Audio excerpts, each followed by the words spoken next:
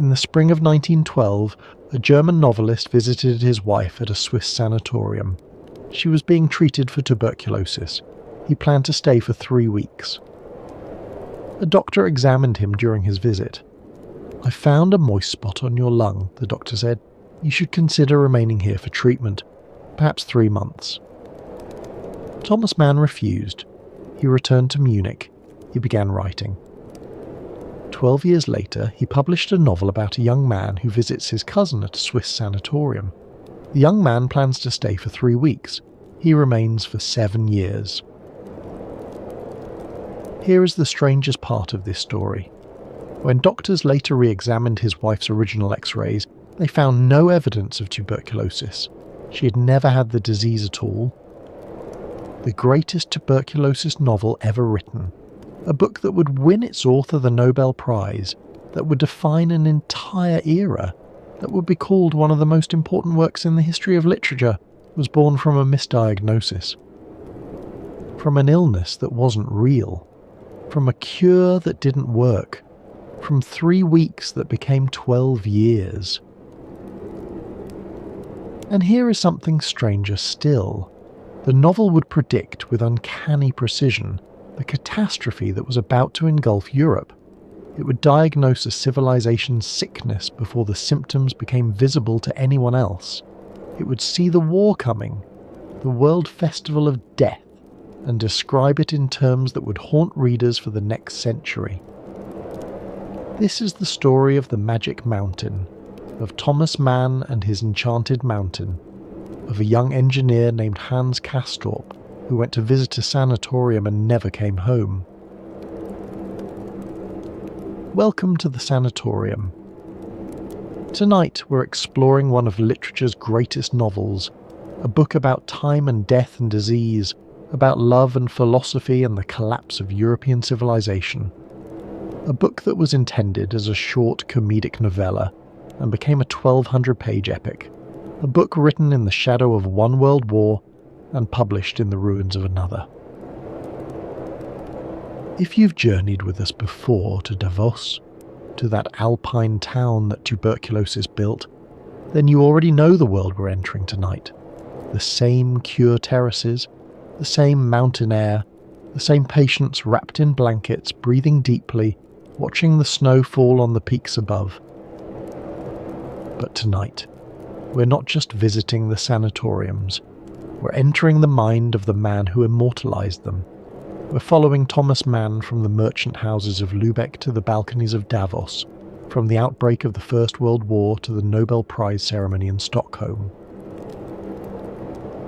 We'll walk the corridors of the Berghof Sanatorium where Hans Castorp spent 7 enchanted years. We'll listen to the great debates between reason and passion, between life and death. We'll stand with hands in the snow, lost in a blizzard, dreaming of paradise and horror. And we'll follow Thomas Mann himself through the darkest chapters of the 20th century, through exile and loss, through the rise of fascism and the destruction of everything he loved, through the long years of speaking across an ocean to a homeland that no longer wanted him. It is a long journey, but the night is long, and the fire is warm, and there is nowhere else we need to be. So settle in, find a comfortable position, let your breathing slow, let the mountain air fill your lungs, that thin, cold, impossibly clear air that was supposed to cure tuberculosis, but instead created something far more lasting. Let's begin. Imagine, if you will, a train climbing through the Swiss Alps. It is May of 1912. The narrow-gauge railway winds upward through tunnels and across viaducts, the locomotive labouring against the grade. Outside the windows, the world transforms. The green valleys of the lowlands give way to pine forests, then to rocky meadows where the last patches of winter snow still cling to sheltered hollows. The air grows thinner with each passing mile. Passengers who board at Lanquos at the base of the mountains find themselves yawning, their ears popping as the train climbs higher. The ordinary pressure of sea level gives way to something else, something lighter, stranger, more intoxicating. In one of the passenger carriages sits a man of 36. He is impeccably dressed, his moustache carefully groomed, his bearing that of a successful bourgeois gentleman.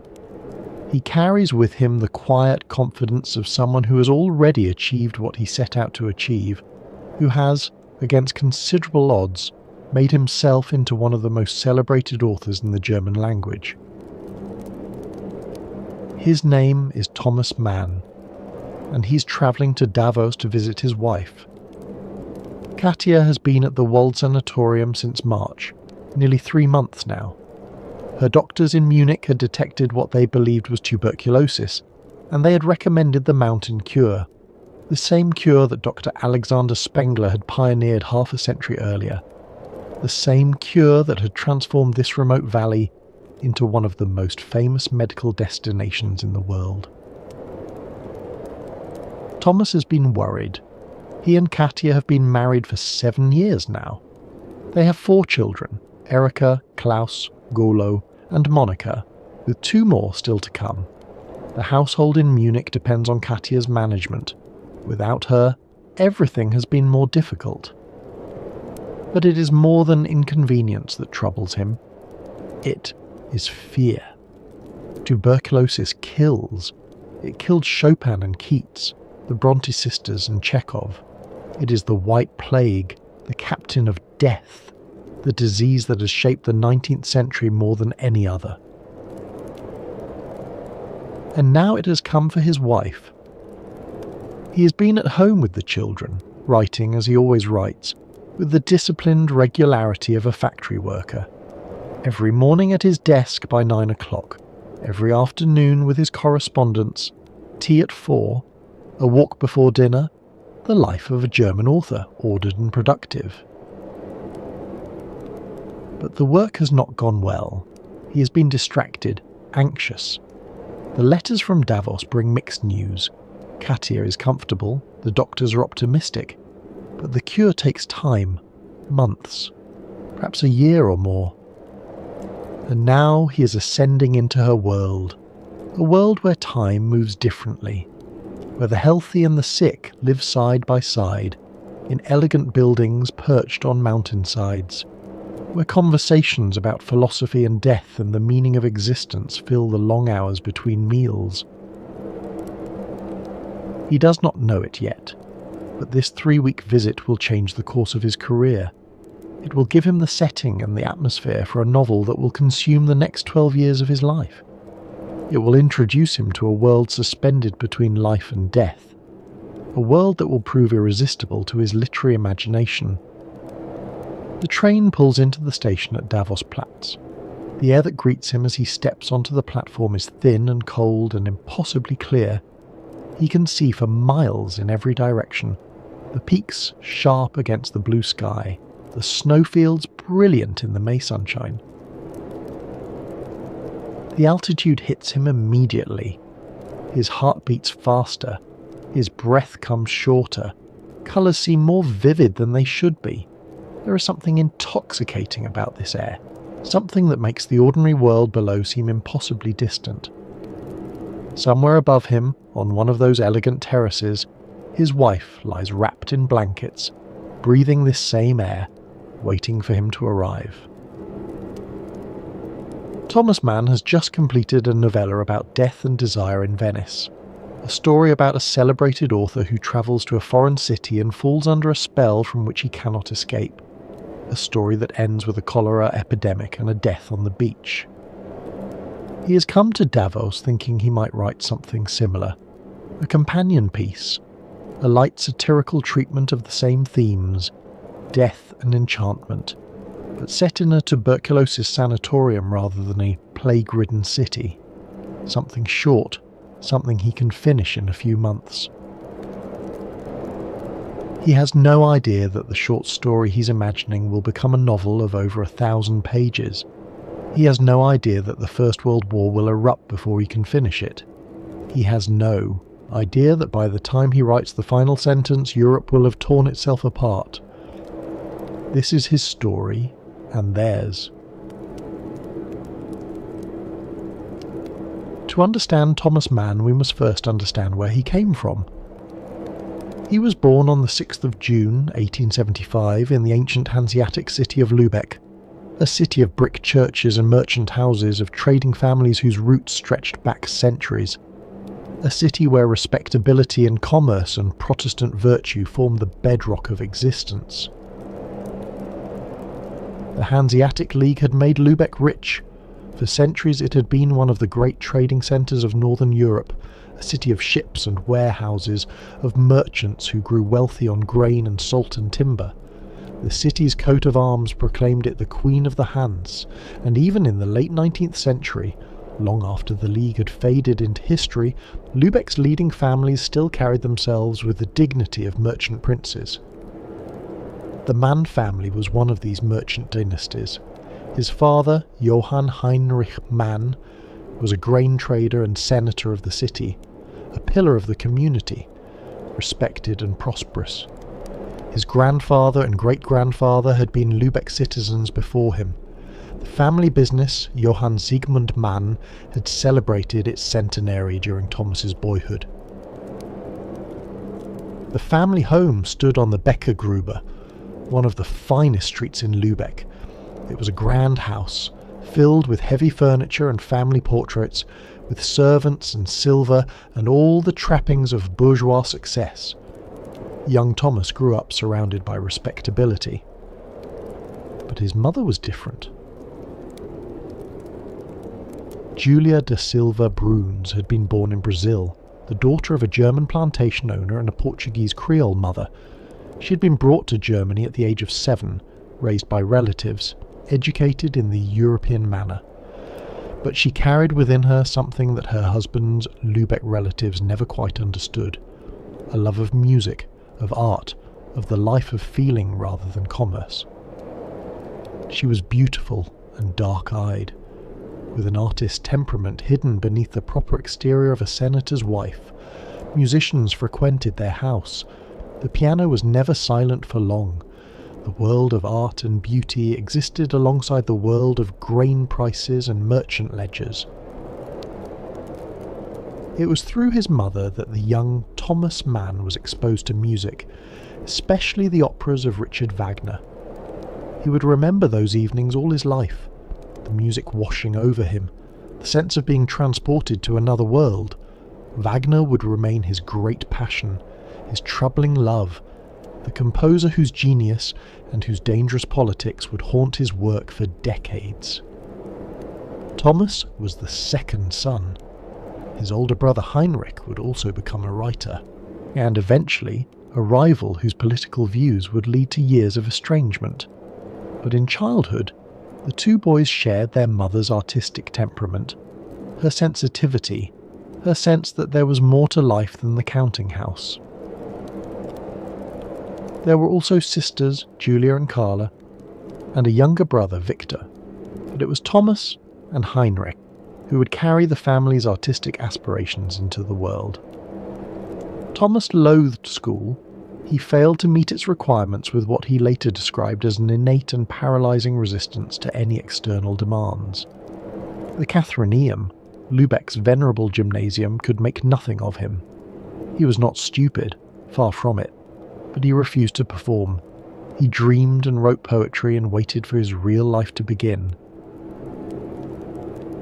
He was designated to take over the family grain firm, but everyone who knew him understood that this was impossible. He was not made for commerce. He was made for something else. The question was whether that something else would ever amount to anything. In 1891, when Thomas was 15, his father died. Senator Mann left careful instructions in his will. The grain business was to be liquidated. He knew his sons. He knew they would never carry on the family tradition. Better to sell than to watch them destroy what generations had built. The family moved to Munich, a centre of art and literature, a city where a young man with artistic ambitions might find his way. Julia Mann took her children south, away from the grey skies and brick churches of Lübeck, into a world of cafes and galleries and bohemian possibility. And find his way Thomas did. The Munich years were formative. He worked briefly at an insurance company, a disaster. He attended lectures at the university, however sporadically. He read voraciously. He wrote stories and sent them to magazines. Slowly, painfully, he learned his craft. He also travelled to Italy with his brother Heinrich, spending months in Rome and Palestine. Italy would become one of his great subjects. The South, the sun, the sensuality that both attracted and frightened his northern Protestant soul. At the age of 26, Thomas Mann published his first novel. It was called Buddenbrooks, and it told the story of the decline of a merchant family in Lübeck over the course of 4 generations. It was, quite openly, the story of his own family, the slow decay of commercial energy, the rise of artistic sensitivity, the transformation from prosperity to decadence. The novel drew on everything he knew: the family home on the Becker Gruber, the senator father with his public dignity and private doubts, the artistic mother who didn't quite belong, the children who couldn't carry on the tradition, the long, slow decline from merchant, vigour to aesthetic refinement to collapse. The Lübeck patricians were not pleased. They recognised themselves in its pages, or thought they did. They called it a scandalous Roman éclat, a betrayal of their caste. For years, Mann would receive angry letters from Lübeck, from people who claimed he had libelled their families. But the rest of Germany embraced it. Buddenbrooks became a bestseller, then a classic. It would eventually help earn its author the Nobel Prize, the young man who had failed at school, who couldn't hold down a job at an insurance company, had written one of the great novels of the German language. By 1912, when Thomas Mann boarded that train to Davos, he was already famous. He had married Katia Pringsheim in 1905, the daughter of a wealthy Munich family, a woman of intelligence and beauty, who would become his lifelong partner and the mother of his 6 children. Katia was remarkable in her own right. Her father was a distinguished mathematician. Her mother came from the wealthy Dome family, known for their progressive politics. Katia herself had been one of the first women to audit university lectures in Munich. She was brilliant, cultured, and devoted to her difficult, demanding husband. He had published short stories and novellas that had established him as a master of German prose. Tonio Kröger, a story about an artist torn between his bourgeois origins and his artistic calling. Tristan, a darkly comic tale set in a sanatorium, a hint of things to come. Most recently, he had completed Death in Venice. This novella told the story of Gustav von Aschenbach, a celebrated writer who travels to Venice and becomes obsessed with a beautiful Polish boy named Tadzio. As Aschenbach's obsession grows, a cholera epidemic sweeps through the city. He refuses to leave, refuses to tear himself away from the object of his desire. Eventually he dies on the beach, watching Tadzio wade into the sea. Death in Venice was partly autobiographical. Mann and his wife had vacationed in Venice the previous year, staying at the Grand Hôtel des Bains on the Lido. There he had encountered a young Polish boy who fascinated him, the same boy who would become Tadzio in the novella. He had also witnessed the early stages of a cholera outbreak. The authorities were covering it up, afraid of scaring away tourists. But the disease was there, lurking in the canals and alleyways. He had turned these experiences into literature, into a meditation on beauty and death, on desire and dissolution. The novella was received as a masterpiece, but Mann was already thinking about his next project, something lighter perhaps, something that would revisit the same themes: enchantment, death, the spell of illness, but in a more satirical mode.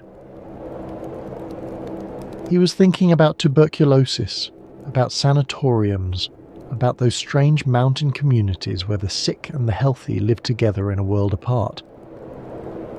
And now, as the train climbed toward Davos, He was about to experience that world firsthand. The Wold Sanatorium had opened just the year before in 1911. It was one of the newest and most modern of Davos's many medical institutions, a palace of healing perched on the mountainside above the town. Its director, Dr. Friedrich Jessen, was known for his progressive methods and his belief in the curative power of mountain air.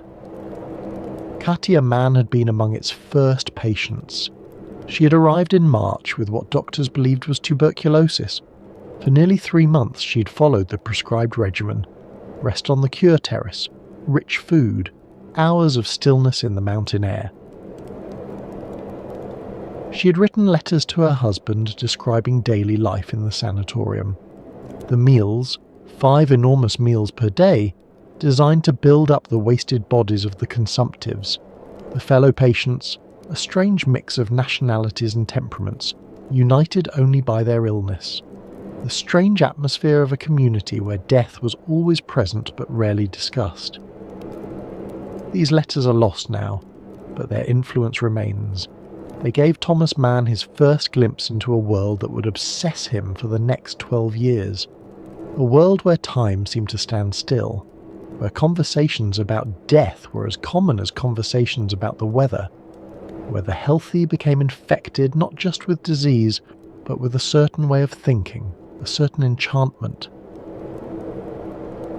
When he arrived at the sanatorium in May, Thomas Mann did not simply visit his wife. He immersed himself in the sanatorium life. He sat on the balcony beside her, wrapped in the same kind of camel hair blanket that all the patients used. He breathed the thin, alpine air. He observed the doctors and nurses going about their rounds. He listened to the conversations between patients. He noted the rituals and routines. He absorbed the peculiar atmosphere of this place, what he would later call a mixture of death and amusement. And then, as we have heard, a doctor examined him and found a moist spot on his lung. Would he like to stay for 3 months? Would he like to take the cure himself? Thomas Mann said no. He had children waiting for him in Munich, books to write, a life to live. He could not surrender to the mountain spell, however seductive it might be. But the question stayed with him. What if he had said yes? What if he had surrendered? What if he had stayed? The novel he would write imagined the answer. The novel that Thomas Mann began writing in 1913 opens with a young man on a train. His name is Hans Castorp. He's 23 years old, an engineer from Hamburg, and he is travelling to the Swiss Alps to visit his cousin Joachim Siemsen. Joachim has been at the Berghof Sanatorium for several months, being treated for tuberculosis. Hans plans to stay for 3 weeks, just long enough to keep his cousin company, before returning to the flatlands to begin his career. 3 weeks, 21 days, a brief interruption in the orderly progression of a young bourgeois life. Hans will visit, he will rest, he will breathe the famous mountain air, and then he will descend to the real world below, to engineering projects and business concerns and all the productive activities of modern life. This is what Hans believes. This is what the reader believes, at least at first. But the mountain has other plans. Mann introduces his protagonist with careful irony. Hans Castorp is ordinary, thoroughly, deliberately ordinary. He is not particularly intelligent or gifted. He has no great passions, no burning ambitions. He is simply a young man of his class and time, a product of Hamburg's merchant culture, destined to build ships and make money and live the respectable life his family expects. He has recently passed his engineering exams and is about to take a position at the shipyard of Tunder and Wilms. Everything is prepared. His future is mapped out. All he needs to do is follow the path that has been laid before him. But first, this brief holiday in the mountains. 3 weeks to visit his cousin, 3 weeks to see the sanatorium that everyone talks about, 3 weeks to breathe the famous air. The journey itself is significant. Man devotes pages to Hans's ascent from the flatlands to the mountain. The train climbs and climbs. The air grows thinner. The landscape becomes more dramatic. It is as though Hans is travelling not just to a different place, but to a different world entirely. From the moment Hans arrives, something is different. The air is thinner, his heart beats faster. Colours seem more vivid, sounds more distinct.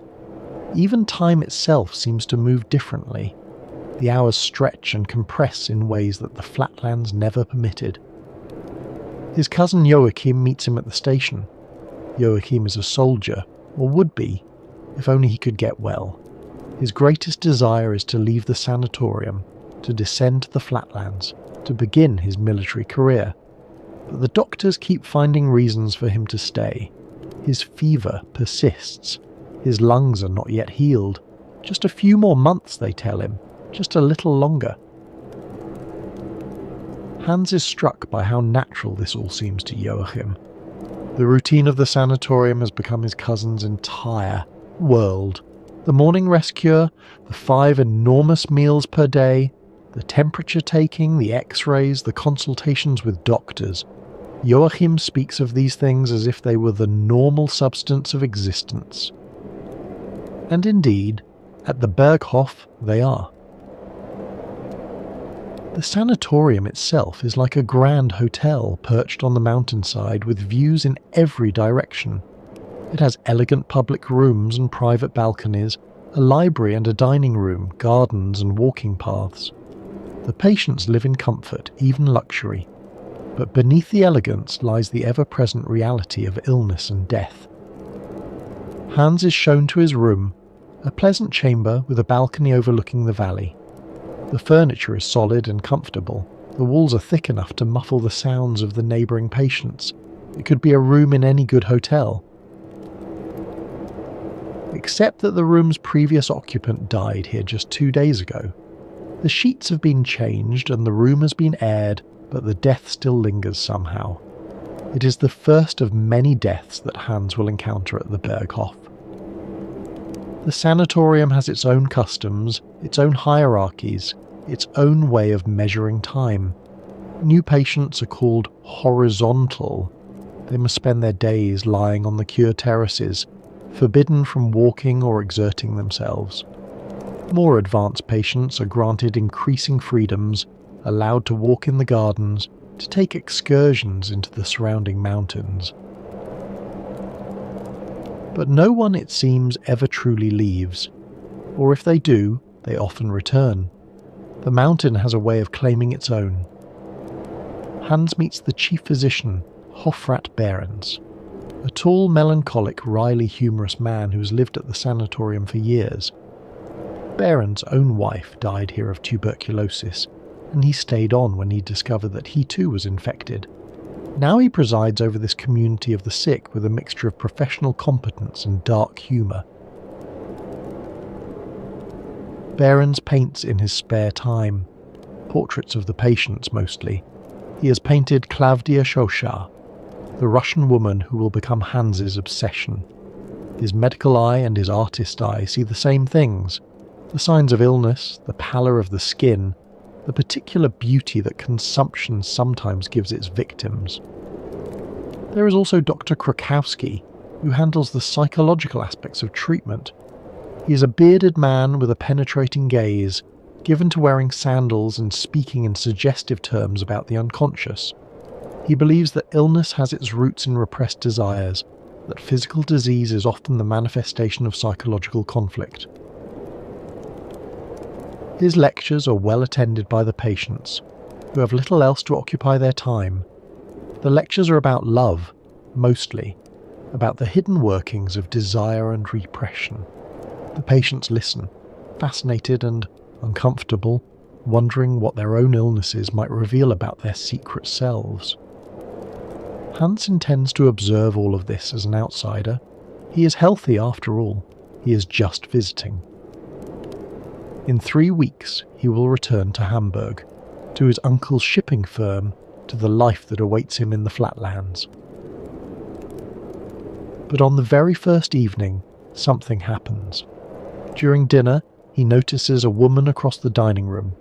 She has high cheekbones, slightly slanted eyes, and a peculiar habit of letting doors slam behind her. Her name is Klavdia Shausha. She's Russian, married but alone, and she's been at the sanatorium on and off for years. Hans watches her. He cannot stop watching her. There is something about her face, something about the way she moves, that reminds him of someone from his past. A boy named Pribislav Hipper from his school days, a friend with whom he shared a single charged encounter. He does not understand this fascination. He does not want to understand it. But from this moment forward, Klavdia Shausha will become his obsession. And then, within days of his arrival, Hans develops symptoms. A cold, perhaps, a mild infection. His face feels flushed.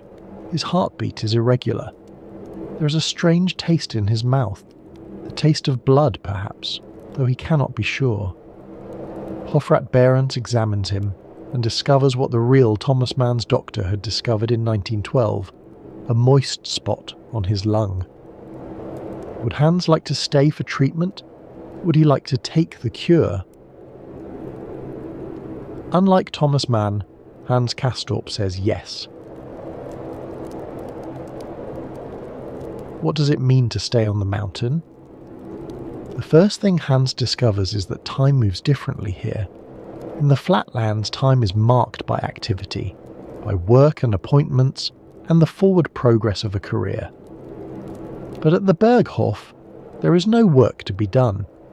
The patient's only job is to rest, to eat, to breathe, to wait. The days blur together. Monday becomes indistinguishable from Wednesday. The weeks accumulate without marking. The seasons change. Summer gives way to autumn, autumn to the deep snows of winter. But the routine remains constant. Rest cure at 9, lunch at noon, rest cure at 2, dinner at 7. The same balcony, the same blankets, the same view of the mountains. Thomas Mann called his novel a Zeitroman, a novel about time. Not just because it was set in a particular historical era, but because time itself is the novel's subject. The sanatorium exists outside of ordinary time. It is a place where the normal rules do not apply. The novel's structure mirrors this distortion. The first day at the Berghof takes over 100 pages to describe. The second day takes almost as long, but later, entire years pass in a single chapter. Time expands and contracts according to the logic of experience rather than the clock. Hans begins to lose track of how long he has been at the Berghof. Was it 3 weeks, 3 months, longer? His letters home grow less frequent. His thoughts of Hamburg, of his engineering career, of the life that awaits him in the flatlands grow dimmer and more distant. The mountain is casting its spell. Part of this spell is the routine itself. The 5 meals per day are enormous, intended to build up the wasted bodies of the consumptives, to provide the calories needed to fight the disease. Breakfast, second breakfast, lunch, tea, dinner, rich foods, heavy foods, milk and eggs and butter and meat. The patients eat and rest, their bodies growing softer even as their lungs struggle to heal. There is something almost obscene about this abundance of food in the midst of wasting disease. But the logic is medical. The body needs fuel to fight the bacillus. Part of the spell is the enforced stillness. During the rest cure, patients are forbidden to read, to talk, to do anything that might agitate the mind or body. They must simply lie there, wrapped in blankets against the mountain cold, breathing the thin air, staring at the sky. And part of the spell is the obsession with symptoms. Every patient takes their temperature multiple times daily, keeping the thermometer in their mouth for exactly 7 minutes. One of many sevens that recur throughout the novel. Every fluctuation is noted, analysed, discussed. A rise of a few tenths of a degree becomes a matter of intense concern. A decline is cause for celebration. The body becomes the sole focus of attention. Normal life, with its distractions and diversions, falls away. There is only the body, the temperature, the hope of healing. Hans finds himself drawn into this obsession. He purchases his own thermometer, an expensive precision instrument, and monitors his temperature with growing fascination. He learns to read the subtle signs of his body, to interpret every flush and chill. His moist spot becomes the centre of his existence. But is he really sick? This is the question that hovers over the novel, just as it hovered over Katja Mann's actual diagnosis. The doctors at the Berghof find evidence of illness. They prescribe treatment. They find reasons for Hans to stay. But the reader begins to wonder whether the illness is real, or whether it is an excuse, a reason to stay on the mountain, to escape the demands of life below. Perhaps Hans wants to be sick. Perhaps illness is a form of freedom. For there is something seductive about illness, something liberating about being excused from the normal obligations of existence. At the Berghof, Hans has no responsibilities, no work to complete, no career to build. He can spend his days in contemplation, in conversation, in the slow accumulation of experience. The German word for this state is Krankheit, sickness. But there is another word that applies, Versuchung, temptation. The sanatorium offers the temptation of withdrawal, of escape from life's demands. It is a temptation that many of the patients have succumbed to. The flatlands come to seem impossibly distant.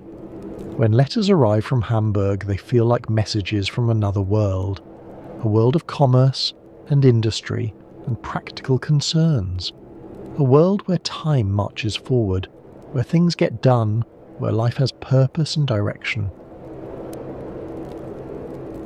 His uncle writes, asking about his plans. His friends write, wondering when he will return. The engineering firm writes, reminding him that his position cannot be held indefinitely. But these communications seem increasingly irrelevant. They belong to a life that Hans is no longer sure he wants. But on the mountain, there is no forward movement. There is only the eternal present of the cure.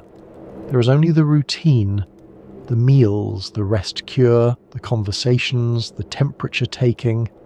There is only the waiting. 3 weeks becomes 3 months. 3 months becomes a year.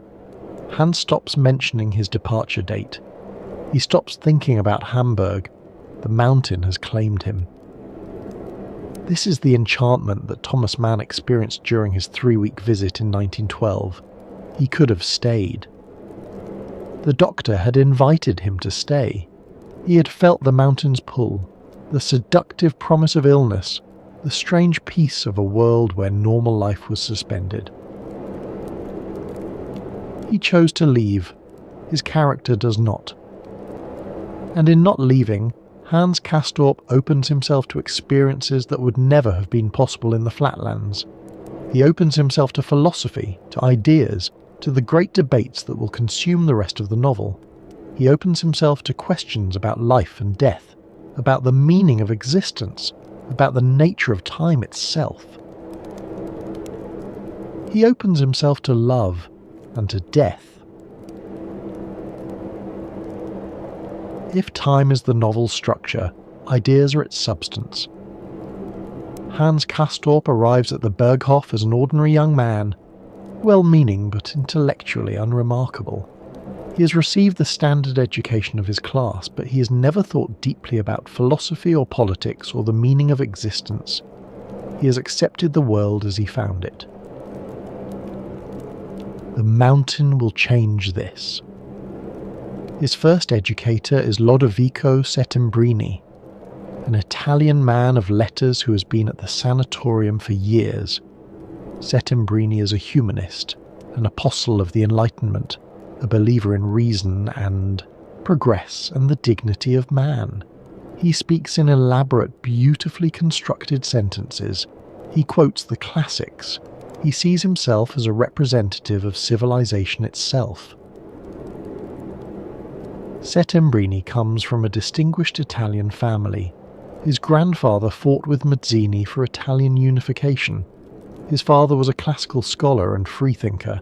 Settembrini himself works on a great encyclopedia of suffering, a catalogue of all the ways that human beings have been oppressed and tortured throughout history, compiled in order to prevent such suffering from ever happening again. He is, in his way, an idealist. He believes that education can improve humanity. He believes that reason can triumph over superstition. He believes that the future will be better than the past. Settembrini takes Hans under his wing.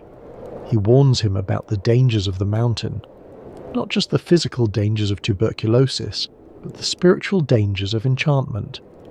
The sanatorium, Settembrini believes, encourages a kind of moral lassitude. It makes people fall in love with death rather than life.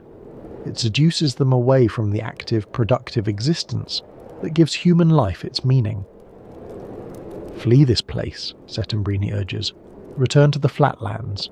Take up your work, your career, your responsibilities. Do not let the mountain claim you. His favourite word is placet, the Latin for it is pleasing. It pleases him when Hans shows signs of intellectual awakening. It displeases him when Hans falls under the mountain's spell. Hans listens, fascinated. He has never met anyone like Settembrini. No one who speaks with such passion about ideas, who sees the world as a battleground of competing philosophies. The Italian opens doors in Hans's mind that have never been opened before. But he does not flee. He stays. And in staying, he encounters Settembrini's opposite. Leo Nafta is a Jew who has converted to Catholicism and been educated by the Jesuits. His story is extraordinary. Born into poverty in a Galician village, he witnessed his father's murder by a pogrom when he was a child. The Jesuits took him in, educated him, converted him. Now he lives in Davos, too ill to continue his work as a teacher, but still formidably intelligent. Where Settembrini represents the Enlightenment, Nafta represents its opposite: authority, tradition, the rejection of humanist optimism. He believes that the modern world has lost its way, that reason without faith leads to chaos, that humanity needs the discipline of absolute truth. He is small, sharp-featured, and dressed always in elegant black. His rooms are filled with religious art, a pieta, crucifixes, images of suffering and martyrdom.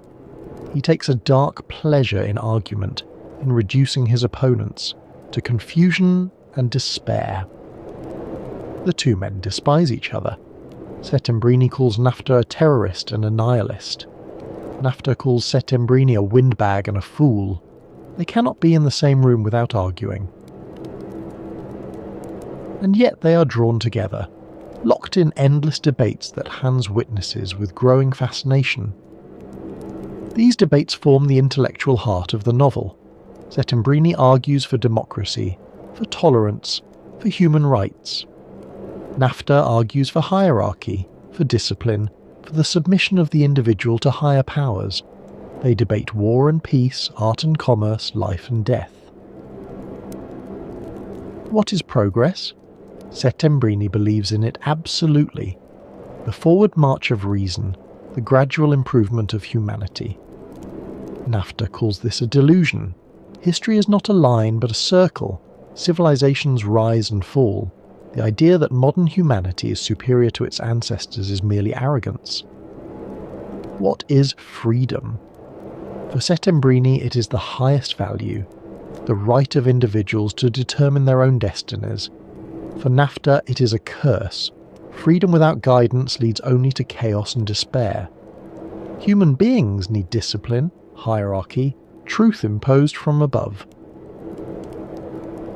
Neither wins, neither can win. That is the point. Thomas Mann wrote much of this material during the First World War, when the ideas that Settembrini and NAFTA represent were tearing Europe apart. The novel became a battlefield for the same conflicts that were playing out in the trenches of France and Belgium. Reason versus tradition. Progress versus authority. The Enlightenment versus its enemies. Mann's own sympathies were complicated. At the start of the war, he had sided against the Enlightenment. He had written essays defending German culture against what he saw as the shallow rationalism of the West. He had quarrelled bitterly with his brother Heinrich, who supported the democracies. But as the war dragged on, as the carnage mounted, his views began to shift. The novel reflects this internal struggle. Neither Settembrini nor NAFTA is simply right or wrong. Both articulate genuine insights. Both are also deeply flawed. Settembrini's humanism can seem naive and self-satisfied. His faith in progress seems increasingly hollow in a world preparing for industrial slaughter. NAFTA's authoritarianism leads ultimately to nihilism, a worship of death that negates everything he claims to believe. Hans listens to them both. He absorbs their arguments. He is educated by their conflict. But he's never simply a student.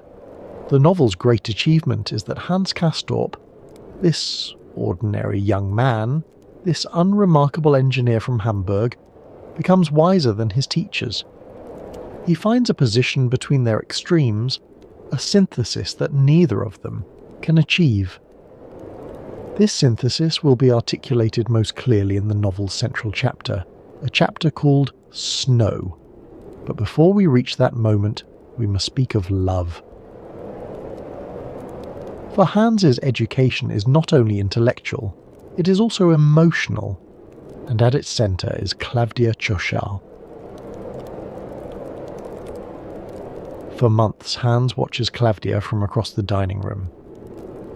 He does not speak to her. He does not introduce himself. The social conventions of the sanatorium do not permit such forwardness. Patients are introduced formally or not at all. A young German engineer cannot simply approach a married Russian woman and declare his interest. So, he watches. He learns her schedule. He positions himself where he will see her. In the dining room, in the corridors, in the gardens. He becomes, in his quiet way, obsessed. What is it about her? She is not conventionally beautiful. Her face is too broad, her cheekbones too pronounced. She has what the Germans call Kyrgyz eyes, slightly slanted, suggesting something Asiatic, something foreign, something other. And yet Hans cannot look away. There is something about her face, something about the way she moves that holds him captive. It is as though he has known her before, in some previous life or some forgotten dream. He realizes, gradually, what this feeling means. Klavdia reminds him of someone, a boy named Pribislav Hipper whom he knew in school, a boy with the same Kyrgyz eyes, the same high cheekbones, a boy with whom he shared a single, charged encounter. This is one of the novel's most daring elements. Hans's love for Klavdia is bound up with a memory of boyhood desire, of feelings that were never acknowledged or expressed. He once borrowed a pencil from Pribislav Hipper, and the exchange was invested with an intensity that he never understood and never forgot. The mountain, which suspends normal rules of time, also suspends normal rules of propriety. It allows Hans to feel things that Hamburg would never have permitted. It allows him to acknowledge desires that the flatlands would have kept hidden. Settembrini warns him. Stay away from the Asiatic, he says, using a word that reveals his own prejudices. He sees Klavdia as a representative of everything he opposes, the irrational, the sensual, the Eastern. She is disorder in female form. She is ill, he says. She is soft, she is lax. She lets doors slam behind her because she has no discipline, no self-control.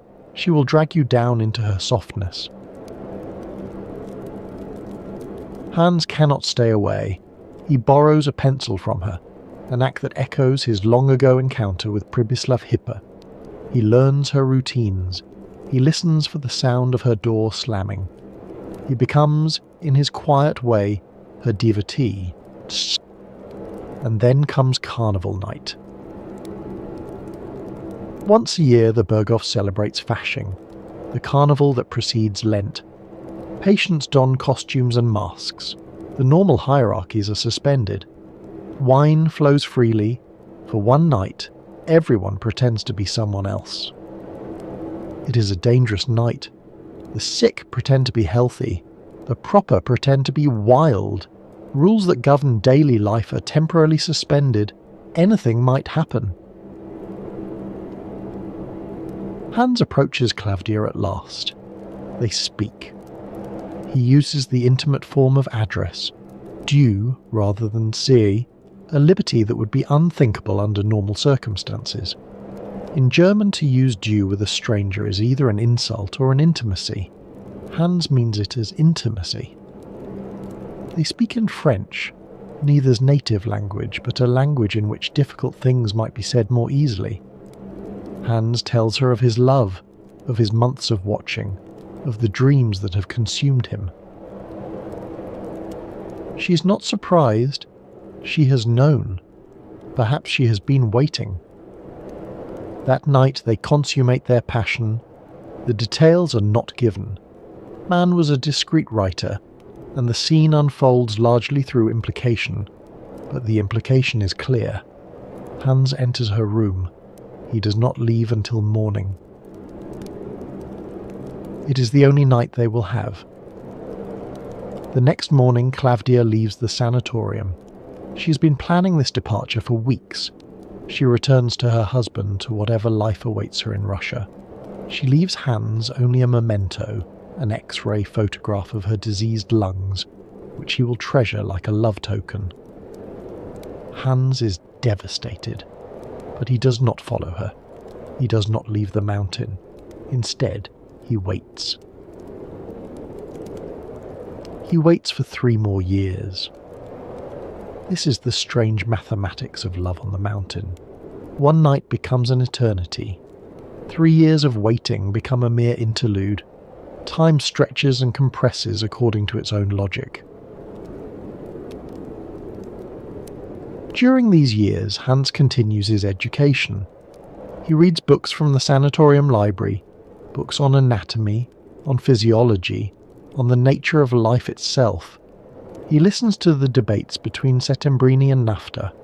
He observes the other patients, watching as some recover and descend to the flatlands, watching as others decline and die. His cousin Joachim finally leaves. He can wait no longer for the doctor's permission. He descends to the flatlands, takes up his military career, becomes the soldier he always wanted to be. But the mountain is not finished with him. Within months, Joachim returns. His illness has flared again. This time there will be no recovery. Hans watches his cousin die. Watches him slip away in a scene of terrible pathos, still trying to salute, still the soldier at the end. It is the death that affects Hans most deeply. Joachim was his connection to the flatlands, his link to normal life. With Joachim gone, the mountain's hold on Hans is complete. And then, years after her departure, Klavdia Chosha returns. But she is not alone. The man who accompanies Klavdia is unlike anyone Hans has encountered at the Berghof. His name is Mynheer Peperkorn. He is Dutch, a former coffee planter from Java, and he is enormously wealthy. He is also old, sick, and possessed of a personality so overwhelming that everyone around him is drawn into his orbit like planets around a sun.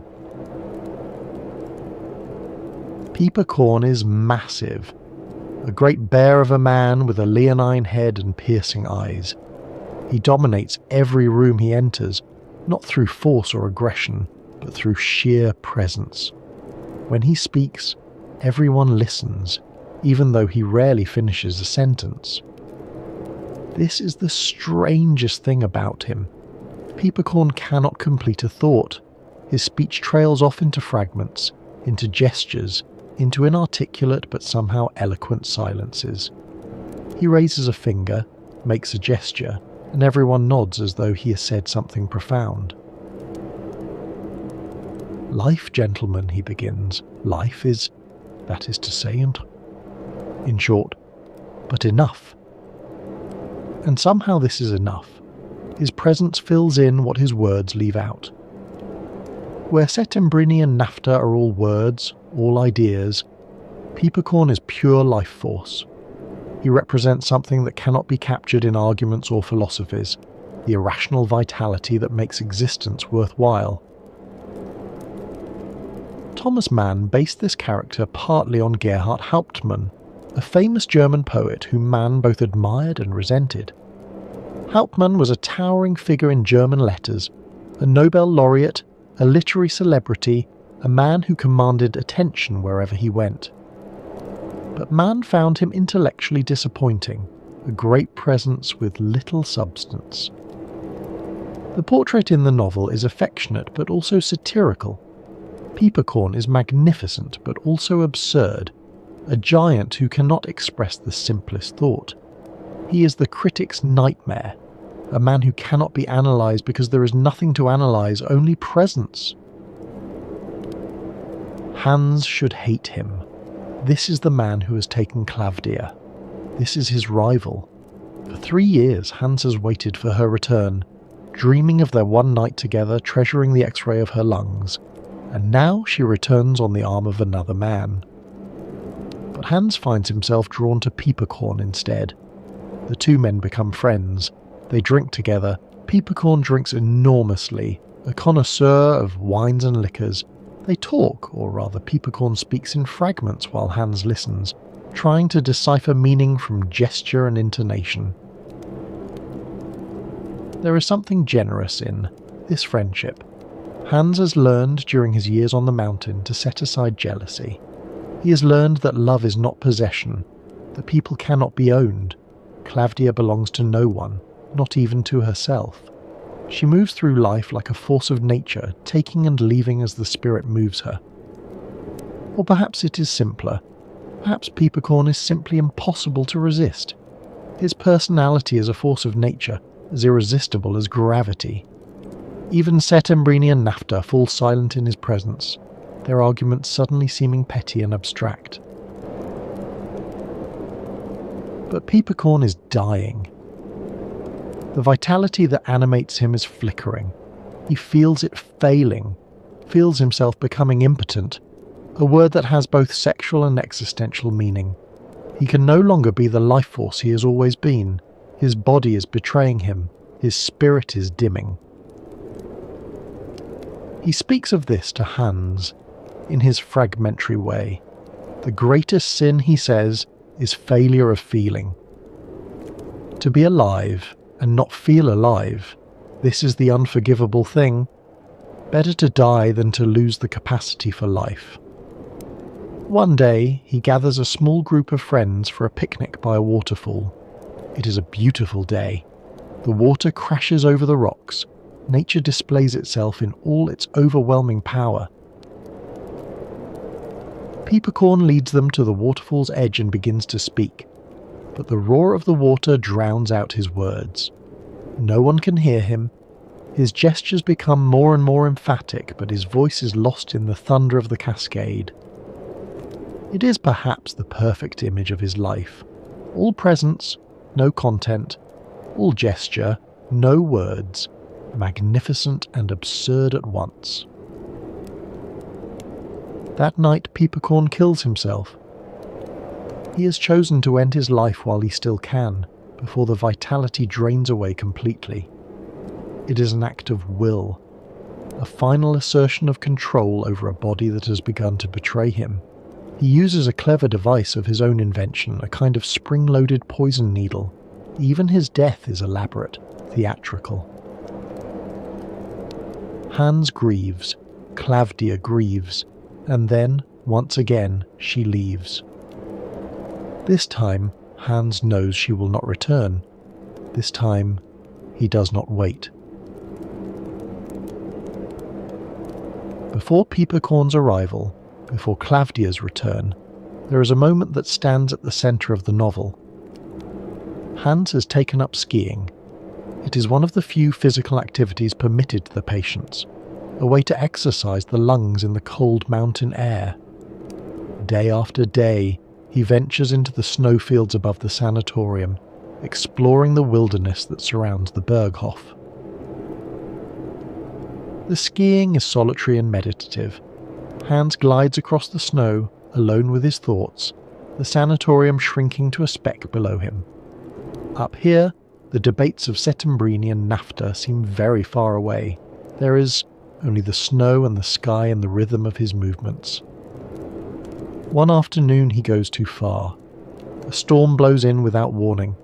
Within minutes he is lost in a whiteout, unable to see more than a few feet in any direction, unable to find his way back to the sanatorium. He skis in circles, though he does not know it. The storm grows worse. His strength begins to fail. The cold seeps into his bones. He knows, with growing certainty, that he is going to die. He takes shelter against a hay barn, a rough structure used by farmers in summer, now half buried in snow. He sits there, his back against the wooden wall, feeling the cold claim him. He is dying. He knows this. The cold is too intense, the storm too severe. No one knows where he has gone. He will freeze to death within hours. And as he sits there, waiting for death, he falls asleep. He dreams. The dream is the most remarkable passage in the novel. It is the moment toward which everything has been building. The synthesis that Hans achieves, the wisdom that goes beyond both Settembrini and NAFTA. At first, Hans finds himself on a Mediterranean shore. The sun is warm, the sea is blue. Beautiful people move through a classical landscape. Young men and women of perfect form, engaged in games and conversations and gentle love. It is paradise. It is everything the mountain is not. He sees children playing on the sand. He sees mothers nursing infants. He sees old people sitting in the shade, watching the young with benevolent eyes. It is a vision of human life as it might be, harmonious, beautiful, at peace with itself. But the dream changes. Hans is drawn toward a temple at the edge of the landscape. It stands apart from the sunny scenes below, its columns casting deep shadows. Something compels him to enter, something he does not understand. Inside he finds something terrible. Two old women crouch over a child. They are tearing it apart, they are eating its flesh. Blood stains their mouths, their hands, the floor beneath them. The horror is indescribable. Hans wants to flee, wants to wake, wants to unsee what he has seen. But he cannot move. He can only watch as the hags continue their terrible feast. And then he understands. The beautiful people outside know about this horror. It is part of their world. They live their graceful, harmonious lives in full knowledge of the temple and what happens within it. The paradise and the horror exist together, inseparable. Hans wakes from this vision with a single insight. It is the most important sentence in the novel, set in space type in the German original, to emphasize its significance. For the sake of goodness and love, man shall let death have no sovereignty over his thoughts. This is Hans's synthesis. This is what he has learned from Settembrini and NAFTA, from Klavdia and Pieperkorn, from all his years on the mountain. Death is real. Horror is real. The temple and its horrors cannot be denied or wished away. But life must not be governed by them. Love must not be conquered by them. We must acknowledge death and still choose life. We must know the horror and still act with goodness and love. The storm clears. Hans finds his way back to the sanatorium. He has survived. But here is the strange thing. Within days, Hans forgets his vision. The insight fades. The words that seemed so clear in the snow become confused and uncertain in the warmth of the Berghof. The mountain reclaims him. Its spell is unbroken. This forgetting is perhaps the most honest thing in the novel. Epiphanies rarely last. Insights fade. We return to our habitual ways of being, even when we have glimpsed something higher. The vision in the snow was real, but it could not survive the return to ordinary life. Hans will not remember his vision when he needs it most. Let us step back from the novel for a moment and consider the real Davos, the town that Thomas Mann visited in 1912, the place that would become the Berghof in his imagination.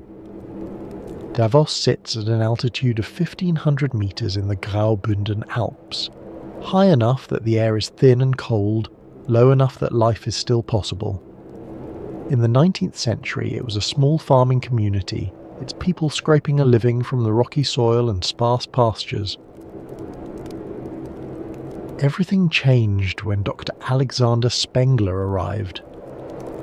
If you have travelled with us before to Davos, to the episode about that alpine town that tuberculosis built, you know Spengler's story.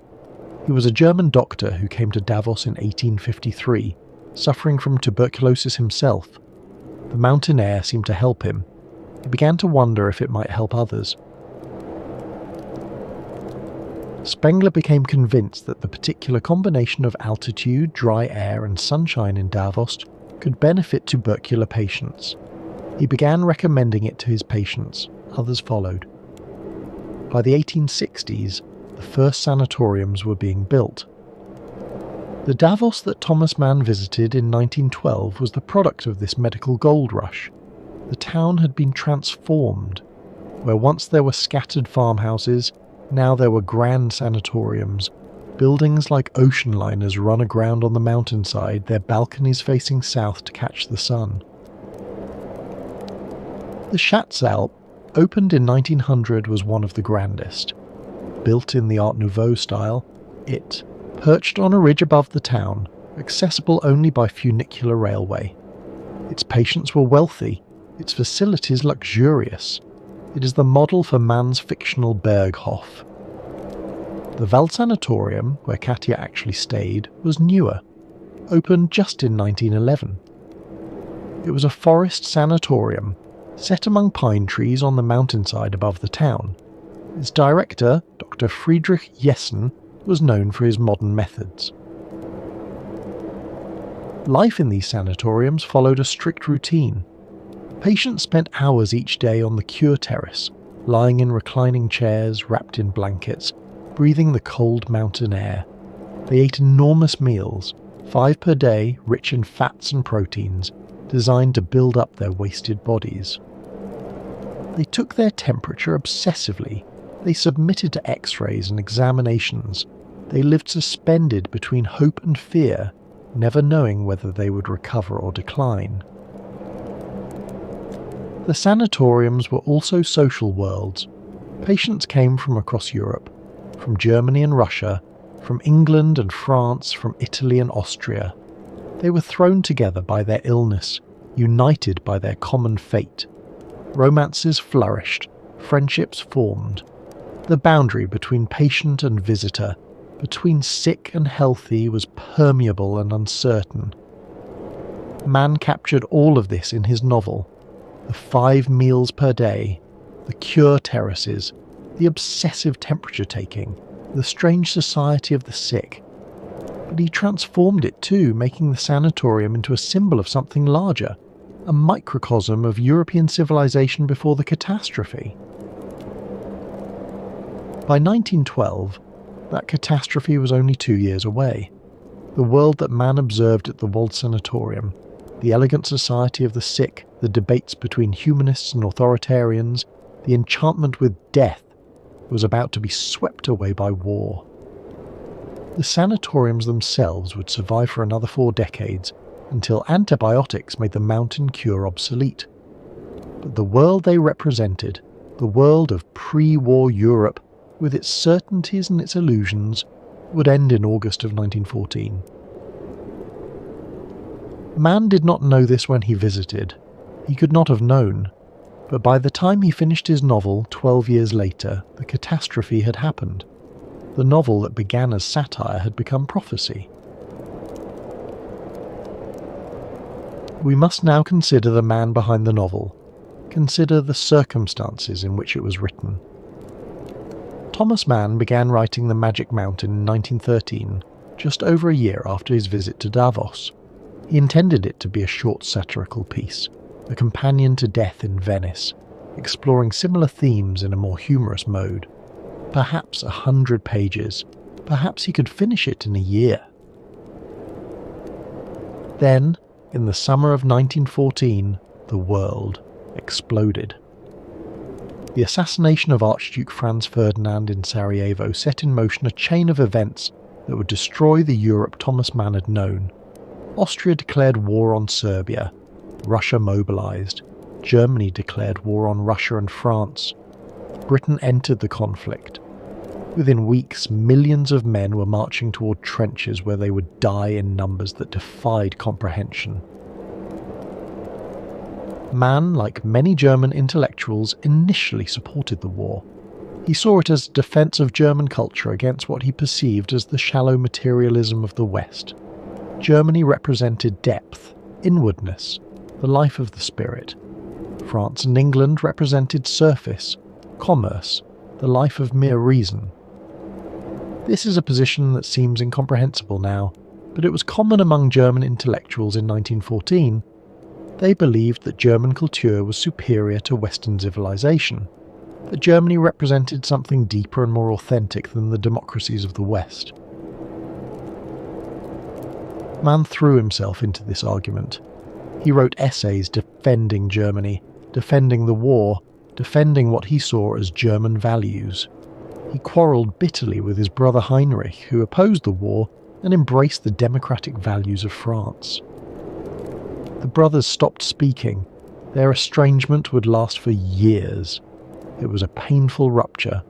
2 brothers who had grown up together, who had shared their mother's artistic temperament, now divided by politics and war. And still Mann worked on his novel, though the work was interrupted constantly. He wrote political essays, gave speeches, engaged in the conflicts of the day. The Magic Mountain lay unfinished, its characters frozen on their mountain while Europe burned. The war dragged on, 4 years that seemed like 40. The trenches became charnel houses.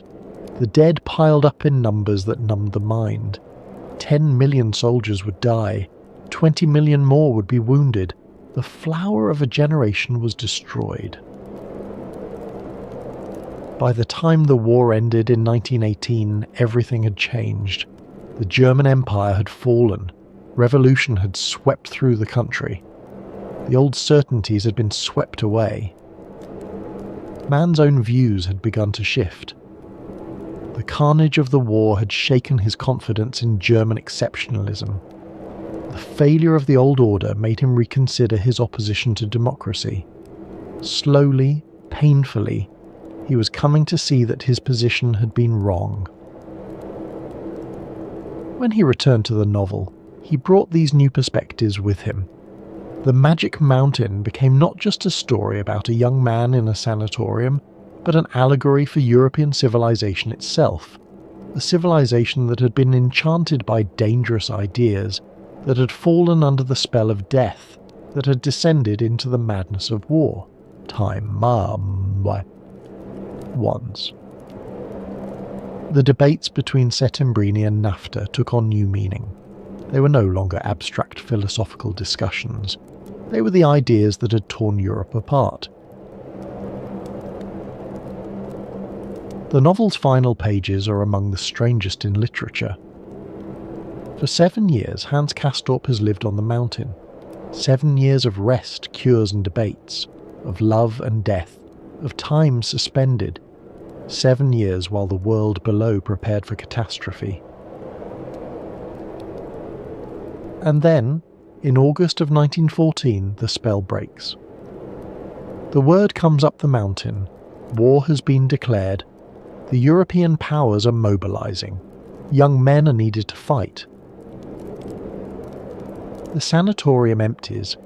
Patients who have been too sick to leave suddenly find themselves cured, or cured enough to fight. The debates between Settembrini and NAFTA reach their terrible conclusion.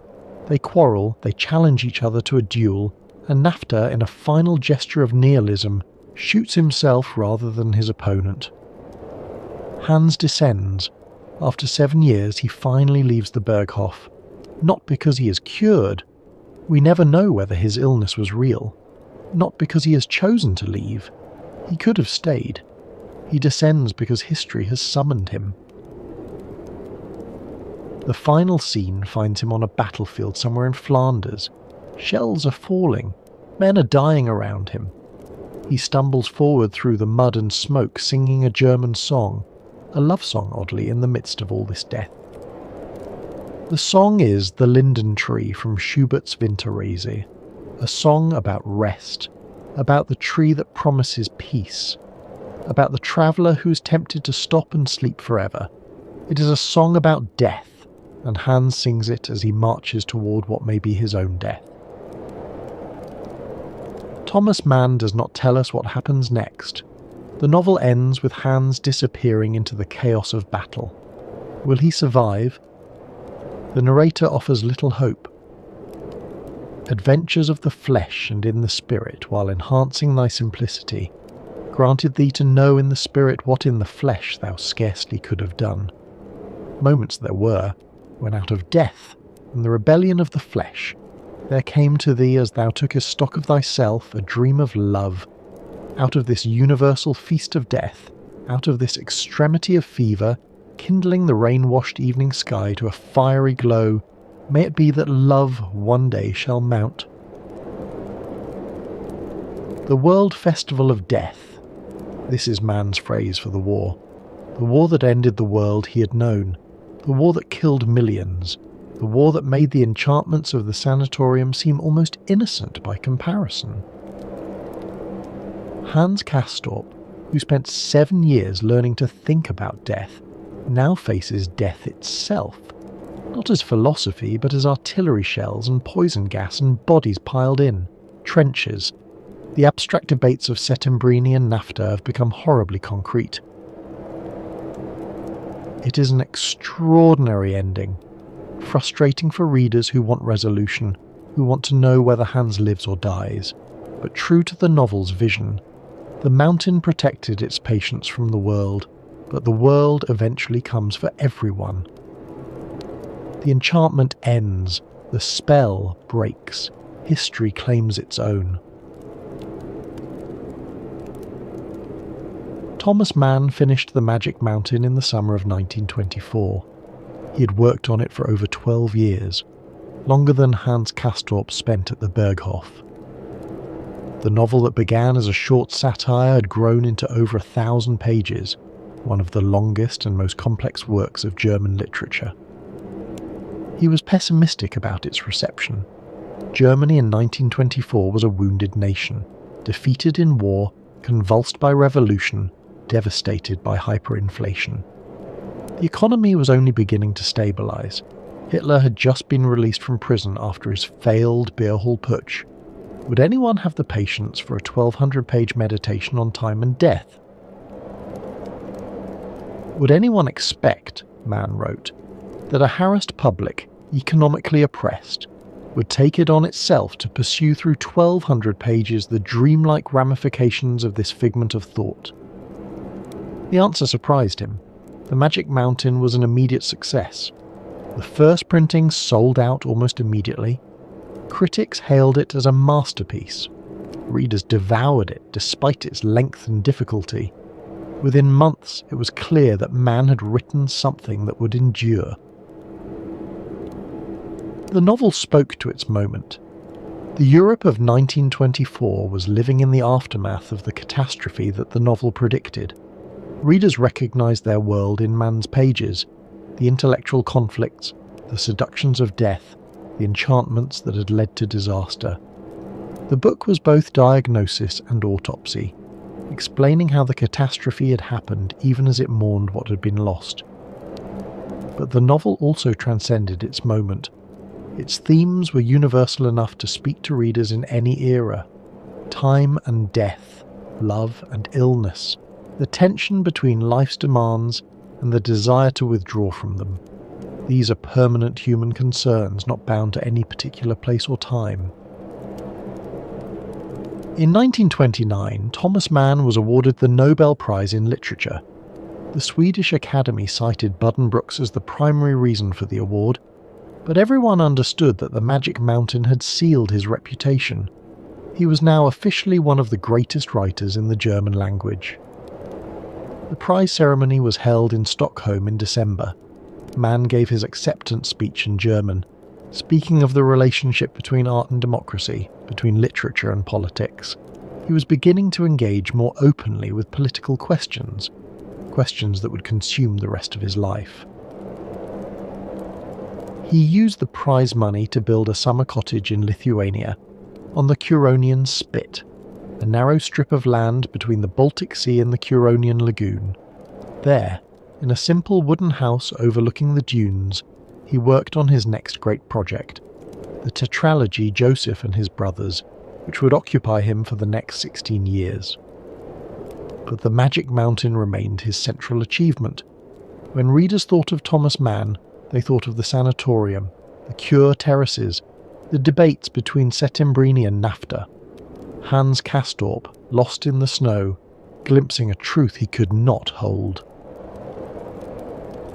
The mountain had claimed not only Hans but his creator, and through his creation it had claimed millions of readers as well. The 1920s were good years for Thomas Mann. He was wealthy, famous, honoured. He lived in a grand house in Munich with his wife and 6 children. He travelled, lectured, received prizes and honorary degrees. He was by any measure a successful man. But storm clouds were gathering. The Weimar Republic, the democratic government that had replaced the Kaiser after the war, was struggling. Economic instability, political extremism, the humiliation of the Versailles Treaty. All of these undermined confidence in the democratic order. The Republic had enemies on all sides. And a new political movement was rising. The National Socialists, led by Adolf Hitler, offered a vision of national renewal that appealed to many Germans. They promised to restore Germany's greatness, to avenge the defeat of the war, to build a new Reich that would last 1,000 years. Thomas Mann watched this rise with growing alarm. His political views had evolved since the war. He had come to see democracy not as a foreign imposition, but as the best hope for German civilization. He had reconciled with his brother Heinrich. He had begun to speak out against the forces that threatened to destroy everything he valued. In 1930 he gave a speech in Berlin. He called it an appeal to reason. It was a plea for the educated middle class and the working class to unite against the Nazis, against what he called the inhuman fanaticism of the National Socialists.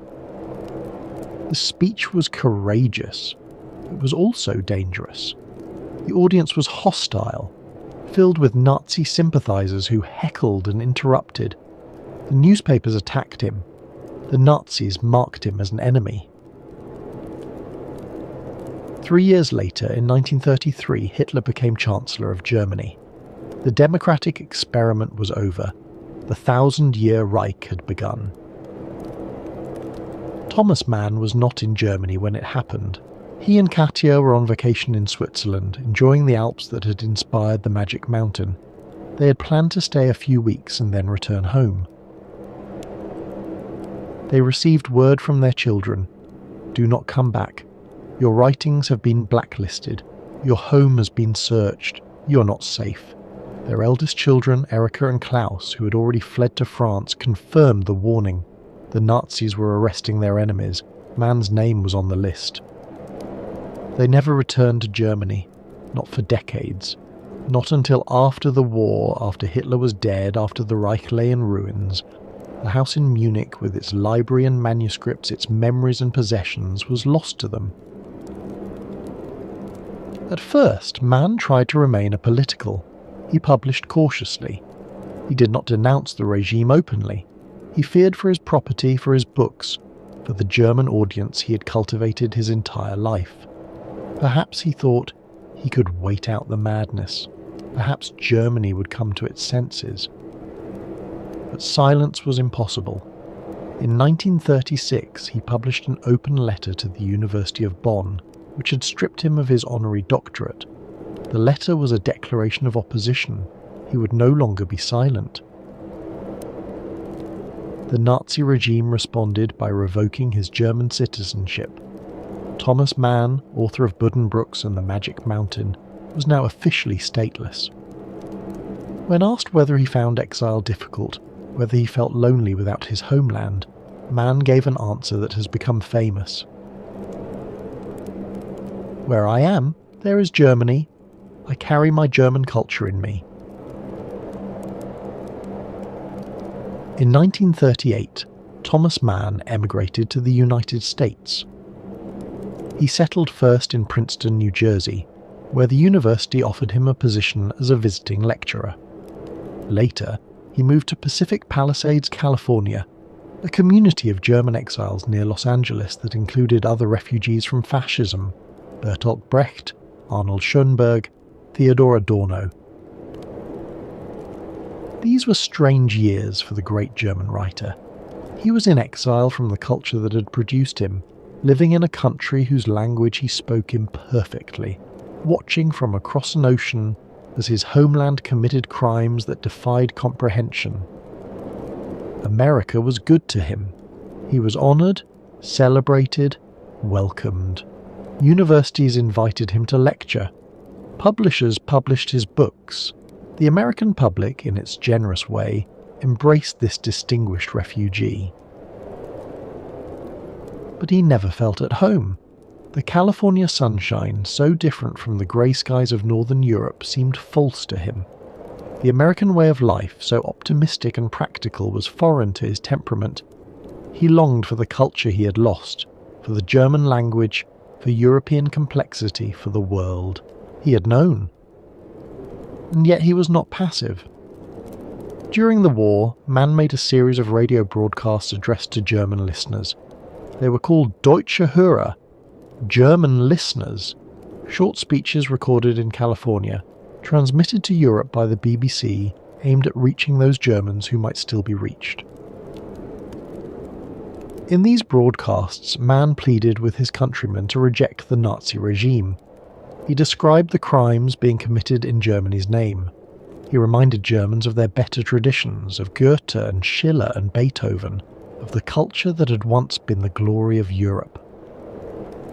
"German listeners," he would begin, "a German writer whom you know speaks to you, one whose work and person have been banned in Germany, whose books, though born of a German soul and German education, are forbidden and hunted there, while in all other parts of the world people can read them in their own language." How many Germans heard these broadcasts we cannot know. How many were moved by them we cannot know. But Mann continued throughout the war, month after month, speaking across the ocean to a homeland he could not visit, hoping that his words might make some difference. In 1944, on the 6th of June, D-Day, the Allied invasion of Normandy, Thomas Mann became an American citizen. It was also his birthday. He was 69 years old. He was now officially American, but in a deeper sense he remained what he had always been, a German writer in exile carrying his culture with him wherever he went. The war ended the following year. Germany surrendered in May of 1945. The Reich that was supposed to last 1,000 years had lasted 12. the same span of time it had taken Thomas Mann to write The Magic Mountain. There was terrible irony in this. The novel had predicted catastrophe. It had diagnosed the sickness of European civilization, the seduction of death, the enchantments that led to destruction. And then, with uncanny precision, that catastrophe had occurred. Hans Castorp had descended from the mountain into the First World War. Thomas Mann had descended from the fame of the 1920s into the exile of the 1930s and 40s. The mountain could not protect anyone forever. After the war, Thomas Mann faced a question. Should he return to Germany? The country was in ruins. Cities had been bombed to rubble. Millions were dead. Soldiers and civilians, Germans and their victims. The crimes of the Holocaust had been revealed in all their horror. And yet it was still Germany. It was still the land of Goethe and Bach, of the culture Mann had spent his life serving. Many of his fellow exiles planned to return.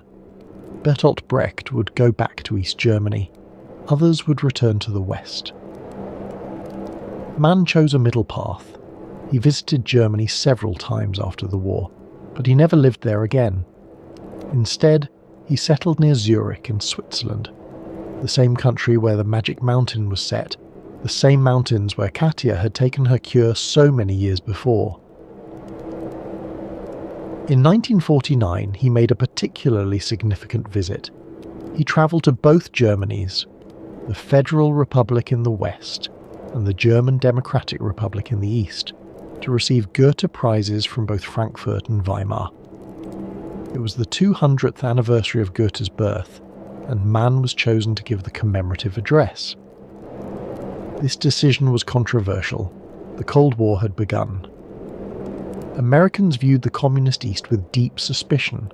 Some accused Mann of being too sympathetic to the Soviet bloc, of lending legitimacy to the communist regime. But Mann refused to choose sides in this new conflict. He had seen what happened when nations divided against each other, when ideologies demanded absolute loyalty. He had watched one catastrophe. He did not wish to participate in another. "I know only one Germany," he said. "Goethe belongs to all of Germany. I cannot recognize a division of German culture." The Goethe address was remarkable, a meditation on the German genius and the German catastrophe, on the culture that had produced both the greatest art and the greatest crimes. Mann spoke of Goethe's complexity, his darkness as well as his light. He spoke of Germany's need to reckon with its past, to understand how the catastrophe had happened. The final years were peaceful, though not without sadness. His son Klaus, who had struggled with depression and addiction, took his own life in 1949. It was a blow from which Mann never fully recovered. He continued to write Dr. Faustus, a novel about a German composer who sells his soul to the devil, Felix Krull, a comic novel left unfinished at his death, essays and letters and speeches. He watched his remaining children grow and scatter. He corresponded with admirers around the world. His health was good for a man of his age. The moist spot that the doctor had found in 1912 had never developed into anything serious. Whatever it was, it had not killed him. On the 12th of August, 1955, Thomas Mann died in Zurich. He was 80 years old. He had lived through 2 world wars, through the rise and fall of empires, through revolutions in art and politics and technology. He had written some of the most important novels of the 20th century. He had won the Nobel Prize. He had become what he set out to become, a writer of permanent significance. And it had all begun, in some sense, with a train ride to Davos, with a 3-week visit that became a 12-year project, with a novel about a young man who could not leave the mountain. What does the Magic Mountain mean? What is it about? These are questions that have occupied scholars for a century. The novel is so rich, so complex, so layered with meaning that no single interpretation can exhaust it. At its simplest level, it is a story about education. Hans Castorp arrives at the Berghof as an ordinary young man. He leaves, if he leaves at all, as someone transformed. He has been exposed to ideas, to experiences, to ways of thinking that the Flatlands would never have offered. This makes the novel a Bildungsroman, a German term for a novel of formation, a story about the development of a young person into maturity. The genre has a long history in German literature, going back to Goethe's Wilhelm Meister and before.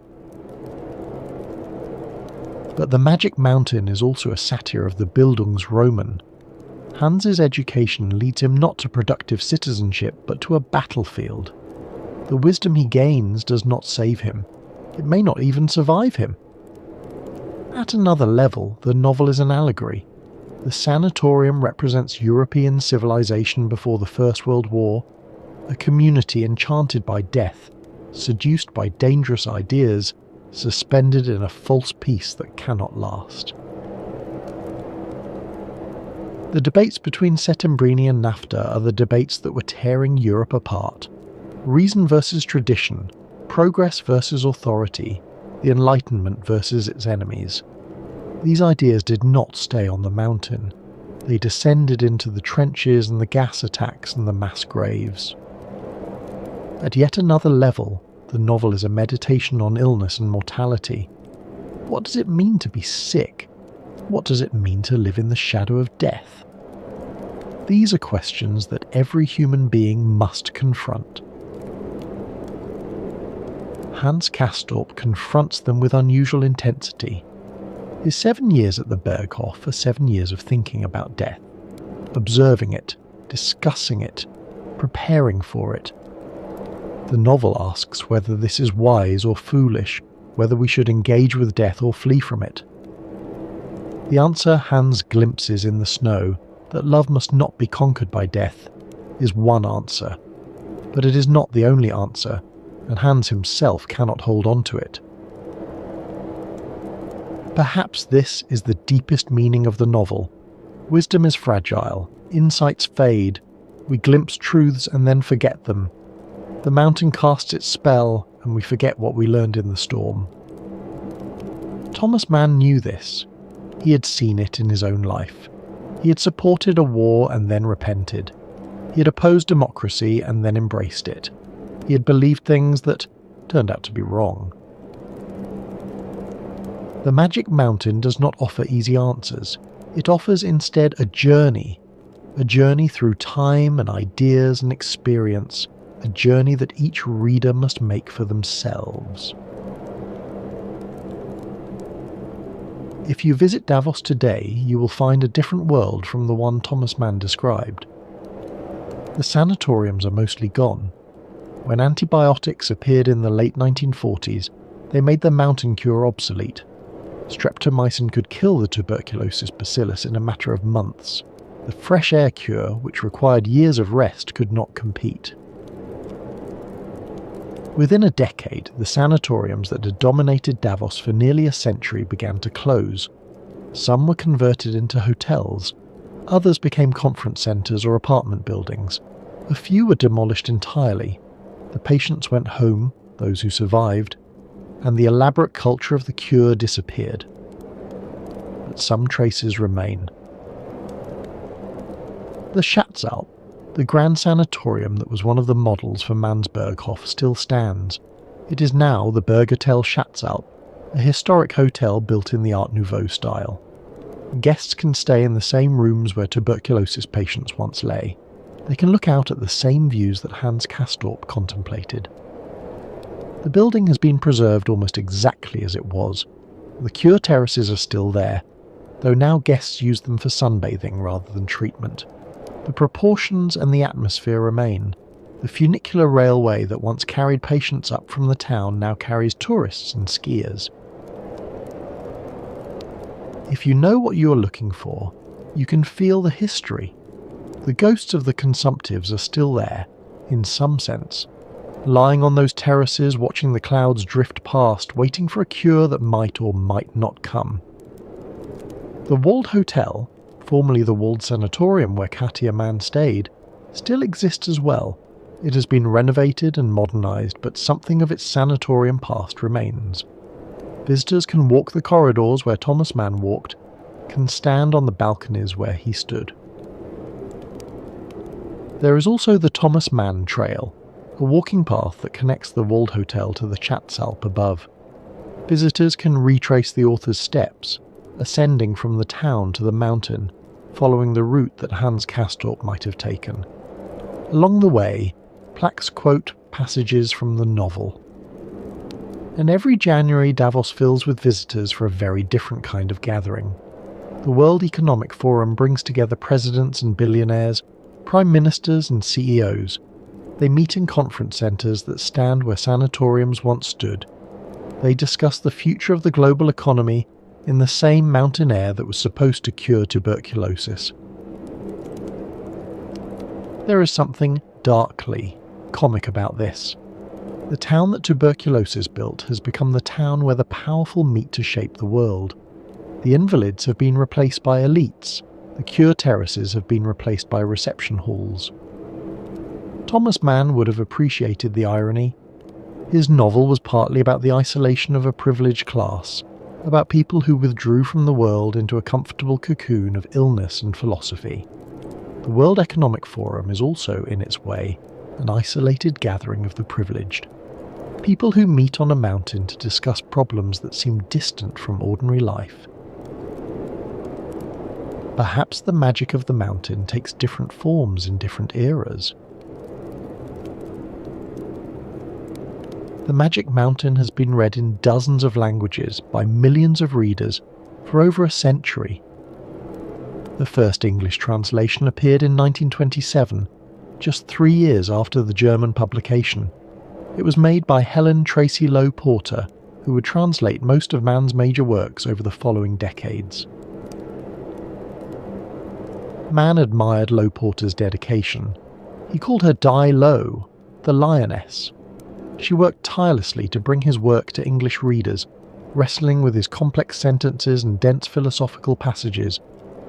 Her translation shaped how an entire generation of English-speaking readers experienced Thomas Mann. But scholars later found problems in her translations. She had simplified passages, smoothed out difficulties, sometimes misunderstood the German. Her Magic Mountain, though readable, was not quite Mann's Magic Mountain. In 1995, a new English translation appeared. John E. Woods produced a version that was acclaimed for its accuracy and energy. It won the Helen and Kurt Wolff Translators Prize. It made the novel more accessible to English readers than ever before, while remaining faithful to Mann's intricate style. New translations continue to appear. Each generation of translators brings new perspectives, new sensibilities.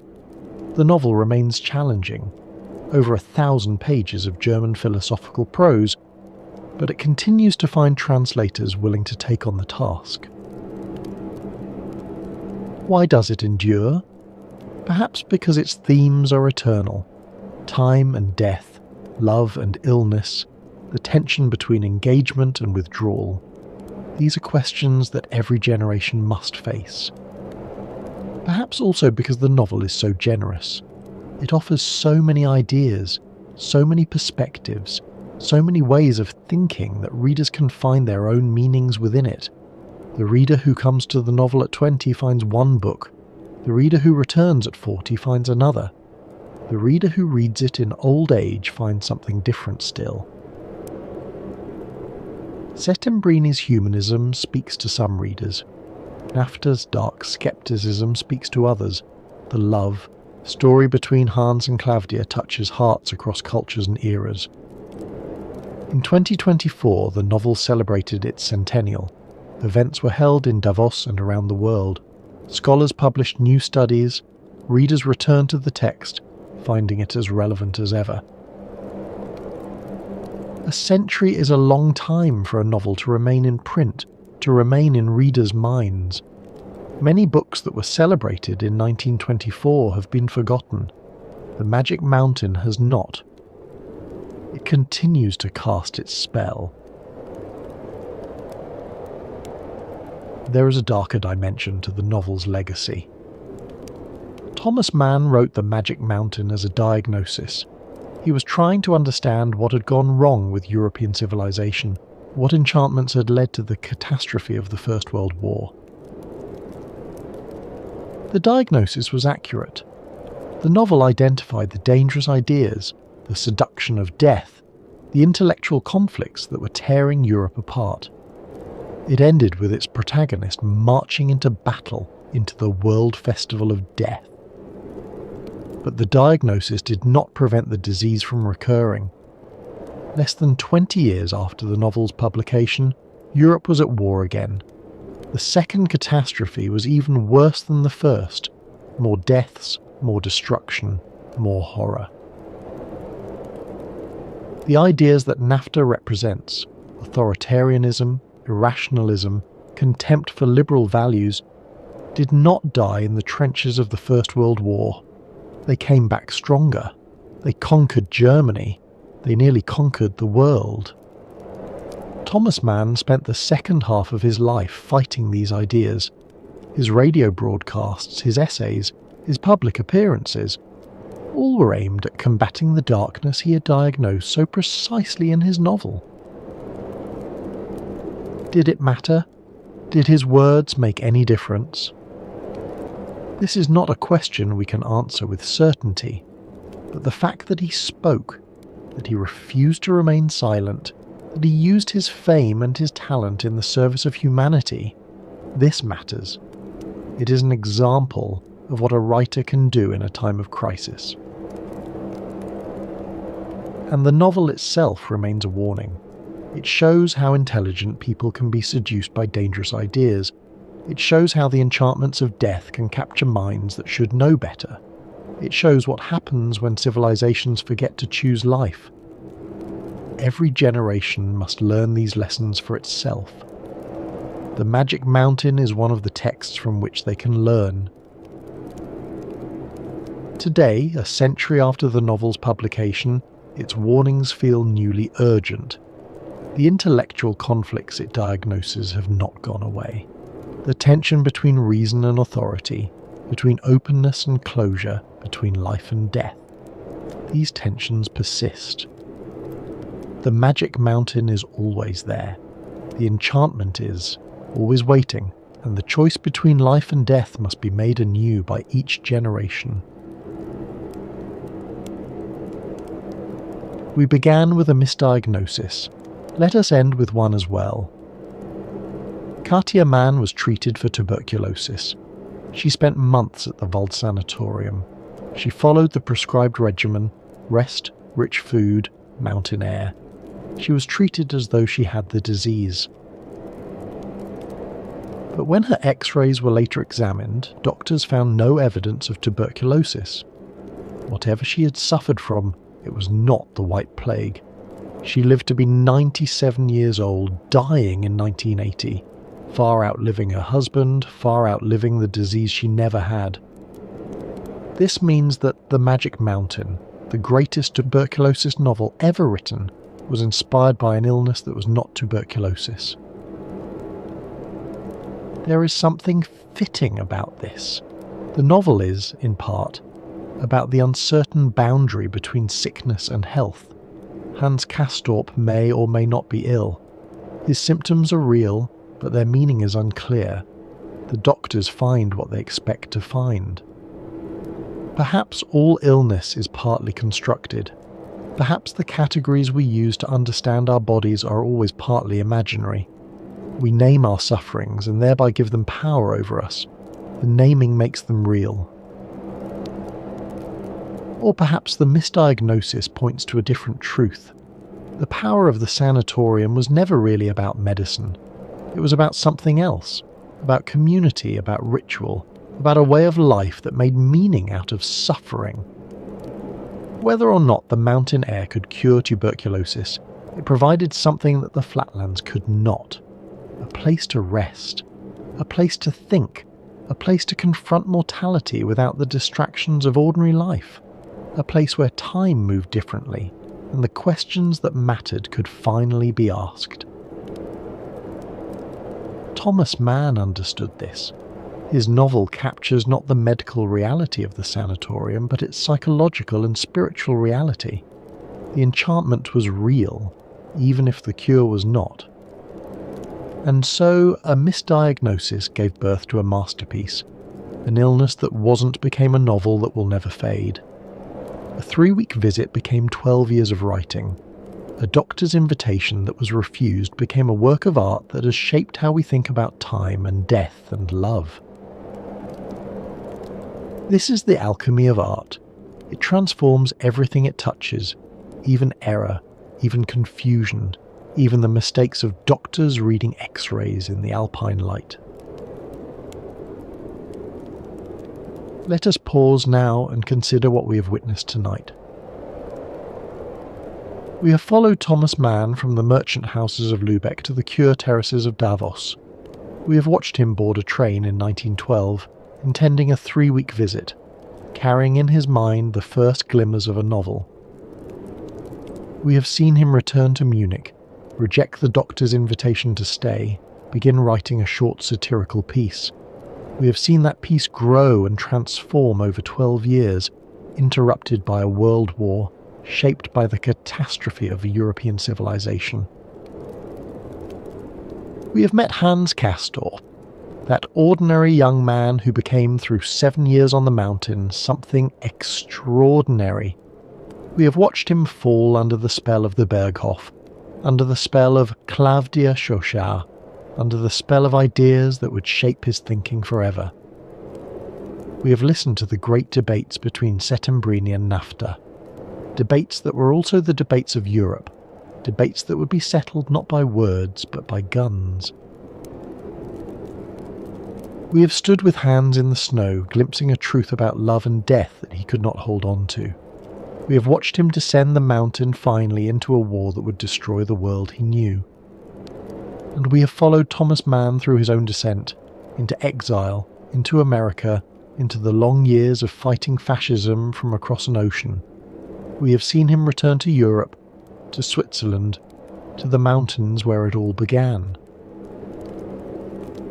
This is not a simple story. It is a story about how art is made, about how life becomes literature, about how a 3-week visit can reshape the course of literary history. It is also a story about ideas and their consequences, about the seductions of death and the claims of life, about what happens when civilizations forget to choose. What does all of this mean for us now, more than a century after Mann boarded that train to Davos? The Magic Mountain is often called a novel about its time, a portrait of pre-war Europe, a diagnosis of civilizational sickness, and it is all of these things. But it is also a novel about our time. The questions it raises have not been answered, the tensions it diagnoses have not been resolved. We still face the conflict between reason and unreason, between liberal values and authoritarian temptation. We still face the seduction of withdrawal, the desire to escape from the demands of the world into some protected space where normal rules do not apply. We still face the question that Hans Castorp faced, whether to engage with the world or withdraw from it, whether to descend to the flatlands and take up the work of living, or to remain on our own mountains, enchanted by our own illusions. The pandemic years made this question newly urgent. We too experienced a suspension of normal time. We too were forced to confront mortality in ways we usually avoid. We too discovered the strange seductions of withdrawal, the way that isolation can become a kind of refuge. There are no easy answers. There never were. This is what the novel teaches us, that wisdom is not a destination but a journey, that truth is not possessed but pursued. Hans glimpsed something in the snow. He forgot it. Perhaps the lesson is not that we should try to remember what he glimpsed, but that we should try to glimpse something ourselves. The novel invites us into its world. It invites us to think, to question, to engage with ideas that may be uncomfortable. It does not tell us what to believe. It shows us what belief costs. This is the gift of great literature. It does not simplify. It complicates. It does not answer. It asks. What do we carry forward from this story? Perhaps the knowledge that great art can come from unlikely sources, a misdiagnosis, a 3-week visit, a doctor's invitation that was refused. Perhaps the understanding that time works differently than we expect. 12 years to write a novel, 7 years on a mountain, a century of readers finding new meanings in the same text. Perhaps the warning that enchantment is dangerous.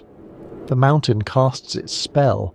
The ideas that seem harmless in isolation can, when taken to extremes, tear civilizations apart.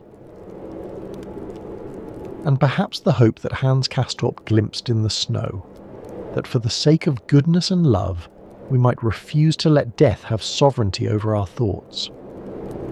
This is not easy. Hans himself could not hold on to it. Thomas Mann, for all his insight, could not prevent the catastrophes of the 20th century. But the attempt matters. The effort to understand, to engage, to choose life over death. This is what literature calls us to. The Magic Mountain does not offer solutions. It offers company. It offers the companionship of a great mind struggling with the questions that haunt all of us. And that companionship, across a century, across languages and cultures and catastrophes, that is something worth having. We read and we are less alone. We read and we are connected to others who have read before us, and who will read after. We read and we join a conversation that has been going on for a century and will continue for centuries more. This is the magic of the mountain. Not the cure, not the fresh air, but the conversation, the ideas, the attempt to understand what we are and what we might become. Let us return, one final time, to that train climbing through the Alps. It is May of 1912. A man of 36 looks out the window at the mountains. He is travelling to visit his wife. He plans to stay for 3 weeks. He does not know what awaits him. He does not know that he will find the setting for his greatest novel. He does not know that the world is about to tear itself apart. He knows only that the air is thin and clear, that the peaks are beautiful, that somewhere ahead his wife lies on a balcony, breathing, waiting. This is how great art begins, not with grand intentions but with small circumstances, a train ride, a visit, a doctor who finds a spot on a lung. Thomas Mann took what life gave him and transformed it. He spent 12 years shaping his experiences into a novel that would outlast empires. And now we too have made the journey. We have climbed the mountain and descended again. We have encountered the ideas and the characters, the love and the death, the enchantment and the breaking of the spell. The Wald Sanatorium still stands in Davos. It is called the Wald Hotel now. Guests can stay where Katja stayed, look out at the same mountains, breathe the same air. The Schatzalp still stands too, its Art Nouveau elegance preserved, its Cure terraces open to the sun. And the novel stands, perhaps the most lasting monument of all, more permanent than buildings which can crumble, more lasting than empires which can fall. 1,000 pages, 100 characters, 12 years of writing, a century of reading. And at its heart a simple question: how should we live knowing that we must die? The novel does not answer this question, but it helps us ask it. It helps us ask it with depth, with seriousness, with the kind of attention that the question deserves. For the sake of goodness and love, man shall let death have no sovereignty over his thoughts. Hans forgot this. We need not. The fire has burned low now. The mountain air drifts through an open window, thin and cold and clear. Somewhere, in a sanatorium that no longer exists, a young man lies on a cure terrace watching the snow fall on the peaks above. He's thinking about time and death and love. He's wondering whether he will ever descend to the flatlands below. Somewhere else, an old man sits at his desk writing the final pages of a novel that has consumed 12 years of his life. He's wondering whether anyone will read it. He's wondering whether it matters. And somewhere else still, in a library, in a bedroom, in a quiet corner of a busy life, a reader turns the final page of a 1,000-page book and sits in silence, letting the story settle, letting the meaning emerge. This is the chain that connects us, the writer to the reader, the past to the present, the mountain to the flatlands below. Thomas Mann died in 1955. Hans Castorp disappeared into the mud and smoke of Flanders more than a century ago. The sanatoriums are gone, the war is over, the world has moved on. But the novel remains, and as long as it remains, something of that world survives, something of those questions persists, something of that struggle continues. Next time on the Sanatorium we'll explore another corner of this history, but that journey is for another night. For now, rest well. Let the memory of the mountain air carry you into sleep. Let the questions Hans Castorp asked, questions about time and death and love, fade into the background of your dreams. You do not need to answer them tonight. You need only rest.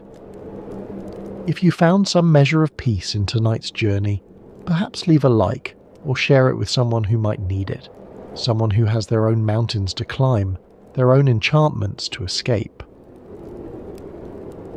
Thank you for being here. Thank you for taking this journey through a novel and a life, through the sanatoriums and the snow, through a century of reading and rereading. The mountain will still be there tomorrow. The novel will still be waiting. The questions will still be asking themselves, as they have for 100 years. But for now, let them go. Let the spell of the mountain release you gently into sleep. For the sake of goodness and love, good night. Every January, the most powerful people on Earth gather in a small Swiss town for the World Economic Forum. Presidents, billionaires, prime ministers. They meet in buildings where, a century ago, patients lay dying on open-air porches wrapped in blankets, gasping for breath in the thin mountain air. Davos, the town that tuberculosis built. Welcome to the Sanatorium. Tonight, we're travelling to the Swiss Alps, to a valley nearly a mile above sea level, where the air is thin and cold and supposedly miraculous. A place where thousands of people came to fight for their lives, breathing the mountain air that doctors believed could heal what no medicine could cure. A place that transformed from a quiet farming village into one of the most famous destinations in the world, all because of a single disease. If you're new here, this channel explores how tuberculosis, the disease that killed 1 in 4 people in the 19th century, shaped everything from architecture to art, from fashion to the American West. It is a disease that changed the way we build buildings, the way we think about health, the way we imagine what it means to be sick. If that sounds like your kind of history, consider subscribing. There are many more stories to tell, stories of patients and doctors, of scientists and artists, of desperate hope and remarkable transformation. Now, settle in, find a comfortable position, let your breathing slow, perhaps pull a blanket closer the way the tuberculosis patients once did on those famous cure terraces.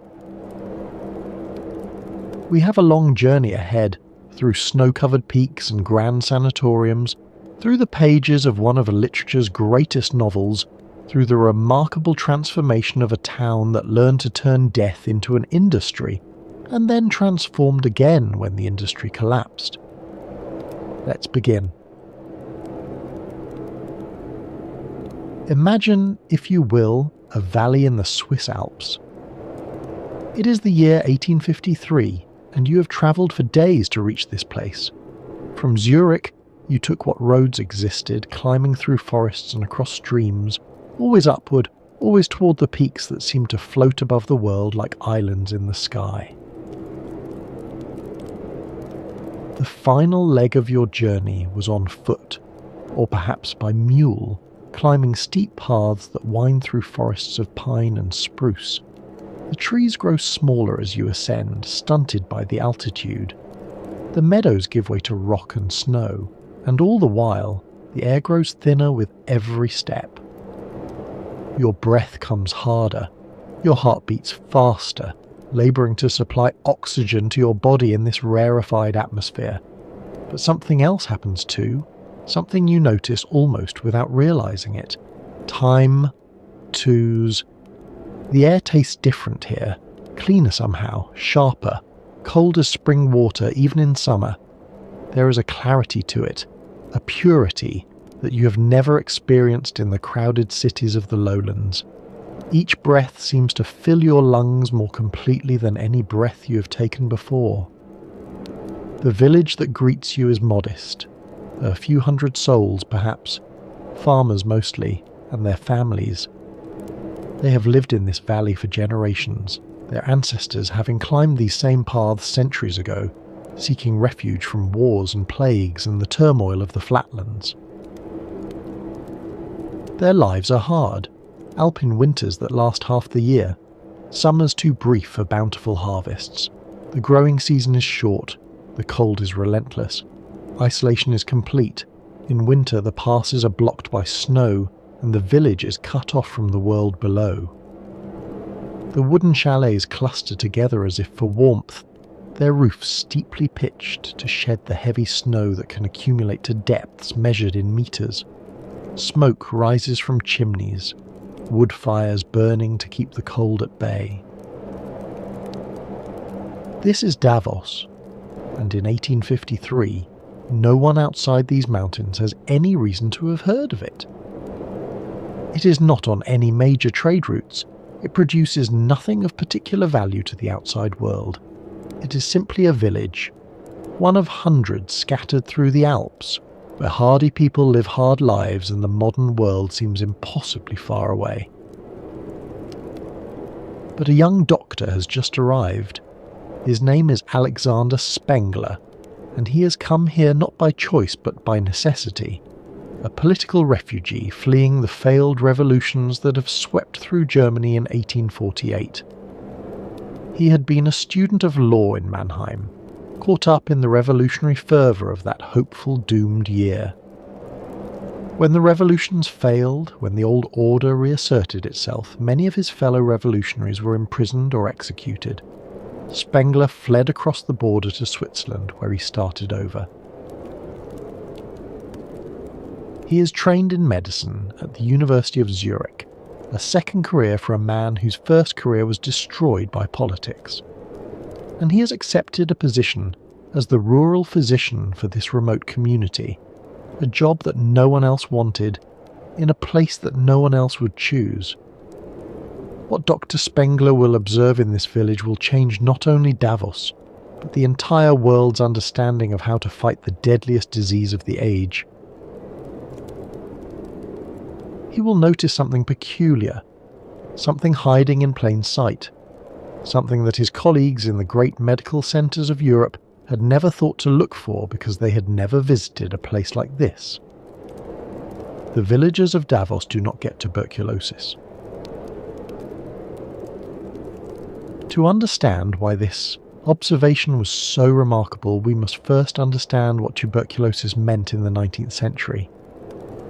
It was, quite simply, the greatest killer of the age. In cities across Europe and America, tuberculosis, also called consumption or the White Plague, was everywhere. In some urban centres, 1 in every 7 deaths was caused by tuberculosis. In others, the proportion was even higher. Entire families would be wiped out, one member after another succumbing to the disease. The wealthy died, the poor died, the young and talented seemed to die with particular cruelty, their lives cut short just as they were beginning to flourish. The disease progressed slowly, which made it all the more terrible. A patient might linger for months or years, gradually wasting away. The cough would grow worse, the fevers would come and go, weight would fall away, leaving skeletal figures who had once been robust. And then, eventually, the hemorrhage, the blood coughed up from destroyed lungs, would signal the final act. Tuberculosis had many names. Consumption, because it seemed to consume its victims from within. The White Plague, because of the pallor it brought to the skin. Phthisis, the old Greek term, the captain of all these men of death, as one writer called it. The disease struck indiscriminately. It killed in the slums, where crowded conditions and poor nutrition created perfect breeding grounds for contagion. But it also killed in wealthy drawing rooms, in artists' studios, in the chambers of royalty. John Keats died of tuberculosis at 25, Frédéric Chopin at 39, the Bronte sisters, Franz Kafka.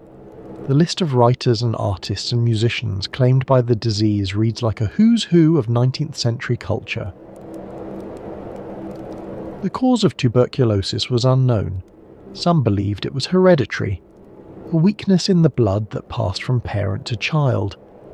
If your mother had died of consumption, the thinking went, you carried that weakness within you. Others thought it was caused by unhealthy passions, by artistic temperament, by the stresses of modern life. There was even a romantic mythology around the disease. Consumption was associated with sensitivity, with creativity, with a burning inner fire that consumed the body even as it fueled artistic genius. Pale skin and flushed cheeks, symptoms of the disease, became fashionable. Young women powdered their faces white and rouged their cheeks in imitation of the consumptive look.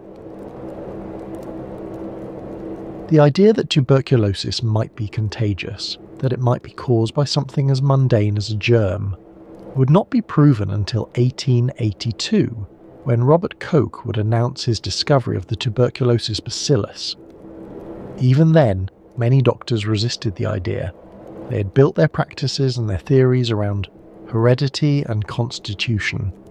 They did not want to believe that their patients were spreading the disease with every cough. Without knowing the cause, doctors had little to offer their patients. Rest was recommended, good food, fresh air. But in the crowded, polluted cities of the Industrial Revolution, fresh air was in short supply. The factory smoke hung over the tenements. Whole families crowded into single rooms. Windows were kept closed against the cold. The conditions that allowed tuberculosis to spread were everywhere. And so Dr. Alexander Spengler arrived in Davos, a refugee who had traded the revolutionary fervour of Mannheim for the quiet isolation of an alpine village. He had studied medicine at the University of Zurich, but his original training had been in law. It was only after the failed revolution of 1848, when many who had participated were imprisoned or exiled, that he turned to medicine as a new career. Perhaps this background in law helped him. Lawyers are trained to notice patterns, to gather evidence, to build cases from observation. And almost immediately after arriving in Davos, Dr. Spengler noticed something that his colleagues in the lowlands would have found astonishing. The villagers were healthy. Not just healthy, remarkably, robustly healthy. Despite their hard lives, despite the harsh winters, despite the limited diet and primitive conditions, tuberculosis was virtually unknown among them. Dr. Spengler, who had seen the disease claim so many lives in the lowlands, found himself treating farmers for broken bones and childhood fevers and the ordinary complaints of rural life. He asked the villagers about their family histories. He examined their chests. He listened for the telltale sounds of lungs compromised by disease. He found nothing. But tuberculosis, never. The contrast was stark. In the cities he had left behind, tuberculosis was everywhere. In Zurich, in Mannheim, in every crowded urban centre, the disease claimed its victims by the thousands. But here, in this remote valley, in this village so isolated that news from the lowlands might take weeks to arrive, nothing. This observation would consume Dr. Spengler's thinking for years. Why should this remote alpine valley be spared the scourge that was decimating the cities below? What was different about Davos? He considered various theories. Perhaps it was genetic. Perhaps the people of Davos had some hereditary resistance to the disease. But when he traced family histories, he found no evidence of this. Some villagers had moved to Davos from the lowlands. They seemed equally protected. Perhaps it was diet. The villagers ate well, at least by their own standards. Fresh milk and cheese, meat from there, livestock, vegetables from their gardens in the brief summer months. But this diet was not so different from what people ate in healthy rural areas of the lowlands, where tuberculosis still struck. The answer, he came to believe, was the air itself. At an altitude of more than 1,500 metres, or nearly a mile above sea level, the air in Davos was unlike anything in the lowlands. It was dry. It was cold. It was, Spengler theorised, somehow purifying. The intense alpine sunshine, the lack of humidity, the absence of the miasmas and pollutants that hung over industrial cities, all of these factors combined to create an environment in which the consumption simply could not thrive. The theory made a certain intuitive sense. Everyone knew that tuberculosis flourished in crowded, poorly ventilated spaces. Everyone knew that fresh air seemed to help patients feel better, at least temporarily. What if the air of Davos was simply the freshest, cleanest air available? Fresh air concentrated and purified to an extreme degree. If this was true, Dr. Spengler reasoned, then perhaps the answer to tuberculosis was not to be found in medicine at all. Perhaps the answer was geography. Perhaps the cure was the mountain itself. It was a revolutionary idea. It was also, as we now know, largely wrong. The mountain could not cure tuberculosis, which was caused by bacteria that no amount of fresh air could kill. But it was wrong in a productive way. It was wrong in a way that would save lives and transform a village and shape the course of medical history. It would transform a remote farming village into one of the most famous destinations on Earth. Dr. Spengler's theory remained just that, a theory, until he began to test it. In the early 1860s, he started recommending that tuberculosis patients from the lowlands travel to Davos for treatment. The journey alone was an ordeal. From Zurich, travellers would take a train as far as the rail lines extended, then transfer to a horse-drawn carriage for the steep, winding climb into the mountains. The final approach to Davos could take an entire day. Hours of bumping along rutted mountain roads, the air growing thinner with every switchback, the temperature dropping as the altitude increased. For patients already weakened by tuberculosis, this journey was exhausting. Some arrived barely able to stand. Others had to be carried from the carriage to their rooms. A few died on the way. But those who survived the journey faced something unexpected. They faced hope. The treatment itself was almost absurdly simple. Patients were to rest. They were to spend long hours outdoors wrapped in blankets, breathing the mountain air. They were to eat well, rich foods, plenty, of milk from the alpine cows, fresh butter and cheese from the alpine meadows, and a glass or two of Veltliner wine with their meals. They were to sleep in rooms with windows thrown open to the cold mountain night. The daily routine was precise. Patients would rise early, take a light breakfast, then proceed to the cure terrace for their morning rest period. They would lie perfectly still, breathing deeply, watching the sun climb over the eastern peaks. Conversation was discouraged. The lungs needed rest as much as the body. At midday, there would be a substantial meal: meat, vegetables, rich sauces, all designed to build strength in bodies that had been wasting away. The Victorian belief was that tuberculosis consumed the body from within, and that the cure required rebuilding what had been lost. Patients who had arrived skeletal were encouraged to gain weight, to eat until they could eat no more. The afternoon brought another rest period, and then, as evening approached, a light supper. Patients retired early. Sleep was considered essential to recovery. That was it. No medicines, no surgeries, just rest, food, and air. To modern ears, this sounds like barely a treatment at all. But we must remember that in the 1860s there was no effective treatment for tuberculosis. Patients were dying by the tens of thousands, and doctors had nothing to offer them but platitudes and morphine to ease their final hours.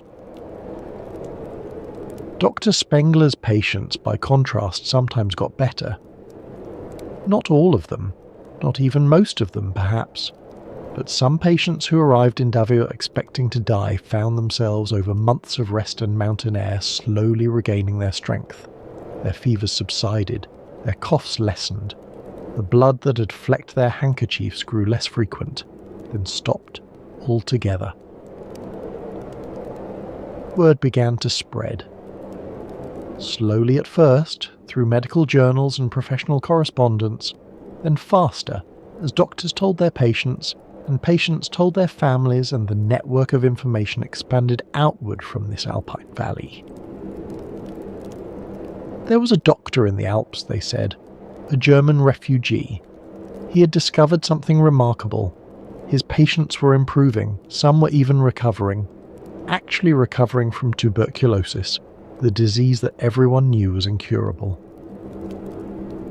In 1860, the first guest house specifically for tuberculosis patients opened in Davos. It was a modest establishment, nothing like the grand sanatoriums that would come later, but it represented something new. It was the beginning of what would become a global industry. Patients began to arrive from the lowlands. They came by carriage and on foot, making the long climb into the mountains, hoping that the air that had protected the villagers might also protect them. They came with their families, they came alone, they came expecting to die, and hoping desperately that they might not. In 1865, the first winter guests arrived. Until then, Davos had been a summer destination only. No one imagined that patients could survive, let alone benefit from, the brutal alpine winters. The conventional wisdom held that cold air was dangerous for consumptives, that they should be kept warm, sheltered from drafts, protected from the elements. But Dr. Friedrich Unger and Hugo Richter from Germany came in February of that year, determined to test the opposite theory. They underwent treatment on a bed made from a hay sledge covered with boards, essentially sleeping outdoors on a modified farm implement surrounded by snow. Imagine the scene. Two men, already weakened by disease, lying motionless on wooden platforms as the temperature dropped below freezing, their breath visible in the air, frost forming on their blankets, the stars wheeling overhead, impossibly bright in the thin atmosphere. It must have seemed like madness. But they did not die. They improved. The news that tuberculosis patients could be treated in winter, that the cold alpine air might actually be more beneficial than the milder seasons, was revolutionary. It contradicted everything the medical establishment believed about respiratory disease. The logic, as Dr. Spengler and his followers understood it, went something like this. The tuberculosis bacillus thrived in warm, moist environments. The hot, humid air of the lowlands provided ideal conditions for the disease to spread and multiply. But the cold, dry air of the alpine winter was hostile to the bacteria. By exposing patients to this environment, the body's natural defences were given a fighting chance. We know now that this explanation was incomplete. The true advantage of the alpine cure lay partly in the isolation it provided. Tuberculosis patients, gathered in sanatoriums far from crowded cities, were less likely to spread the disease to others and less likely to be reinfected themselves. The rest and good nutrition allowed some patients' immune systems to successfully contain the infection, walling it off in calcified nodules that could remain dormant for decades. But in the 1860s, no one knew about bacteria or immune responses. What they knew was that some patients who came to Davos in winter got better.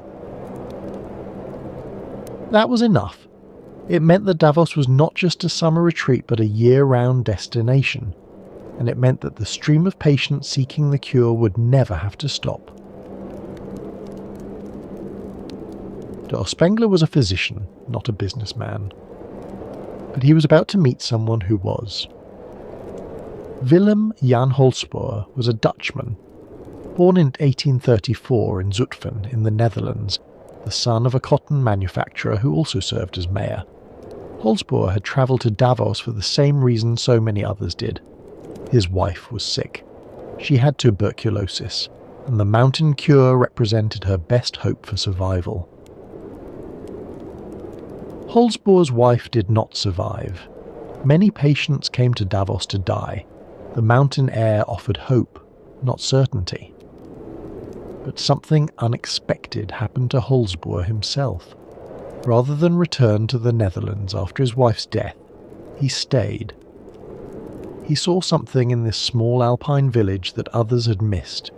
He saw opportunity. Where others saw only snow and sick people, Holsboer saw the makings of an industry. Tuberculosis was everywhere. The wealthy were desperate for any treatment that offered hope. And Davos had something unique, a reputation, building year by year as a place where the dying sometimes lived. In 1868, Holsboer and Dr. Spengler joined forces. Together they founded the Kranstalt Spengler-Holsboer, the Spengler-Holsboer Sanatorium. It was one of the first purpose-built facilities for tuberculosis treatment in the Alps, and it would become the model for dozens more to come. The sanatorium was not just a medical facility. It was a complete environment for living with illness.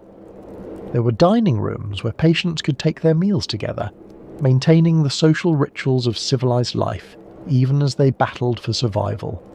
There were reading rooms and music rooms, spaces for conversation, and quiet contemplation. There were gardens where patients could stroll during the warmer months, and heated interior corridors for the depths of winter.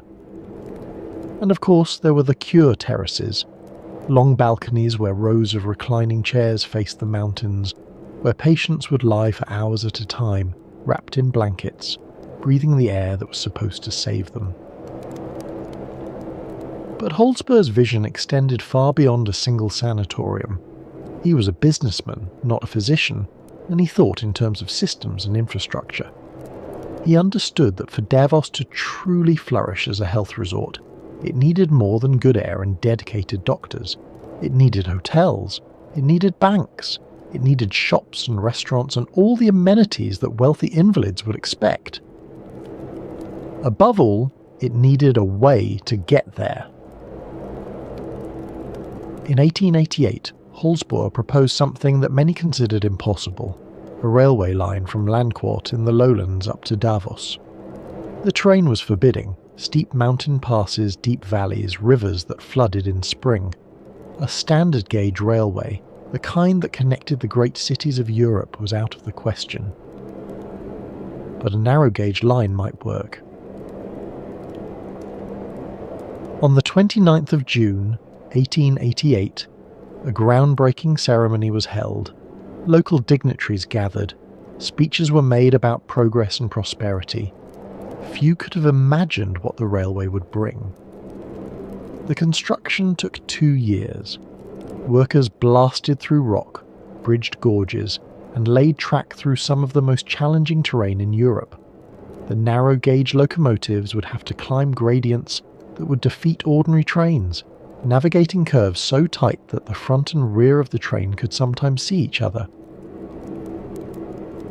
And in 1890, the first train pulled into Davos. The railway changed everything. A journey that once took days could now be completed in hours. Patients who might have died on the road could arrive fresh enough to begin their treatment immediately. Families could visit their ailing relatives. Supplies could flow in, news could flow out. Holsbourg would rename his company the Rhätische Bahn, the Rhaetian Railway, reflecting his ambition to extend the network throughout the region. He founded the Bank of Davos to finance further development. He established an electrical power company to bring modern conveniences to the growing town. The railway exists to this day. Tourists and business travellers take it without thinking about its origins, about the sick and dying people whose need to reach the mountain justified its existence. The transformation of Davos was astonishing. Within a generation, the village went from a few hundred farmers scratching a living from the alpine land to a boomtown of hotels, sanatoriums and villas. Grand buildings rose where cattle had once grazed. Restaurants and shops catered to an international clientele. By the early 1900s, the town was recording 700,000 overnight stays per year. 700,000 in a place that, 50 years earlier, had been so remote that most Swiss people had never heard of it. All because of tuberculosis. All because of the air. As the sanatoriums multiplied, a distinctive architecture began to emerge, one that would eventually influence building design far beyond the Swiss Alps. The logic was simple. If mountain air was the cure, then patients needed maximum exposure to that air. Buildings were designed not as protective barriers against the elements, but as frameworks for delivering the healing atmosphere directly to the sick. This was a radical departure from traditional architectural thinking. For centuries, buildings had been conceived as shelters, as barriers between the fragile human body and the hostile forces of nature. Walls were thick, windows were small. The interior was a refuge from the outside world. But the sanatorium architects turned this logic on its head. For tuberculosis patients, the outside world was not hostile, it was healing. The enemy was not the cold mountain air, but the stuffy, overheated interiors of conventional buildings. The goal of architecture was not to exclude the environment, but to embrace it. The most distinctive feature was the cure terrace.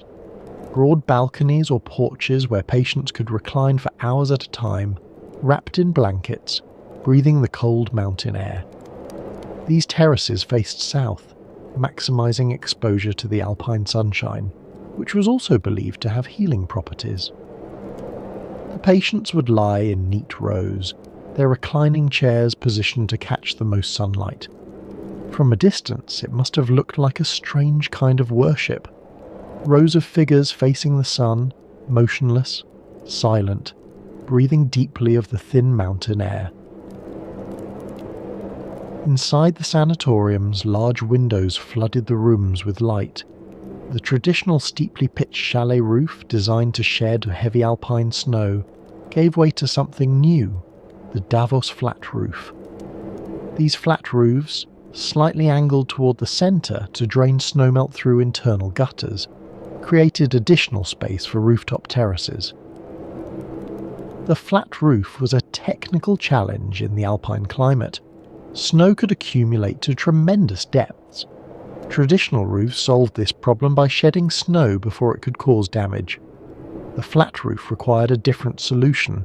The slightly angled surface channeled snowmelt to interior drains, which carried it away through heated pipes that prevented freezing. The architects Otto Fleeghard and Max Hefele, based in Zurich, became the master builders of this new architectural form. Their Queen Alexandra Sanatorium, designed from 1905 onward, exemplified the philosophy. The building was conceived not as a protective shell, but as a machine for inhabiting the atmosphere. Walls seemed almost secondary. The real architecture was the mountain air itself.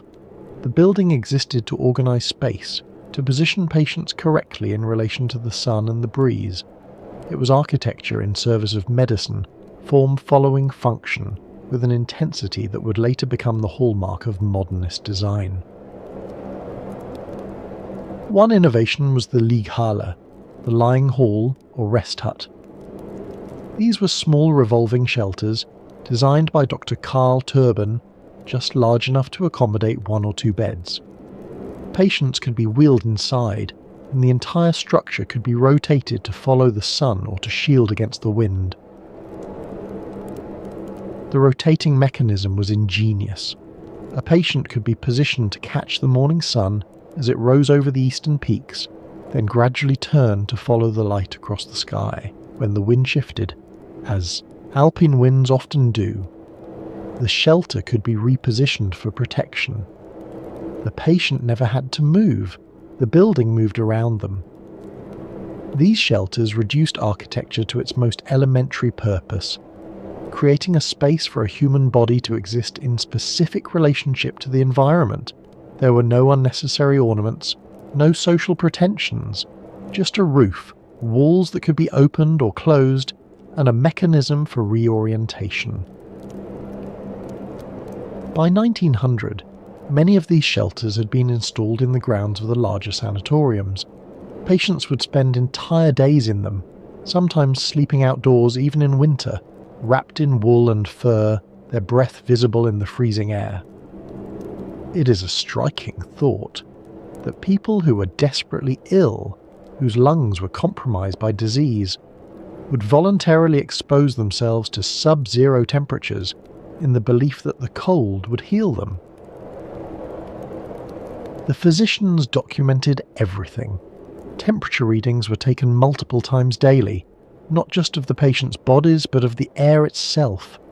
Humidity was measured, wind direction was noted, the angle of the sun was calculated, everything was recorded in meticulous case files, as if by accumulating enough data the secret of the cure might finally be revealed. Patients learned to speak a specialized vocabulary. They discussed their morning temperatures and afternoon readings. They compared coughs and noted hemorrhages. They knew the names of the different winds and could predict weather changes by the way their symptoms responded. But we must remember that there were no alternatives, no antibiotics, no effective medicines of any kind. The mountain air was all they had. And so they lay on their cure terraces, these desperate people, breathing the cold air, watching the sun move across the sky, measuring their temperatures, recording their symptoms. They built lives in the shadow of death. They formed communities of the sick.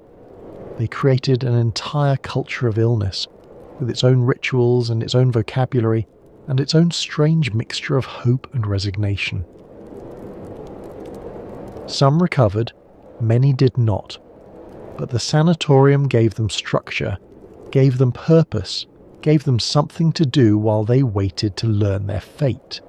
It gave them, in a word, hope, and hope, even when unfounded, has value. Dr. Alexander Spengler died in 1901, having lived nearly half a century in the village he had helped transform. He arrived as a refugee with nothing. He departed as a pioneer, his name synonymous with the Alpine cure. He had seen the population of Davos multiply many times over. He had seen the first guest houses give way to grand sanatoriums. He had seen the railway arrive, bringing patients by the thousands. He had seen his theory that mountain air could cure tuberculosis, accepted as medical orthodoxy across Europe. Whether he ever doubted that theory, we do not know. Whether he ever wondered if the patients who recovered might have recovered anyway, or if the patients who died might have been saved by some treatment not yet discovered, these questions are lost to history. What remains is the legacy. A town transformed, an industry created, an idea that shaped medicine for nearly a century. But the Spengler name would continue to shape Davos long after his death. His son, Dr. Carl Spengler, inherited both his father's medical practice and his devotion to the Alpine town. Carl Spengler had grown up in the sanatorium world. He had watched the sick arrive by train, had seen them wheeled onto cure terraces, had observed the slow rituals of the mountain cure. He knew better than most what tuberculosis meant, the fear and the hope, the long waiting, the uncertain outcomes. He was also an enthusiastic supporter of the local ice hockey club HC Davos, which was founded in 1921. Ice hockey had come to Davos along with the international community of sanatorium patients. Young men who were well enough to exercise but not well enough to return home had taken up the sport during their long convalescence. And in 1923, Carl Spengler had an idea that would create one of the most enduring sports traditions in the world. The First World War had ended just 5 years earlier, and Europe remained bitterly divided. Nations that had been enemies still viewed each other with suspicion. The wounds of the war, the millions dead, the empires collapsed, the old order destroyed, were still raw. Carl Spengler believed that sport could help bridge these divides. He had seen, in his father's sanatoriums, how illness could unite people who might otherwise have been enemies. German and French, English and Russian, they had all come to Davos seeking the cure, and they had found themselves lying side by side on the cure terraces, sharing their hopes and fears. If disease could unite enemies, why not sport? He donated a trophy, a challenge cup, and invited ice hockey teams from across Europe to compete in Davos during the Christmas holiday. His explicit intention, stated in the original charter, was to give the once hostile nations an opportunity to rediscover mutual understanding and trust through fair and friendly competition, and to extend a hand of camaraderie. It was an idealistic vision, perhaps naive, but it worked. Teams came from countries that had been at war with each other just years before. They competed fiercely on the ice, but they met peacefully off it. The tournament became a symbol of reconciliation. The first Spengler Cup was won by the Oxford University Ice Hockey Club, a team composed largely of Canadians studying at Oxford. In the early years, HC Davos and the Czechoslovak team LTC Prague dominated the competition, each winning 7 titles. The tournament was played outdoors on an alpine rink until 1978. Players competed in the freezing air, their breath visible, the mountains looming above them. It must have been a spectacular sight. The bright uniforms against the white snow, the clatter of sticks on ice, the roar of the crowd echoing off the peaks. The tournament continues to this day, now the oldest invitational ice hockey tournament in the world and the second largest sporting event in Switzerland. Team Canada has dominated in recent decades, winning 16 times since 1984.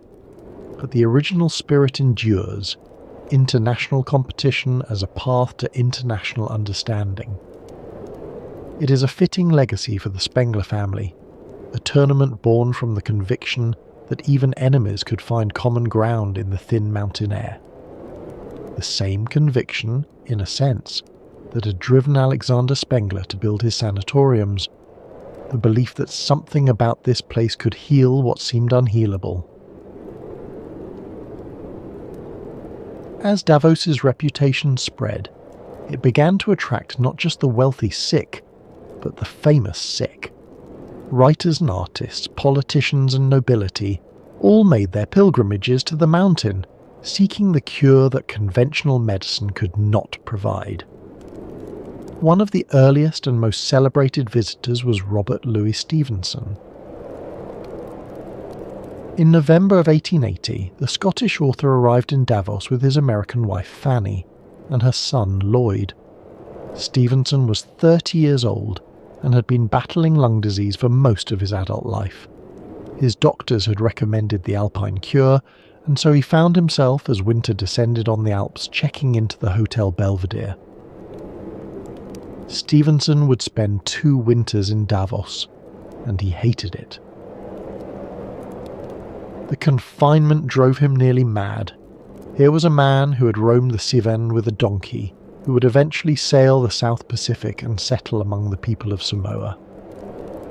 The Hotel Belvedere, however comfortable, was a prison. The cure terraces were cells. The endless routine of rest and measurement and rest again was torture for a restless spirit. In his essays, he described the health resort as a claustrophobic trap. He compared the desolate alpine wilderness to Lapland, Labrador and Alaska. He wrote bitterly of patients condemned to death by gradual dry rot, or else drowning in their own blood during hemorrhages. His letters from this period are filled with longing for escape. He dreams of warmer climates, of adventure, of anywhere but this beautiful, suffocating valley. And yet he remains, because the alternative, the crowded, smoky cities where his lungs would surely fail, is worse. It is a remarkably bleak portrait, especially from an author known for tales of adventure and romance. But Stevenson understood something that the promotional literature of the sanatoriums tried to obscure. Many patients came to Davos not to be cured, but to die. The mountain air might slow the disease, but it could not always stop it. He wrote about his fellow patients with a mixture of compassion and horror. Young men and women in the prime of life, reduced to counting their heartbeats and measuring their fevers. Some put on brave faces at dinner, discussing their symptoms with the clinical detachment that sanatorium life encouraged. Others withdrew into private despair. And some inevitably died. Stevenson watched them carried away, their rooms quickly cleaned and prepared for the next occupant. The cycle continued without pause. Despite his misery, Stevenson remained productive. Perhaps he wrote to distract himself from his illness. Perhaps the mountain air, however much he despised it, gave him just enough strength to work. In Davos, he completed what would become one of the most beloved adventure novels ever written. Treasure Island had begun as a story told to his stepson Lloyd, accompanied by a hand-drawn map of an imaginary island. Stevenson had started writing it back in Scotland, but the story had stalled. The fog and rain of home seemed to drain the adventure from his imagination. In Davos, during that first brutal winter, he picked it up again. Perhaps it was the contrast. Here he was, trapped in the snow, confined to his room for days at a time, breathing the cold, thin air that was supposed to save him. And on the page he could escape to warm Caribbean waters, to islands where treasure lay buried, where adventure waited around every corner. He wrote the final 14 chapters in 14 days.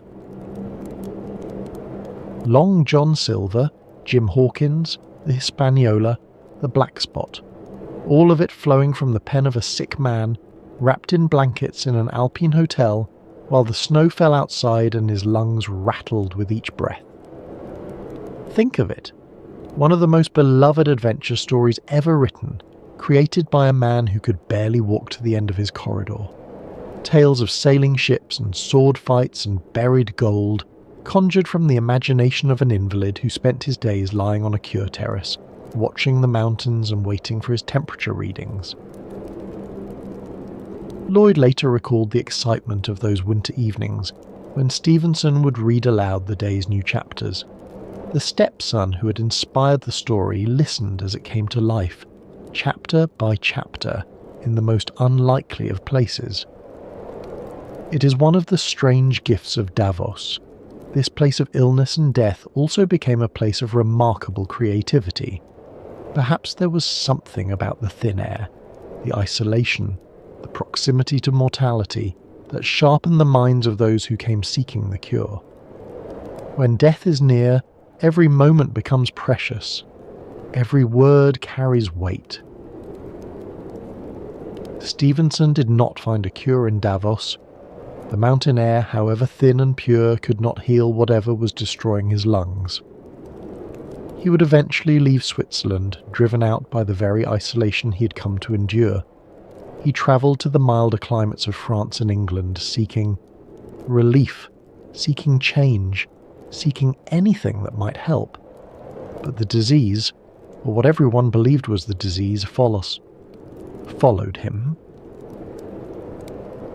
Finally, he made a radical decision. He would travel as far from the cold, the damp, the civilization of Europe as he could possibly go. In 1888, he and his family set sail for the South Pacific. It was an astonishing journey for a man who had been told repeatedly that he was dying. He sailed from island to island, living on boats and in tropical huts, surrounded by peoples whose lives were utterly different from anything he had known in Scotland or Switzerland.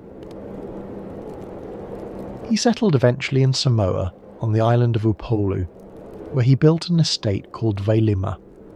The Samoans called him Tusitala, the teller of tales.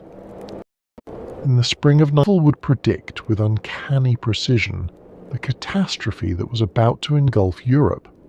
It would diagnose a civilization's sickness before the symptoms became visible to anyone else. It would see the war coming, the World Festival of Death, and describe it in terms that would haunt readers for the next century. This is the story of the Magic Mountain, of Thomas Mann and his Enchanted Mountain, of a young engineer named Hans Castorp who went to visit a sanatorium and never came home.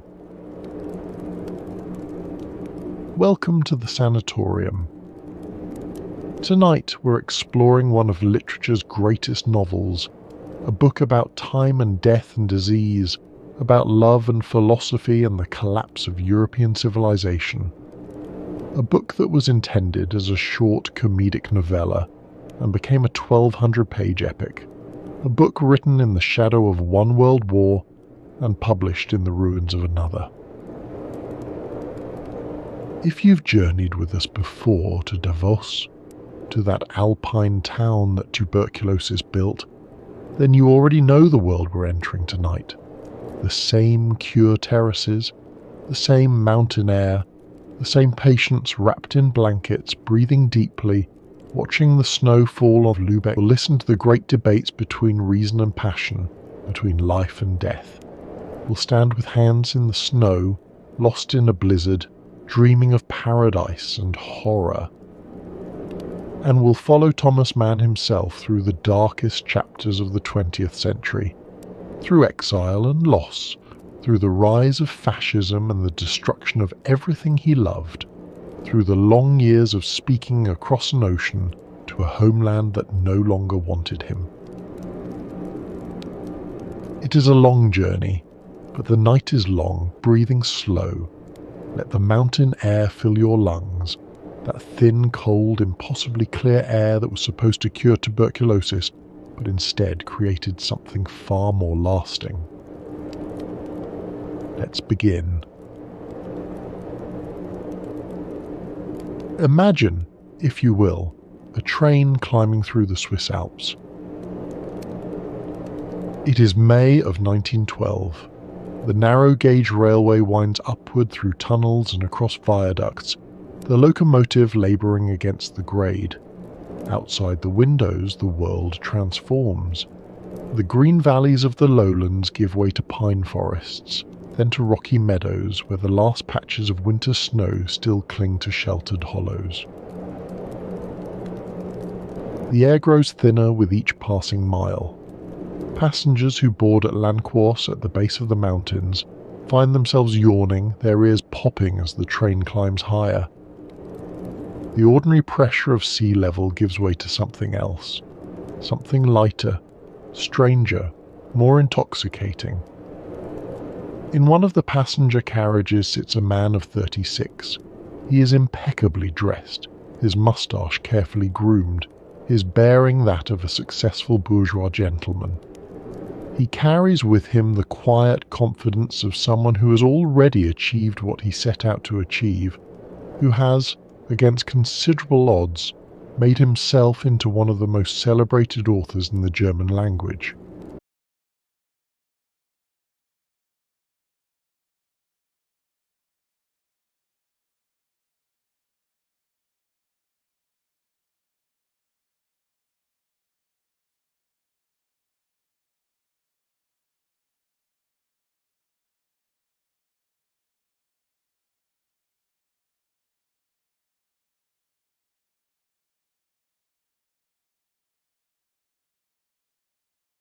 Something that makes the ordinary world below seem impossibly distant.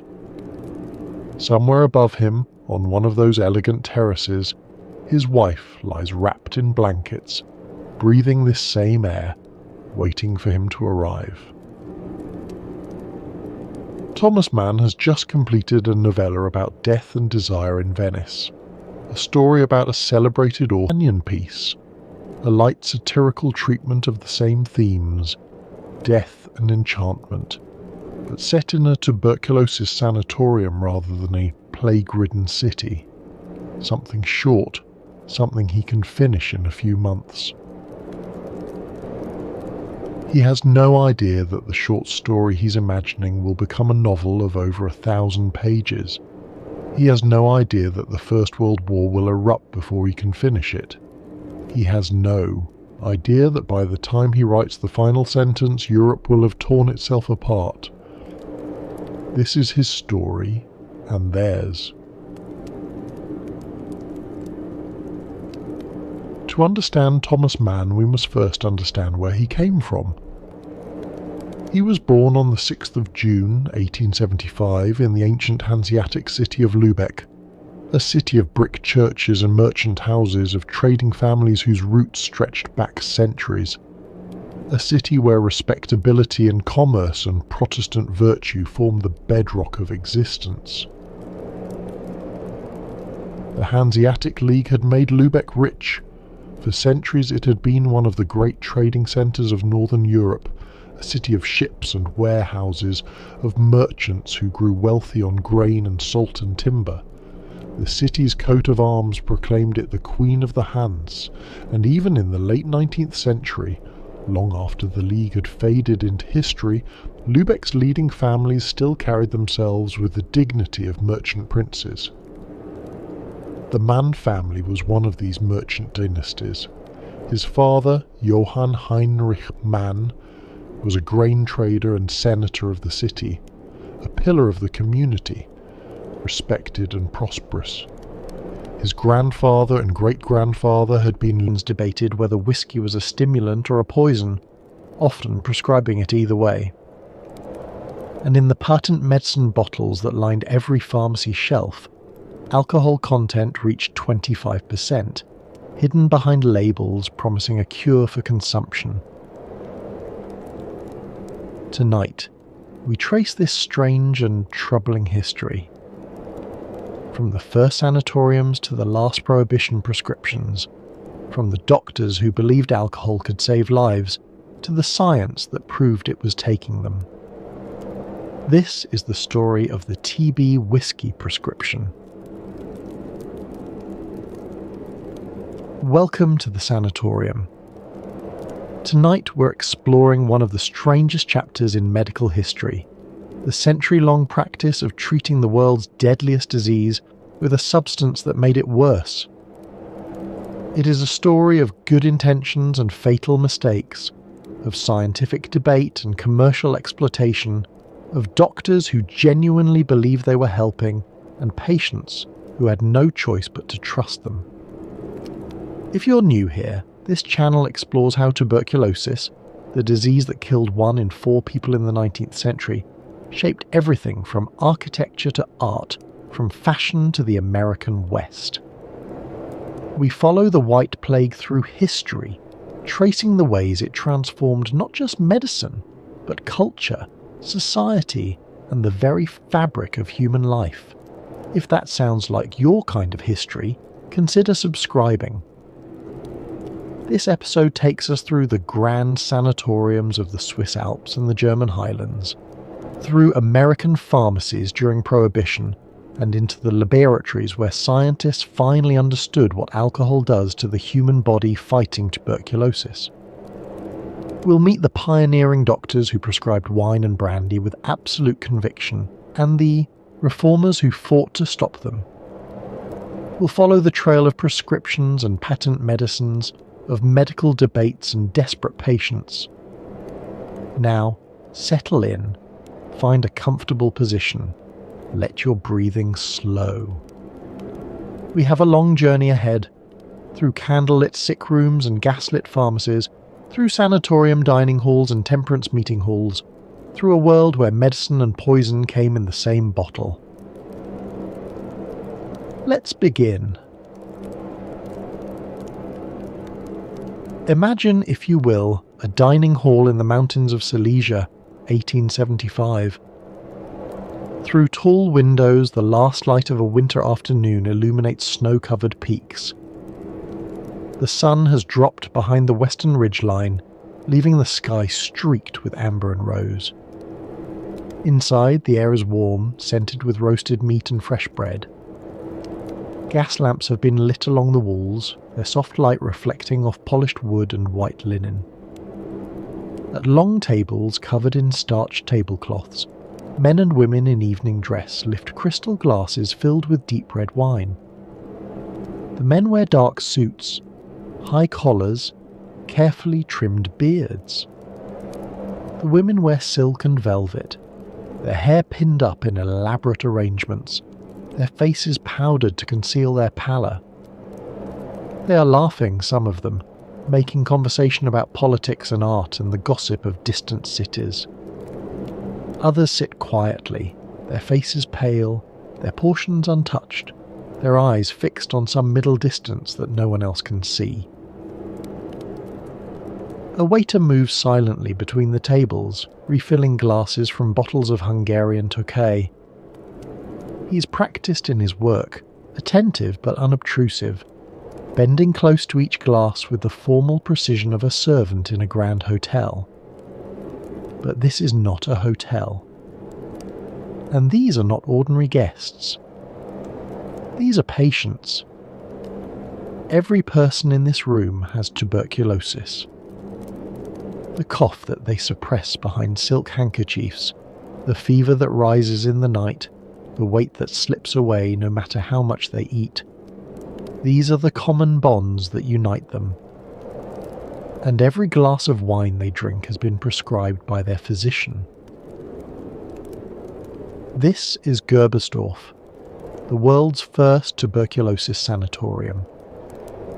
Its founder, Dr. Hermann Bremer, has developed a treatment regime unlike anything the medical world has seen. Fresh mountain air, breathed deeply on long walks through pine forests. Gentle exercise on carefully maintained trails. Abundant food at every meal, meat and butter and cream and eggs, all the rich nourishment that the wasting body craves. And alcohol, Hungarian wine with dinner, French cognac at bedtime. Bremer believes in what he calls the dietetic hygienic treatment. The consumptive body is weak, he reasons, and must be strengthened. Wine stimulates the appetite, ensuring that patients can consume the enormous meals his regime requires. Cognac warms the blood and promotes restful sleep. Together with fresh air and rest, they give the body the strength to fight the disease that is destroying it from within. His patients trust him.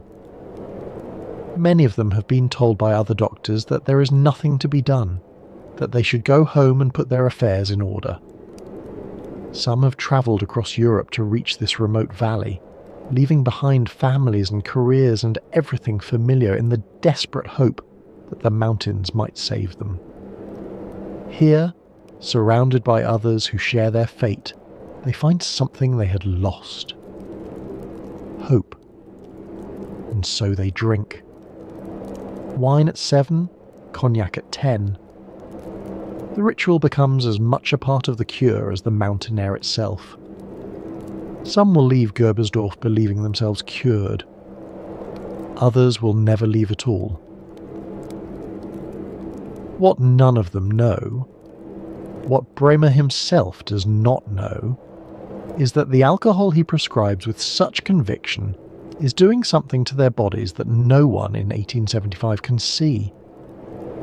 It is weakening the very defences they need most. It is feeding the bacillus that feeds on them. But that knowledge is still decades away. For now, there is only the wine, the cognac, the mountain air, and the desperate hope that somehow it will be enough. This is where our story begins. To understand why doctors prescribed alcohol for tuberculosis, we must first understand what they believed about both. And to understand that, we must enter a world very different from our own. A world before germ theory, before antibiotics, before the microscope revealed the invisible enemies that destroy us from within. In the 19th century, tuberculosis was not merely a disease. It was the disease, the captain of the men of death, as one writer called it. In 1850, consumption was responsible for approximately 1/4 of all deaths in Europe and North America. 1 in 4. Think of that number. In every family of reasonable size, someone was likely dying of it. In every street, in every village, in every city, the cough and the fever and the slow wasting were familiar presences. It killed slowly, painfully, and with terrible certainty. The early stages might last for years: a persistent cough, a low fever in the evenings, a gradual loss of weight that no amount of eating could reverse. Then came the blood, coughed up in handkerchiefs that were quickly hidden. The night sweats that left patients drenched and exhausted by morning. The cavities forming in the lungs, visible on autopsy as great empty spaces where healthy tissue had once been. And no one knew what caused it. This is the most important thing to understand about 19th century tuberculosis. The disease was everywhere, killing millions, and the finest medical minds of the age had no idea why. The prevailing theory held that consumption was hereditary, a weakness of constitution passed from parent to child. If your mother died of it, you would likely die of it too. This seemed obvious. The disease clearly ran in families. What we now understand as transmission within households looked to 19th century eyes like inherited doom. Some physicians believe tuberculosis arose from an imbalance of the humours, that ancient Greek system of medicine that still lingered in the corners of European thought. Others blamed cold air, damp climates, or excessive mental exertion. Artists and poets were thought particularly susceptible. The creative temperament, it was believed, wore down the body's defences. Women were considered more vulnerable than men. The poor were thought to bring it on themselves through dissolute living. The one thing almost all physicians agreed upon was that the consumptive body was fundamentally weakened, and that treatment must focus on building it back up. This is where alcohol entered the picture. In 19th century medicine, alcohol was not primarily understood as a depressant. That understanding would come later, with more sophisticated knowledge of neurology and pharmacology. Instead, alcohol was classified as a stimulant, a substance that quickened the pulse, warmed the blood, and gave strength to the failing body. The evidence seemed clear enough. Drink a glass of brandy and you feel warm. Your cheeks flush with colour.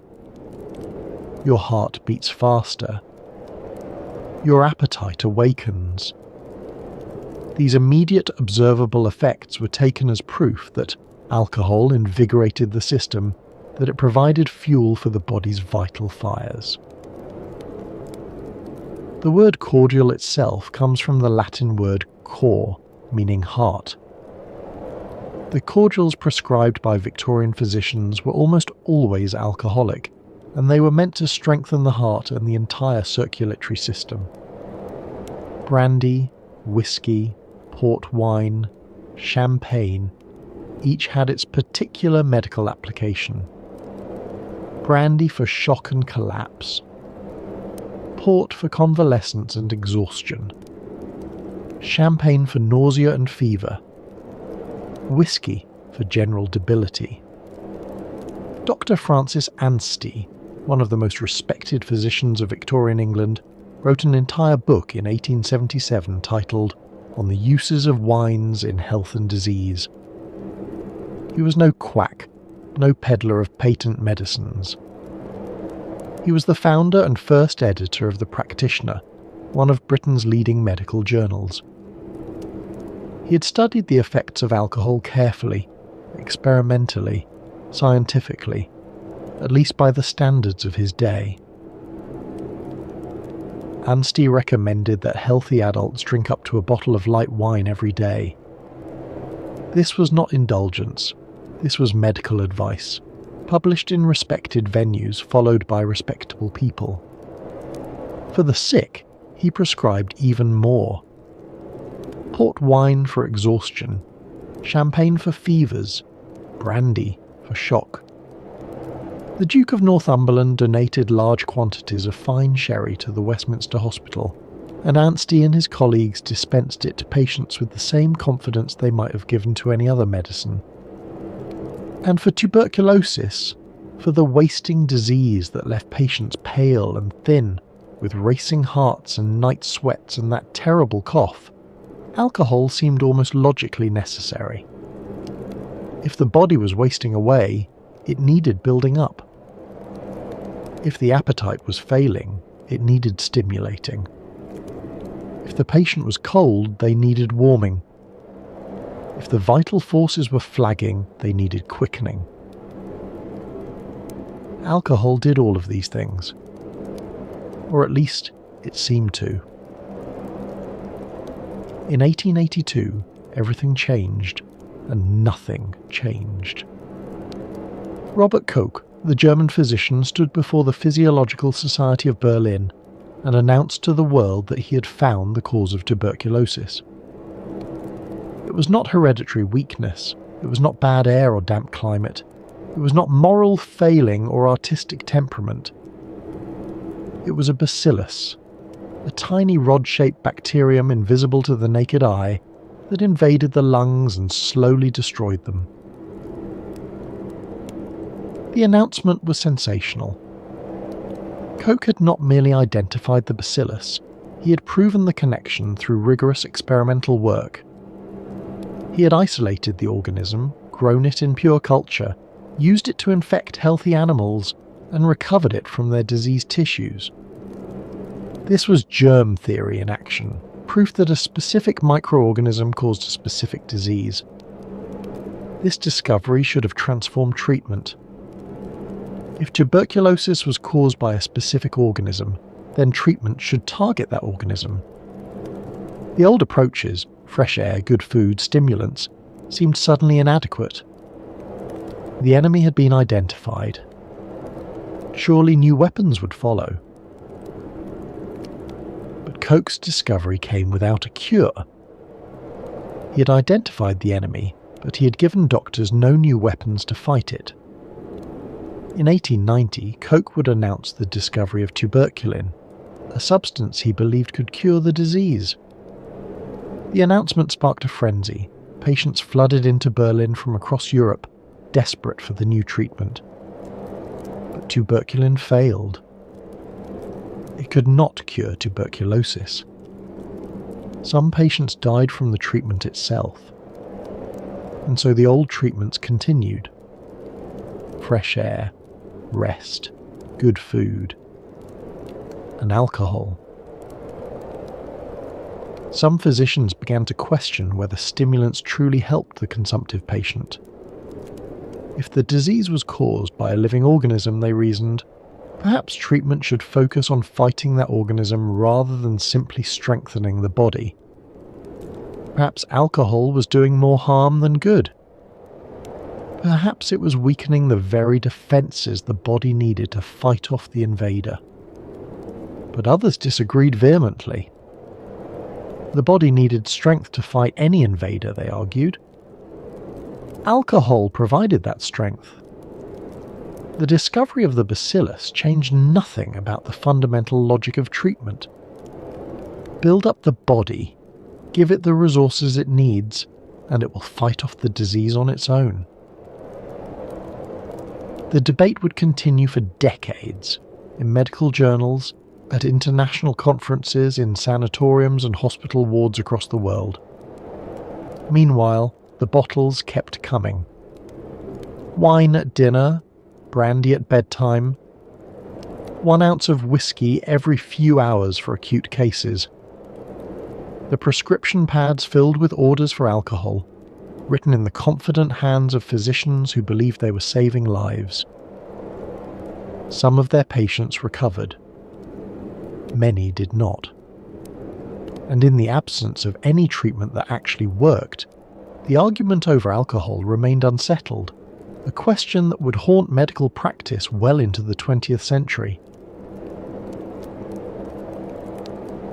The story of alcohol as tuberculosis medicine begins in many ways with a single man and a single conviction. Hermann Bremer was born in Silesia in 1826, into a world where tuberculosis was simply a fact of life.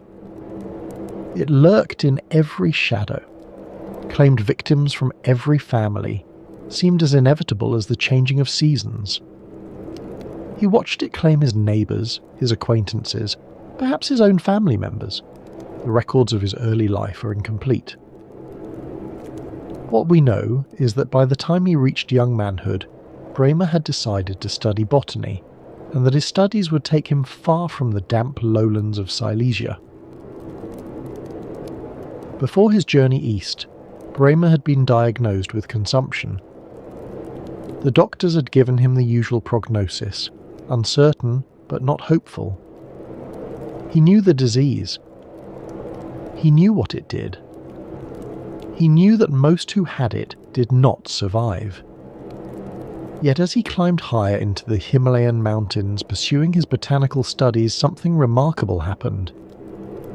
His cough began to fade. His strength returned. The thin, cold air that should have strained his damaged lungs seemed instead to heal them. By the time he came down from the mountains, months later, Bremer believed himself cured. This experience would shape everything that followed. Bremer became convinced that altitude was the key, that the low atmospheric pressure of the mountains, the dry, clean air, the absence of the miasmas that were thought to breed disease in lowland cities, all combined to create conditions in which tuberculosis could not survive. He had been dying. The mountains had saved him. Could they save others? He returned to Germany and enrolled in medical school, driven by this single question. His botanical studies were set aside. His life would now be devoted to understanding the disease that had nearly killed him, and to finding a way to defeat it. His doctoral dissertation, submitted in 1854, bore a revolutionary title: Tuberculosis is a curable disease. At a time when most physicians considered consumption a death sentence, Bremer argued that it could be defeated, not through medicines or surgery, but through what he called the dietetic hygienic approach. The elements of his treatment were simple: clean mountain air, regulated exercise, abundant nutrition, and alcohol. Why alcohol? Bremer's reasoning followed the medical logic of his time, but it also drew on his personal experience. In the high mountain villages of the Himalayas, he had observed that the inhabitants drank freely. Fermented beverages were part of their daily diet. He had done the same during his recovery. The alcohol, he believed, had stimulated his appetite, warming him against the mountain cold, helping his body take in the nourishment it needed to fight the disease. Wine and spirits would be central to his treatment, not incidental to it. In 1854, Bremer opened his sanatorium in Gerbersdorf, a small town in the mountains of what is now southwestern Poland.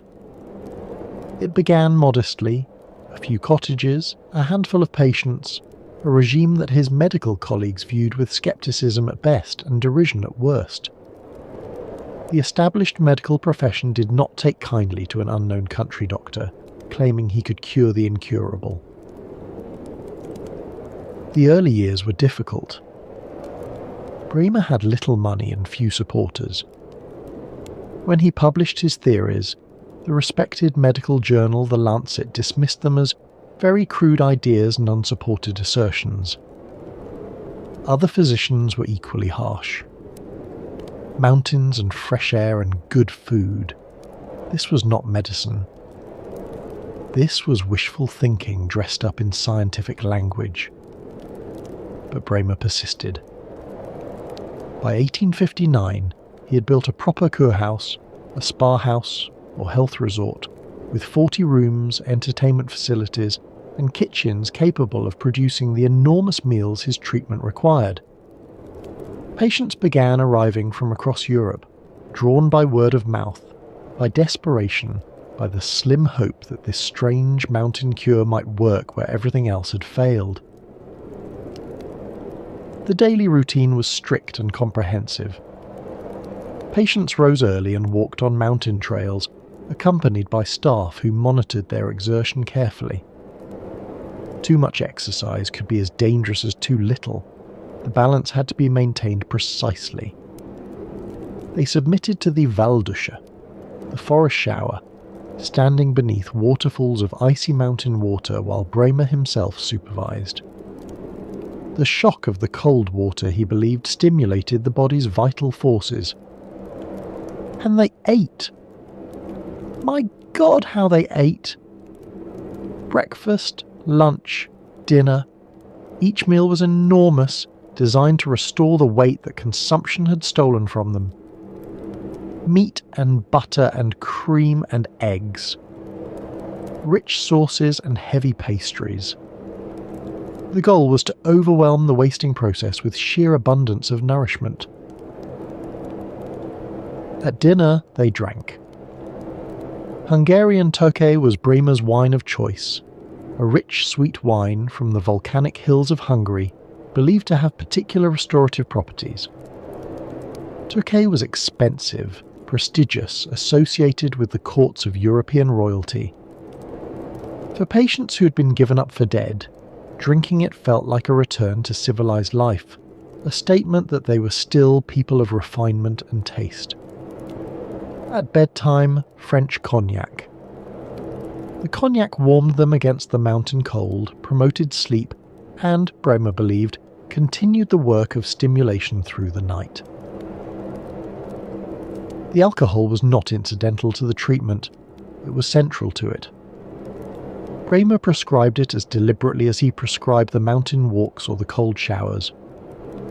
Wine stimulated the appetite, ensuring patients could consume the massive amounts of food his treatment required. Cognac warmed the blood and promoted restful sleep. Together, they provided what he called stimulation, a quickening of the vital forces that he believed necessary to fight the disease. And the results seemed to vindicate him. By 1869, Bremer had compiled statistics that seemed remarkable. He had treated 958 patients. only 4.8% had died, a mortality rate far below what other physicians were reporting. In an era when tuberculosis was considered a death sentence, Bramer appeared to be saving nearly 95% of his patients. Word spread through the medical world. Something remarkable was happening in the mountains of Silesia. Physicians who had dismissed Bramer's ideas began to reconsider. Patients who had been given no hope began making the journey to Gerbersdorf. By the 1870s, the sanatorium had grown to 300 beds, and similar institutions were beginning to appear across Europe. But there were problems with Bramer's statistics that he either did not see or chose not to acknowledge. First, his patients were not representative of all tuberculosis sufferers. They were, for the most part, people of means, wealthy enough to afford months of treatment at a private sanatorium, healthy enough to make the journey to the mountains in the first place. The desperately ill, the very poor, those in the advanced stages of the disease, these patients never arrived at Gerbersdorf. Bramer was treating a selected population, and his results reflected that selection. Second, his definition of success was generous. A patient who left the sanatorium feeling better, who had gained weight and stopped coughing, was counted as improved, or even cured. But tuberculosis is a disease of remissions and relapses. Patients who seem to recover might fall ill again months or years later. Bramer did not systematically track his patients after they left. He did not know how many of his cures eventually died of the disease elsewhere. Third, and most fundamentally, he had no control group. In modern medical research, we compare treatments to placebos or to alternative treatments to isolate the effect of what we're studying. Bramer compared his results to the general mortality of tuberculosis patients, but those patients were different in countless ways from his own. The mountain air, the rest, the food, the alcohol. Which of these was helping? Were any of them helping? Or were his patients simply those who would have recovered anyway? These questions were not seriously asked at the time. The science of clinical trials, of controlled experiments, of statistical analysis in medicine, these were all in their infancy. Bramer had numbers that looked impressive, and that was enough. What Bramer did not know, what no one knew, was that his statistics were incomplete in another way entirely. Many of the patients who left Gerbersdorf improved would relapse within months. The disease had not been cured, it had merely paused. The bacillus remained in their lungs, dormant perhaps, but not defeated. And when it awakened, they died, far from the mountains, uncounted in Bramer's triumphant statistics. And the alcohol that Bramer prescribed so confidently was doing something to their immune systems that would not be understood for another century. Among Bramer's patients in the early 1870s was a young physician named Peter Detweiler. Detweiler had come to Gerbersdorf not as a doctor, but as a dying man.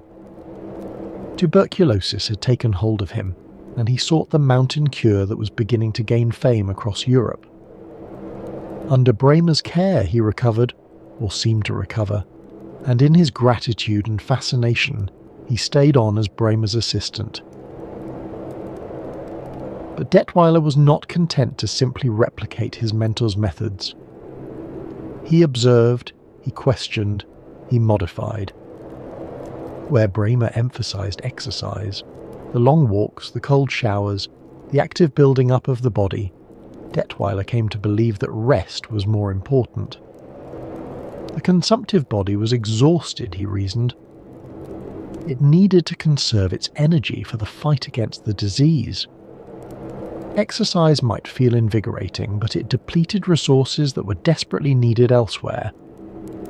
Where Bramer sent patients on long walks through the forest, Detweiler had them lie still on specially designed reclining chairs, wrapped in blankets, breathing the mountain air without exertion.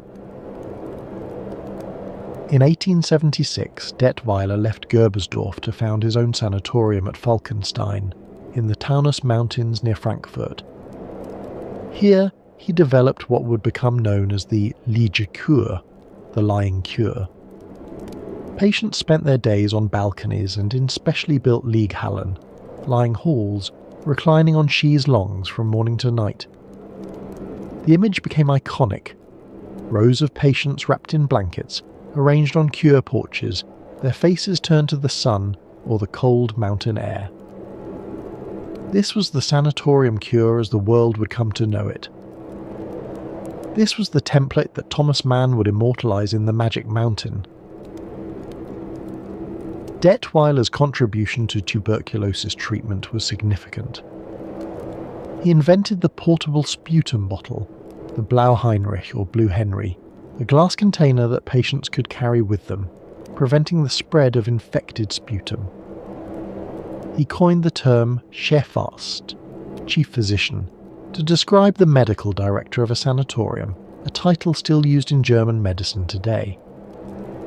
By 1886, he could report that 132 of his 1,022 patients had been completely cured.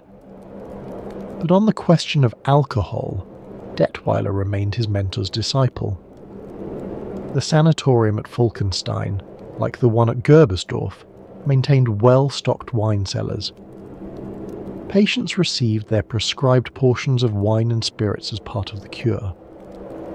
The tradition had been established, and Detweiler saw no reason to break from it. As the sanatorium movement spread across Europe, alcohol came with it. In Switzerland, where Thomas Mann would later set his great novel, Sanatoriums rose in the Alps around Davos. Their dining halls were described as resembling grand hotels, with ceremonial dinners supplied from well-stocked cellars. Wine with meals was simply part of the routine, as expected as the mountain air and the afternoon rest. The logic remained the same across all these institutions.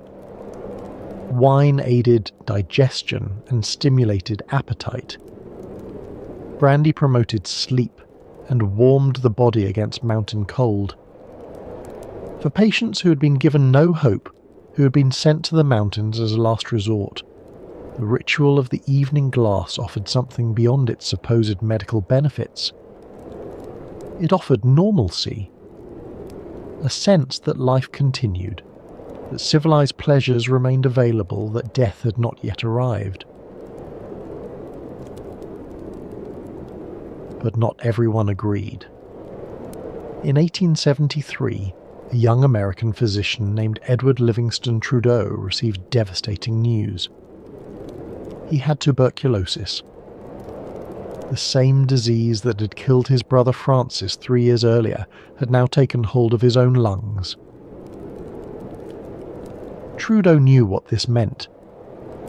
He had watched Francis die, had sat at his bedside through the final months, had seen the coughing and the blood and the slow wasting that consumption brought. Now it was his turn. He was 25 years old.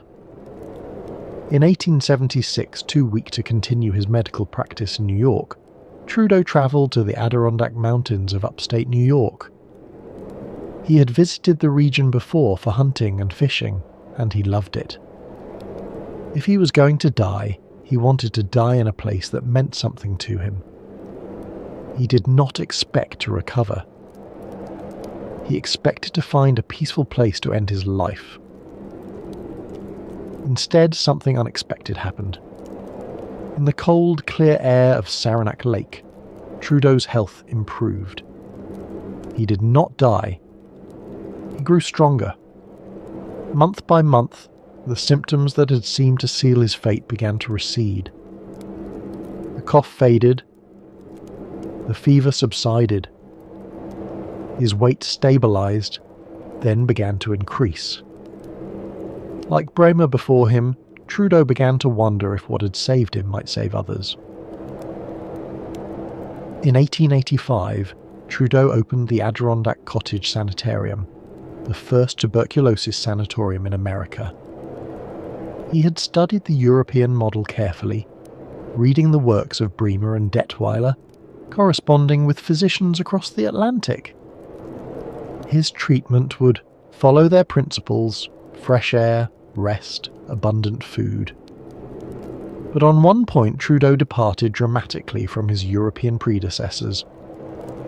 At Saranac Lake there would be no wine cellars, no brandy at bedtime, no Hungarian Tokay with dinner. Trudeau maintained what one historian described as a strict code of personal behaviour that prohibited drinking, smoking and cursing. His patients ate several large meals a day, drank at least 3 glasses of milk, and followed a rigorous schedule of rest and graduated exercise. But alcohol was forbidden. Why did Trudeau reject what his European colleagues accepted? The historical record does not give us a definitive answer. Perhaps he was influenced by the temperance movement that was gaining strength in America during this period. Perhaps he observed something in his patients that made him doubt alcohol's benefits. Perhaps it was simply a matter of personal conviction. Trudeau was known to be a man of strong moral principles. What we know is that Trudeau's approach worked, or at least worked as well as any treatment of the era. The Adirondack Cottage Sanatorium became famous, attracting patients from across America and beyond. By the 1890s, the medical profession was at war with itself over alcohol. The battleground was not just tuberculosis. It was the entire question of whether alcohol had any legitimate place in medical treatment at all. But tuberculosis, as the deadliest disease of the age, became one of the most contested territories. On one side stood physicians like James Barr, who in 1905 addressed the British Medical Association with specific recommendations for alcoholic treatments. Champagne for bilious patients who had vomited. Port wine for long convalescence. Brandy for cases of shock. These were not folk remedies. They were the considered opinions of respected medical men, published in the most prestigious journals of the day.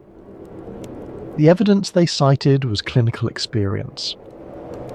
At Belvedere Hospital in Glasgow during the typhus epidemic of 1861 and 62, physicians had administered over 62,000 ounces of wine, 8,000 ounces of whiskey, and 2,000 ounces of brandy. Patients had recovered. The alcohol, they believed, had helped. On the other side stood a growing coalition of skeptics, reformers and temperance advocates. The British Medical Temperance Association, founded in 1876, was composed entirely of physicians who had sworn off alcohol entirely. By 1898, its membership had reached nearly 900 practitioners. These doctors argued that alcohol's apparent benefits were illusory. Yes, it warmed the skin, but only by drawing blood away from the vital organs.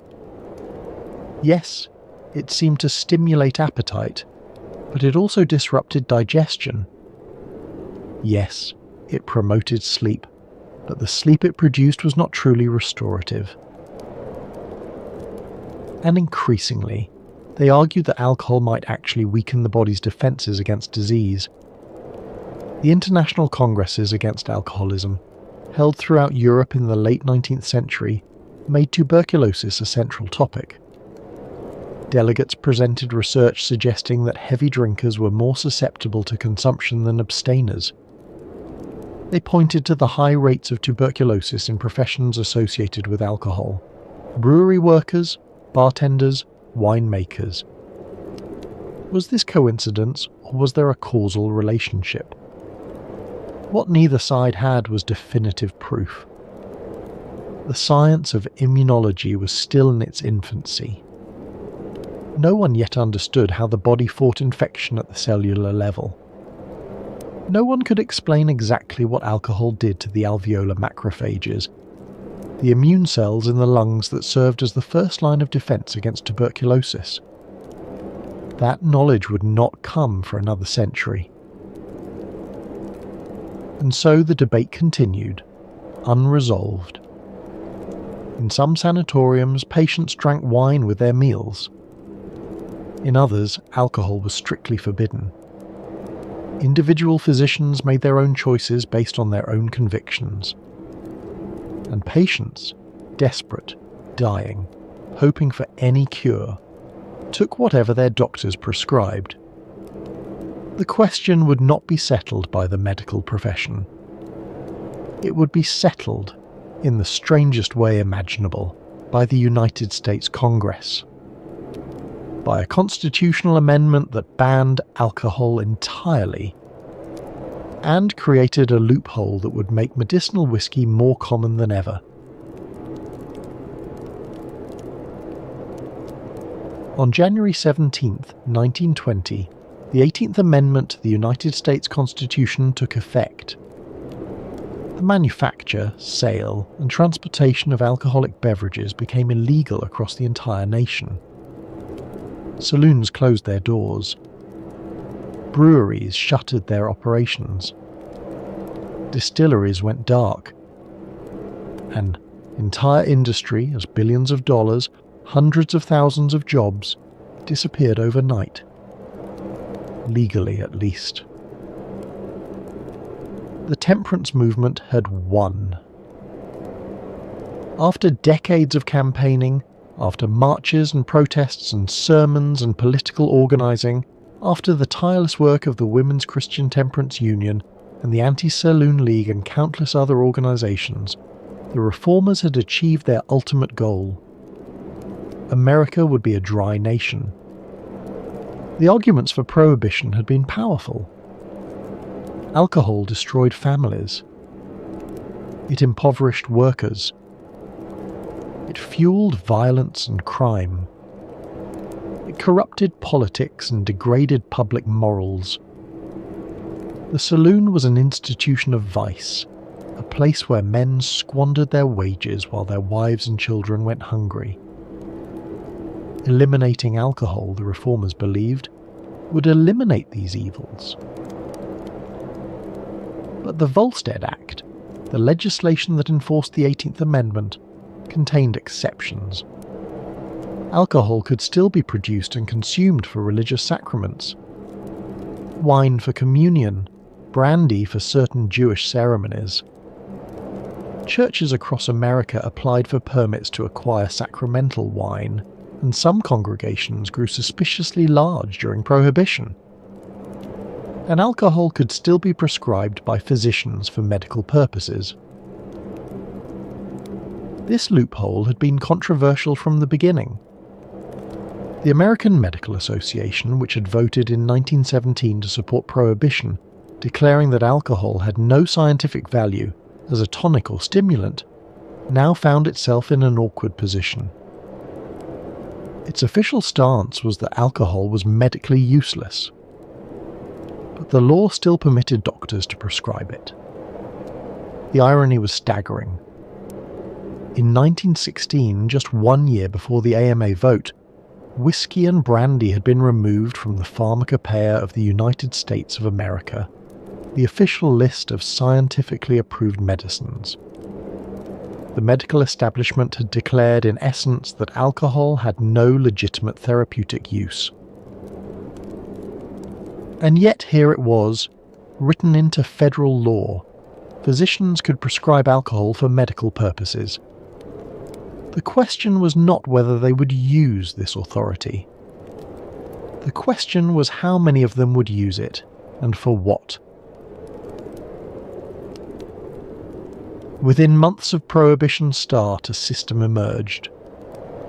The Treasury Department, which was responsible for enforcing the Volstead Act, issued special numbered and watermarked prescription pads to licensed physicians.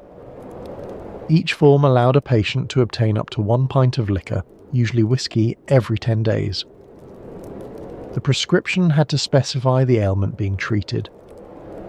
The pharmacist had to record each transaction in a bound register.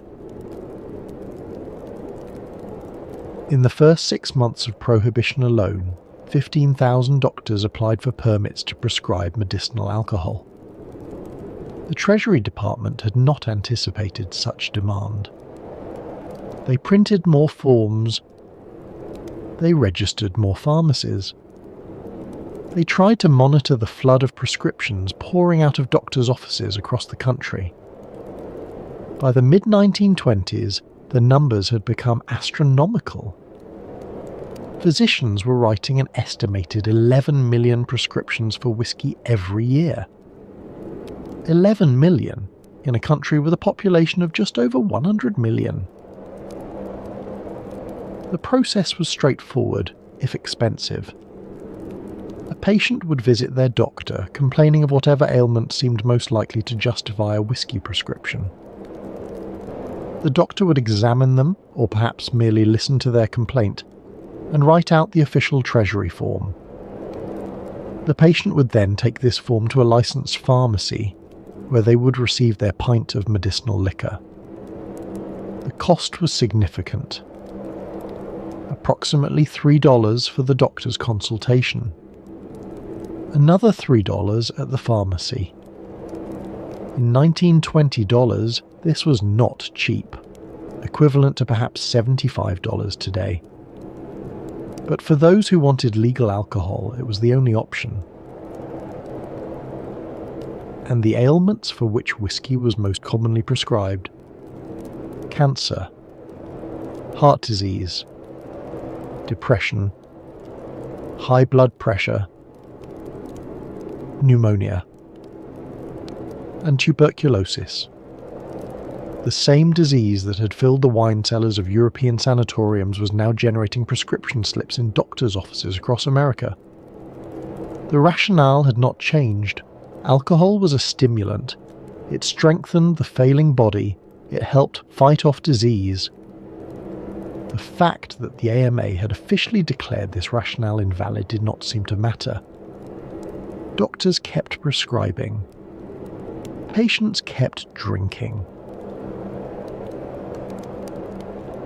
In 1922, the AMA conducted a survey of its members. The results were revealing and embarrassing. Despite having voted just 5 years earlier that alcohol had no scientific value as a stimulant or tonic, 51% of responding physicians now said they believed in the therapeutic efficacy of whiskey. The official position and the actual practice had diverged dramatically. How did this happen? How did thousands of physicians reverse themselves on a question they had supposedly settled? Some of the change may have been genuine reconsideration. The 1917 vote had been contentious. Not all physicians had agreed. Perhaps the dissenters were simply making their voices heard now that the question had practical consequences. Some may have been rationalization, doctors justifying a profitable practice by rediscovering alcohol's supposed benefits. A physician who wrote 50 whiskey prescriptions a week could earn an additional $150 in consultation fees. In an era when a typical doctor's income was perhaps $5,000 a year, this was significant money. It would be natural to find reasons to believe in the treatment you were prescribing. And some was undoubtedly cynical exploitation. The Prohibition era was rife with physicians who ran what amounted to prescription mills, writing whiskey scripts for anyone who walked through the door with $3 in their pocket. They did not examine their patients. They did not believe in the treatment. They simply wrote prescriptions and collected fees. The Treasury Department tried to crack down. They limited the number of prescriptions a physician could write. They investigated doctors who seemed to be running mills. They revoked permits from the most egregious offenders. But the demand was too great, and the loophole too large to be effectively controlled. Note: from here forward, no more visual cues. Video switches to ambient loop for sleep optimization. The drugstore chain, Walgreens, expanded from 20 stores to 525 during the 1920s. Company legend attributed this growth to the introduction of malted milkshakes at its soda fountains. Historians have suggested that medicinal alcohol sales may have played a more significant role. Whether the doctors who prescribed whiskey for tuberculosis genuinely believed in its efficacy, or whether they were simply taking advantage of a profitable loophole, is a question that cannot be definitively answered. Probably the answer varied from physician to physician, patient to patient, prescription to prescription. Time was ambiguous. The line between medicine and commerce is never as clear as we might wish. For American tuberculosis sanatoriums, prohibition created a peculiar situation. Unlike the grand European establishments with their wine cellars and ceremonial dinners, most American sanatoriums had already moved away from alcohol as part of treatment. Trudeau's example at Saranac Lake had been influential. The emphasis on rest, fresh air, and abundant food, without stimulants, had become the American standard. Milk, not wine, was the beverage of choice. But some institutions still provided alcohol to patients who requested it. Some physicians still believed in its therapeutic value. And now, under prohibition, these practices became legally complicated. Sanatoriums that wished to provide alcohol to patients needed special permits. Their physicians needed to write individual prescriptions for each patient who received it. The paperwork multiplied. The scrutiny increased. Federal agents might inspect the records at any time. For many institutions, the solution was simple: eliminate alcohol entirely. The therapeutic benefits, if any, were not worth the administrative burden. By the 1920s, most American sanatoriums had adopted strict rules prohibiting alcohol on the premises. This represented a significant shift from European practice. While patients at Davos still received wine with their meals, while the sanatoriums of the Black Forest and the Alps maintained their well-stocked cellars, patients at Saranac Lake and its imitators lived under something closer to the temperance ideal. The sanatorium, which had begun as a place where alcohol was prescribed, became a place where it was forbidden. Whether this made any difference to patient outcomes is difficult to say. Tuberculosis remained stubbornly incurable. With or without alcohol, patients either recovered spontaneously or they didn't. The disease followed its own logic, indifferent to the debates that raged around it. Some patients resented the restriction. They had been drinking all their lives. Why should they stop now, when they were sick and miserable and might be dying? The evening glass of wine had been one of the few pleasures remaining to them. Now even that was taken away.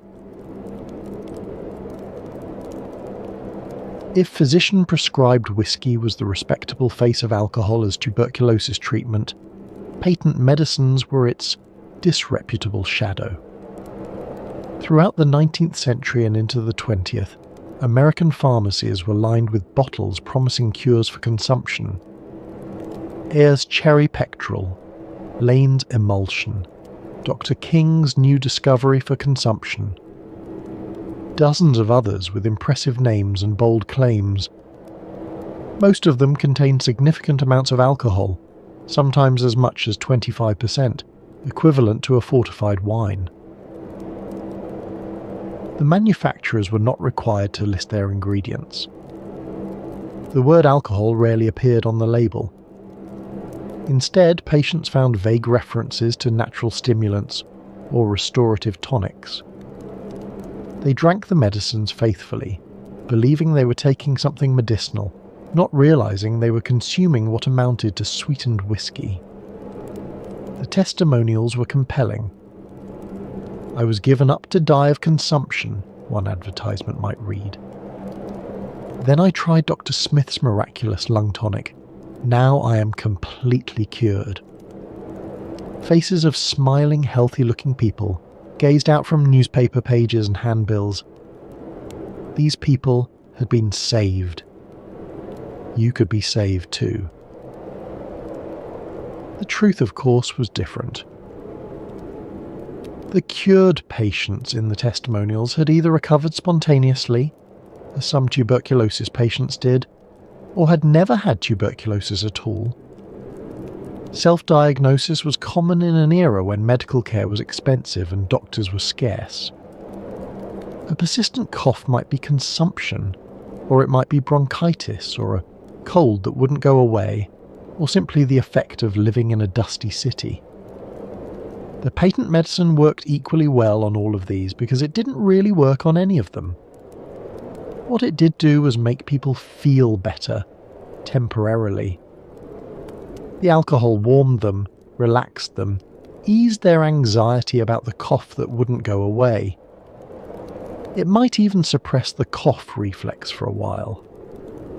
These effects were real if fleeting.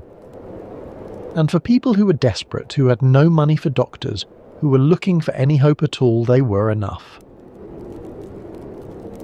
In 1906, the Pure Food and Drug Act began to change things. Manufacturers were now required to list alcohol and narcotic content on their labels. The most extravagant claims had to be toned down. You could no longer advertise that your product cured tuberculosis if it didn't actually cure tuberculosis. But the medicines themselves remained available, and patients kept buying them. The labels now said contains 18% alcohol, but many patients did not read the labels or did not understand them or did not care. They wanted to believe. And belief, even misplaced belief, was sometimes all they had. As the 1920s gave way to the 1930s, something was changing in how scientists thought about tuberculosis, immunity, and alcohol. The connection between heavy drinking and tuberculosis had been observed for decades. Alcoholics seemed to contract the disease more often than moderate drinkers or abstainers.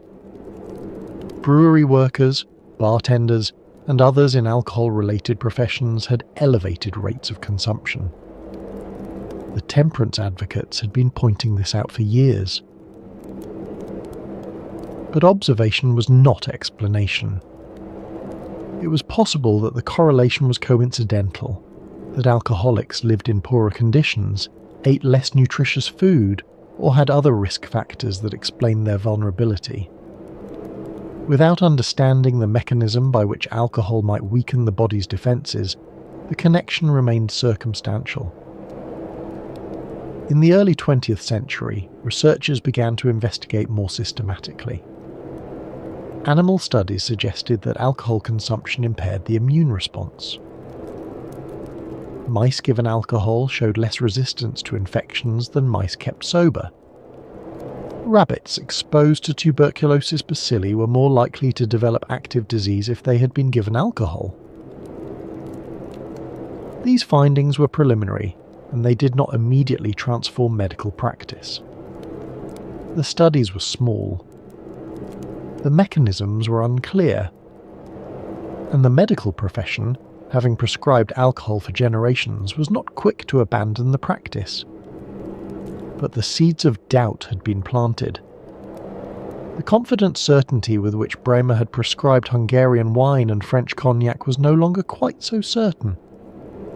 The question that had divided doctors for decades, whether alcohol helped or harmed the tuberculosis patient, was beginning to have an answer. It would take the discovery of effective antibiotics to finally end the debate. When streptomycin arrived in the 1940s, followed by isoniazid and other anti-tubercular drugs, the question of whether alcohol was a good or bad treatment became irrelevant. There was now a treatment that actually worked. The era of stimulants and rescuers was over. But the legacy of the whiskey prescription would linger, time one's, in the attitudes of physicians toward alcohol, in the regulations that still govern prescription drugs, and in the ongoing relationship between alcohol and tuberculosis, a relationship that modern science has finally begun to understand. We now know something that Hermann Bremer and his contemporaries could not have known, something that would have horrified them if they had.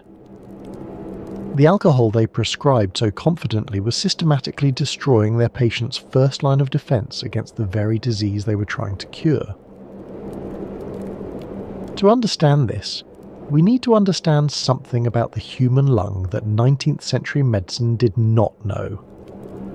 The lung is not merely a passive organ for breathing. It is not simply a set of bellows that draws in air and pushes it out again. It is an immunological fortress, guarded by specialized cells that stand watch against any invaders that make it past the nose and throat. These guardian cells are called alveolar macrophages. They patrol the tiny air sacs, the alveoli, where oxygen enters the bloodstream and carbon dioxide exits. These are microscopic spaces, invisible to the naked eye, where the barrier between the air we breathe and the blood that sustains us is only a single cell thick. It is a vulnerable place, and the macrophages are its defenders. When a bacterium enters the lungs, when a tuberculosis bacillus rides in on a droplet of infected sputum, expelled by a coughing patient and inhaled by someone nearby, it is the alveolar macrophages that mount the first counterattack. They engulf the invader. They try to destroy it. They send out chemical signals to summon reinforcements from elsewhere in the immune system. This first response is critical. If the macrophages can contain and destroy the bacillus before it establishes a foothold, the infection is defeated. If they cannot, if the bacillus survives, multiplies, spreads, then tuberculosis takes hold. Alcohol impairs these cells. Not subtly, not slightly, profoundly. Studies conducted in the late 20th and early 21st centuries have revealed the mechanism in devastating detail. Chronic alcohol consumption reduces the number of alveolar macrophages in the lungs. It weakens the ones that remain, making them less efficient at engulfing and destroying bacteria. It disrupts the complex signaling pathways by which these cells communicate with the rest of the immune system. It increases oxidative stress in the alveolar space, creating conditions that favour bacterial growth.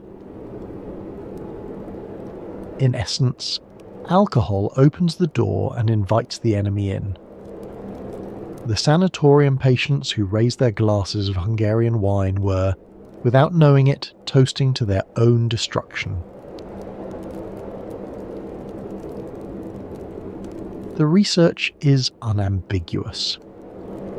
A systematic review of 43 studies published in the early 2000s found that alcohol use disorder is associated with a relative risk of tuberculosis more than 3 times higher than in the general population.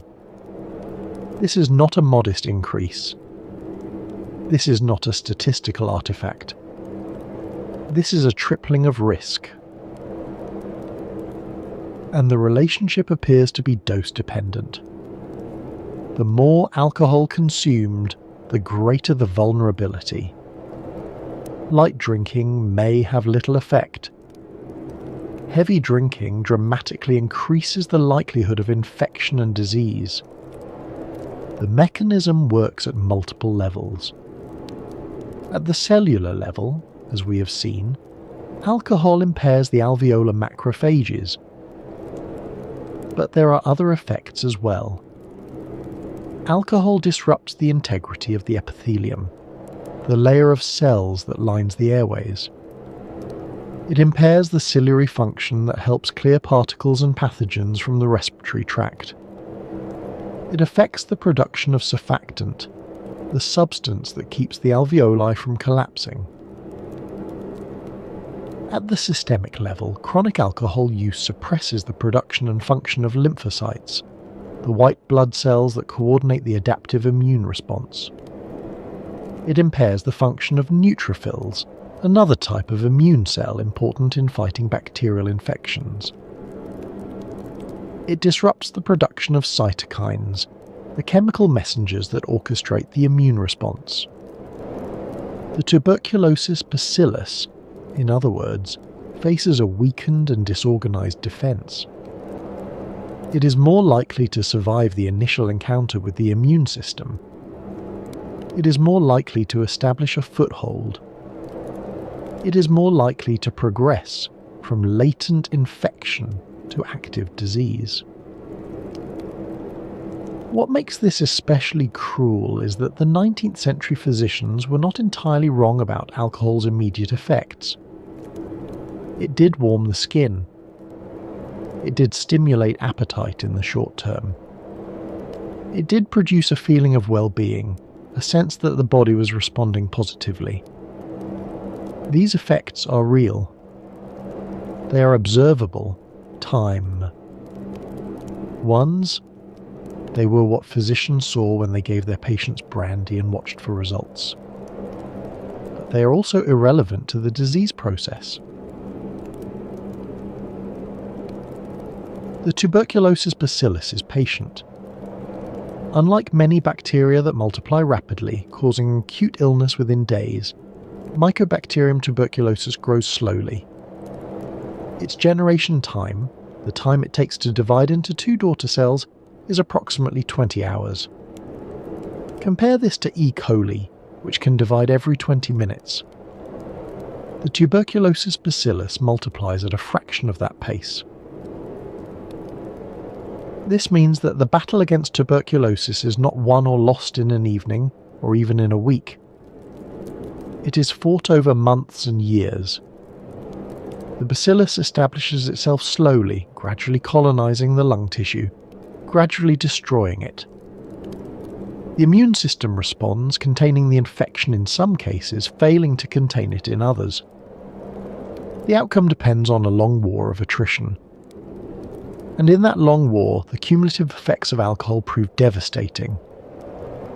A glass of wine at dinner, a cognac at bedtime, these might seem like small things. The immediate effects fade within hours, but the damage to the immune system accumulates. Day after day, week after week, the macrophages are a little less numerous, a little less effective. The signals between immune cells are a little more garbled. The defense against the bacillus is a little weaker. The sanatorium patients who drank their prescribed alcohol were not doing something that might harm them in a single moment. They were doing something that weakened them gradually over the course of their treatment. Each glass was another small defeat in the invisible war being waged within their lungs. And they had no idea. How could they? The immune system works in silence, beneath the threshold of consciousness. We cannot feel our macrophages working. We cannot sense the battle between our white blood cells and invading bacteria. All we can feel is the warmth of the wine, the relaxation of the cognac, the gentle drowsiness that precedes sleep. The doctors who prescribed alcohol were not villains. They were working within the knowledge of their time, following the best available evidence as they understood it. They watched some of their patients improve, and they attributed that improvement to their treatment. They could not see the invisible damage being done at the cellular level. They could not know what we know now. The individual cellular mechanisms tell only part of the story. The broader picture, the population-level relationship between alcohol and tuberculosis, is equally stark.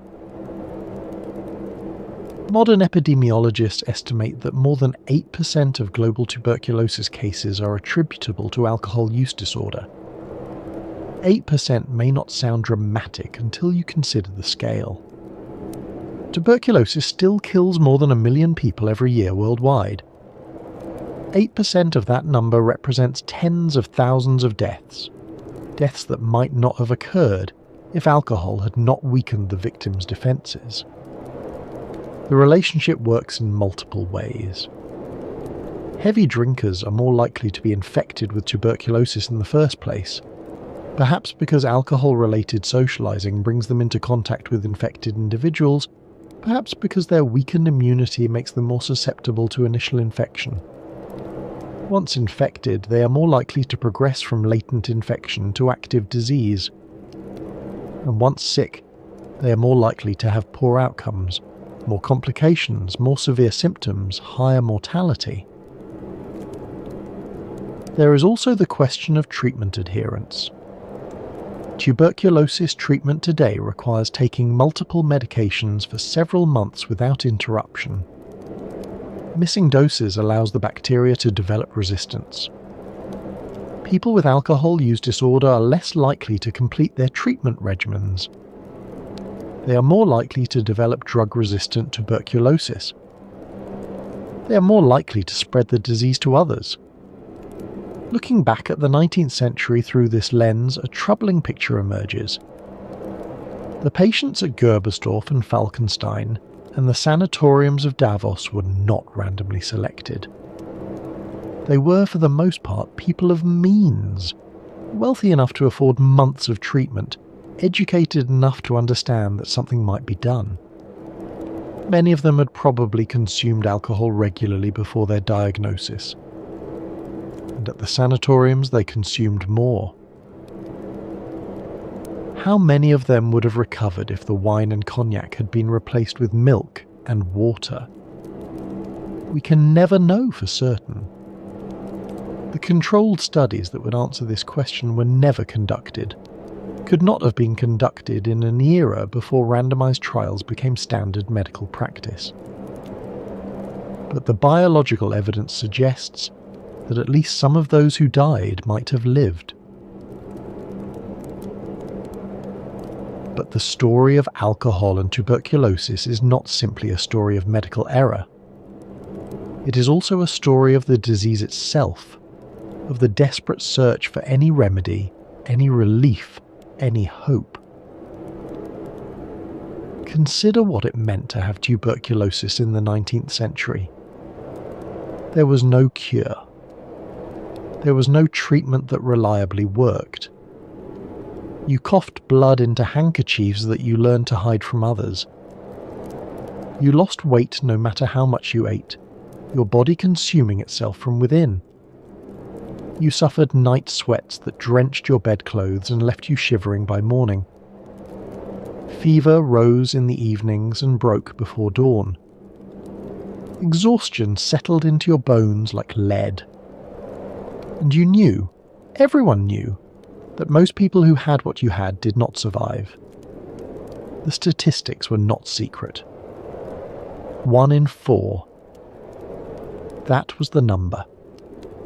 1/4 of all deaths in the cities of Europe and America. You had seen it claim neighbours and friends and family members. Now it was claiming you. In that context, alcohol offered something that pure medical logic cannot capture. It offered comfort. A glass of wine at dinner restored a sense of normalcy, a feeling that civilized life continued even as the body failed. The warmth spreading through the chest felt like health, felt like life, felt like perhaps things might not be as bad as they seemed. A glass of cognac at bedtime brought sleep, or at least a gentler transition into the night. It softened the sharp edges of fear, dulled the awareness of what was happening within. In an era before palliative care as we know it, before morphine drips and hospice philosophy, before the modern understanding that comfort care is itself a form of medicine, alcohol was one of the few tools available to ease the dying. Laudanum was available, certainly, opium mixed with alcohol, but it was expensive and carried its own risks of dependency. Wine and brandy were familiar, socially acceptable, prescribed by physicians with complete confidence. We should not underestimate this. The quality of the remaining life matters as much as its quantity. For patients who were going to die regardless of treatment, and many tuberculosis patients in the pre-antibiotic era fell into this category, the comfort provided by a glass of wine may have been worth more than any marginal change in immune function. There is something cruel about judging the dying for seeking comfort. These were people who had been given no hope, who knew that the most likely outcome of their illness was death, who faced months or years of slow decline. If wine made those months more bearable, who are we to condemn them for drinking it? The problem was that doctors did not prescribe alcohol as palliation. They prescribed it as treatment. They told their patients it would help them recover, not merely help them die more peacefully.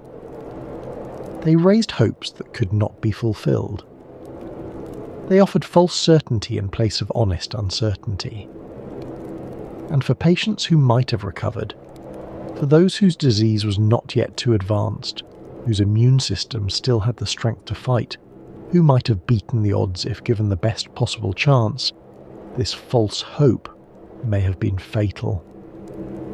The alcohol weakened them at precisely the moment they needed strength. It opened doors that should have remained closed. We have spoken much of doctors and their prescriptions, of debates among physicians and the evolution of medical knowledge. But we have spoken less of the patients, the men and women who actually drank the wine and whiskey, who trusted their physicians and hoped for recovery. What was it like to be a tuberculosis patient in an era when alcohol was medicine? The accounts that survive suggest a complex experience. For some patients, the prescribed alcohol was a welcome indulgence, a reminder of life before illness, of dinners with friends and celebrations and ordinary pleasures. The glass of wine at dinner tasted like the world they had left behind, the world of health and possibility. It brought back memories of better times, and in bringing them back it made the present more bearable. For others, particularly those who had never been drinkers, the prescribed alcohol was an uncomfortable obligation, something they forced down because the doctor ordered it, not because they wanted it. The taste was unfamiliar, the effects disorienting. They drank it as they might have drunk any other medicine, grimacing perhaps, but trusting that it would help. At the grand sanatoriums, the evening meal with its accompanying wine took on an almost ritualistic quality. Patients dressed for dinner in their finest clothes, those who could still fit into them. They gathered in elegant dining rooms with crystal chandeliers and white tablecloths. They made conversation about art and politics and the news from distant cities. They maintained the forms of civilized society even as their bodies failed them. The wine was part of this performance, a way of insisting that they were still people, not merely patients, not merely the dying. To drink wine at dinner was to participate in ordinary life, to refuse to be defined entirely by disease. It was an act of dignity, of defiance, of hope. Some found genuine comfort in it. The warmth of the alcohol, the softening of anxiety, the easier sleep that followed, these were real benefits, even if they did nothing to cure the underlying disease. The night was less frightening after a glass of cognac. The darkness seemed less absolute. Sleep came more easily, and when it came, it brought respite from the constant awareness of illness. In an era without effective pain management, without the sophisticated palliative care we know today, alcohol served a function that pure medical logic cannot dismiss. It eased suffering. It provided moments of peace. It made the unbearable a little more bearable. Others became dependent. The line between medical prescription and addiction is not always clear, and 19th century medicine did not police it carefully. Patients who arrived at sanatoriums as moderate drinkers sometimes left, if they left at all, thus as heavy ones. The disease gave them permission. The doctors gave them prescriptions. The bottles kept coming, day after day, week after week. The progression from medical treatment to dependency was subtle and insidious. First, the wine at dinner. Then perhaps a glass in the afternoon when the anxiety became too much. Then the cognac at bedtime extended from 1 glass to 2. By the time a patient realised what was happening, the habit was established. And who would tell a dying person to stop drinking when drinking had been prescribed by their physician? How many tuberculosis patients developed alcohol problems as a result of medical treatment?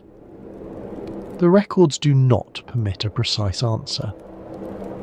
This was not a question that 19th century physicians thought to ask, and even if they had asked it, they might not have recognised the problem.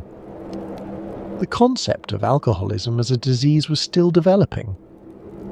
The line between acceptable medical use and problematic dependency was blurred. But the question itself reveals something about the era, about the unintended consequences that flow from even well-intentioned medical practice. The doctors who prescribed alcohol believed they were helping their patients. In some ways, perhaps they were. In other ways, they were creating new problems even as they failed to solve the original one. Among the tuberculosis patients of the 19th and early 20th centuries were many of the era's most celebrated writers and artists. And among these, alcohol often played a complex role, sometimes prescribed, sometimes self-administered, always intertwined with the creative work that made them famous. Consider Edgar Allan Poe, who watched his young wife Virginia cough blood while singing in 1842, and who spent the next 5 years watching her die. Virginia was only 20 years old when the hemorrhage began, and she would die at 24. Poe's drinking intensified dramatically during this period. By his own admission, he was often insensible with alcohol, disappearing for days at a time, reappearing dishevelled and disoriented. Was this self-medication for his grief? Was it a response to his own suspected tuberculosis? Some historians believe Poe showed symptoms of the disease himself. Was it simply the continuation of earlier patterns, exacerbated by unbearable circumstances? The historical record allows no certain answer. What we know is that the years of Virginia's illness and death were the darkest of Poe's life, and that alcohol was deeply involved. Robert Louis Stevenson, at Saranac Lake and throughout his short life, maintained his habits despite medical advice to the contrary. He smoked, reportedly 4 packs of cigarettes a day, and drank freely. He pushed himself physically, travelling to the South Seas when doctors advised against it, living as though the disease might be outrun rather than accommodated. He befriended his physician Trudeau, engaging in long conversations about literature and medicine, but he never fully submitted to the discipline the sanatorium required. He died at 44, far from the Adirondack Mountains that had offered temporary respite.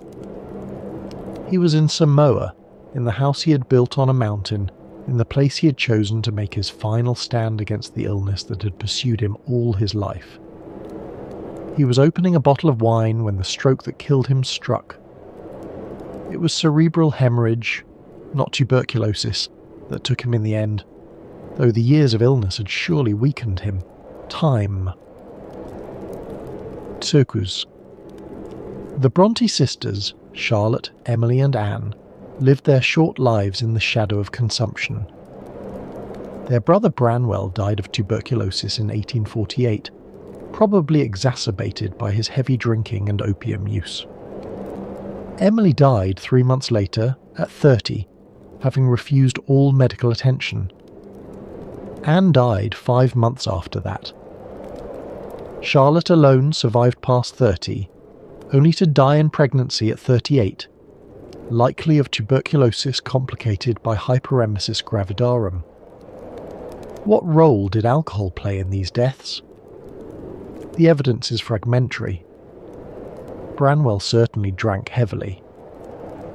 The sisters themselves were more temperate, though patent medicines containing alcohol were commonly used. The disease would have taken them regardless.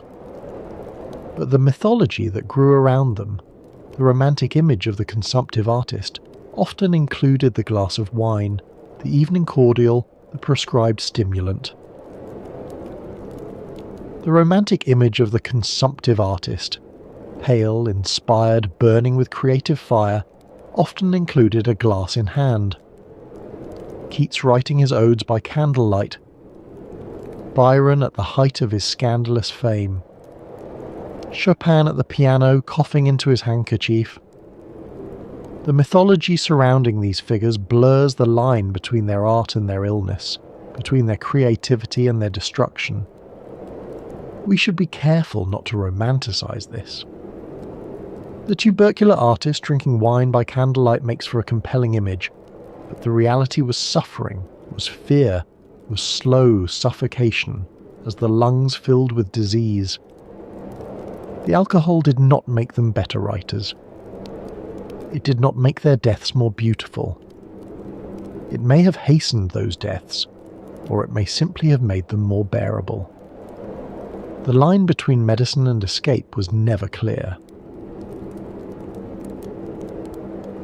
When the sanatoriums closed and the antibiotics arrived, something was lost along with the wine cellars and the cure porches. It was not medical efficacy. The antibiotics were unquestionably better at treating tuberculosis than anything that came before. Streptomycin, discovered in 1943, could actually kill the tuberculosis bacillus. Isoniazid, introduced in 1952, was even more effective. For the first time in human history, tuberculosis was curable, not through rest and diet and wishful thinking, but through chemical compounds that attack the disease at its source. The sanatoriums emptied. Time thus speeds. Patients who had expected to spend months or years in the mountains went home after weeks. The grand buildings that had been filled with the dying became hotels, or were converted into schools, or simply stood empty, their cure porches vacant, their wine cellars silent. It was something harder to name that was lost.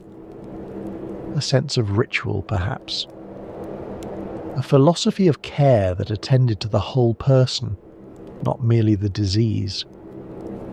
The sanatorium had been a place where patients lived for months or years, where their daily routines were structured around healing, where the doctors knew them by name and monitored their progress week by week.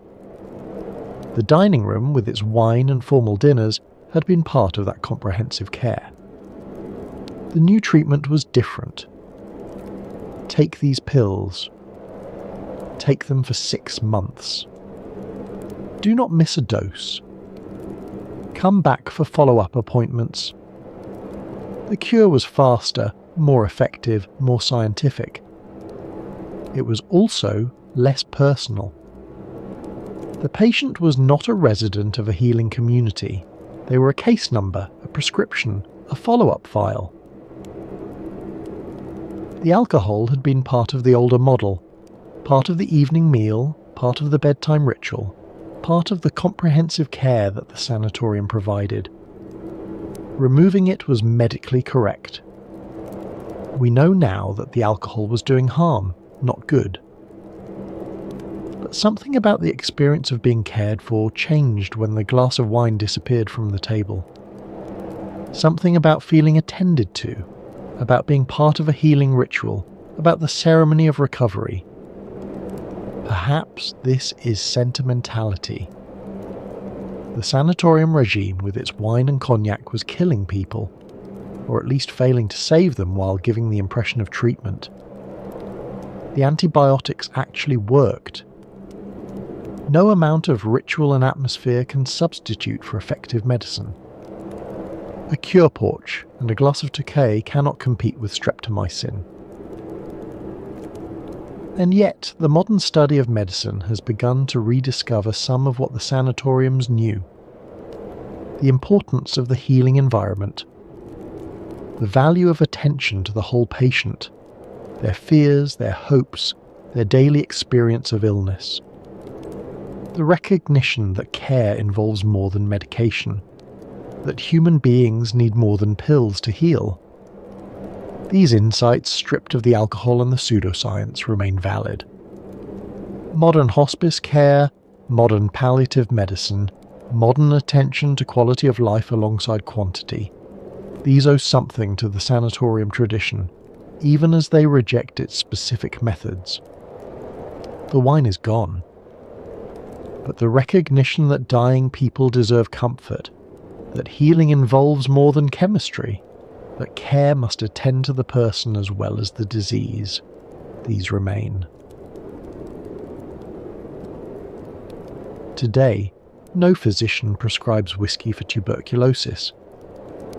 The practice has passed so completely into history that it seems almost unbelievable, a curiosity from another age, like bloodletting or trepanning.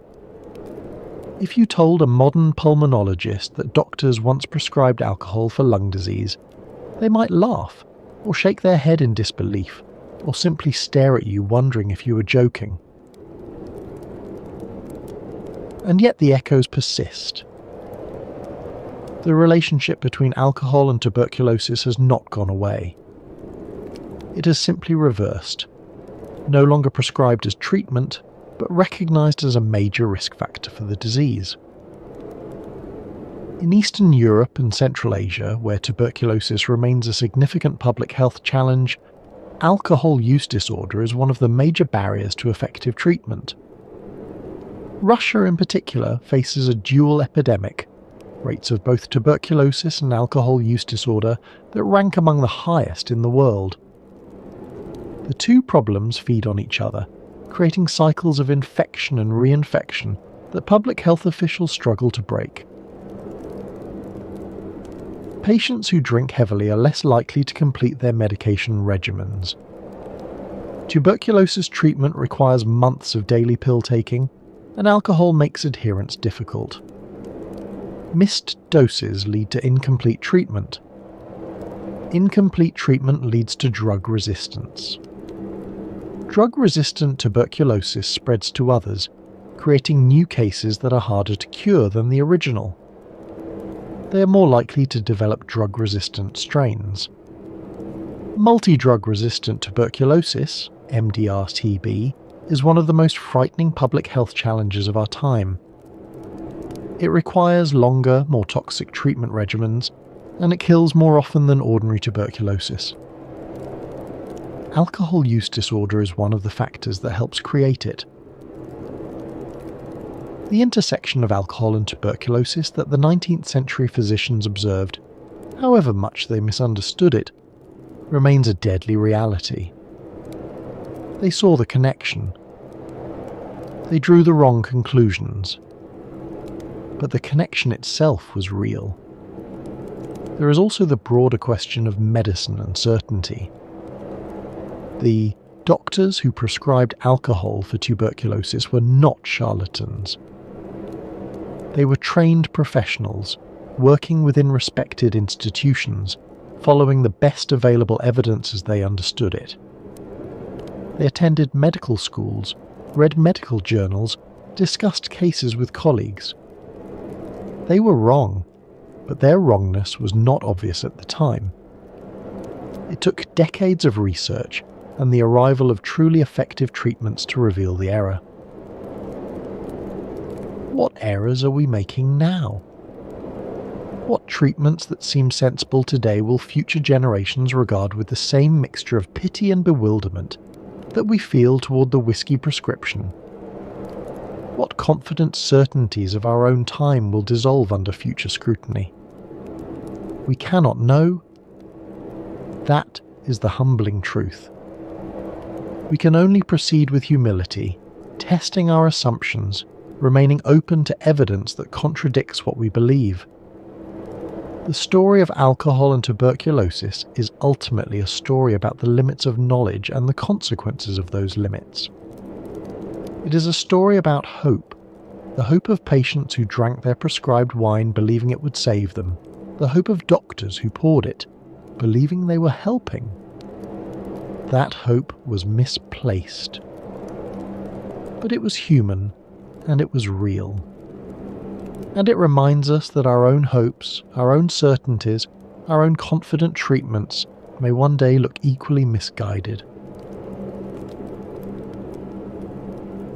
Let us pause now and consider what we have witnessed tonight. Let the weight of this history settle as the snow settles on the mountains where so many came seeking cures. We began in the mountains of Silesia in 1875, in a sanatorium where tuberculosis patients raised glasses of Hungarian wine and believed they were being healed. We met Hermann Bremer, the young man who came down from the Himalayas convinced that he had found the cure for consumption. We saw him build his sanatorium, establish his reputation, publish his statistics. Those statistics that seemed so impressive at the time, that convinced physicians across Europe that something miraculous was happening in the mountains. We followed his disciple Peter Detweiler, who refined the cure, rest instead of exercise, the lying cure instead of the walking cure, but kept the wine. The tradition was established, and Detweiler saw no reason to question it. We travelled to Davos, where the sanatoriums rose in the Swiss Alps with their wine cellars and their ceremonial dinners.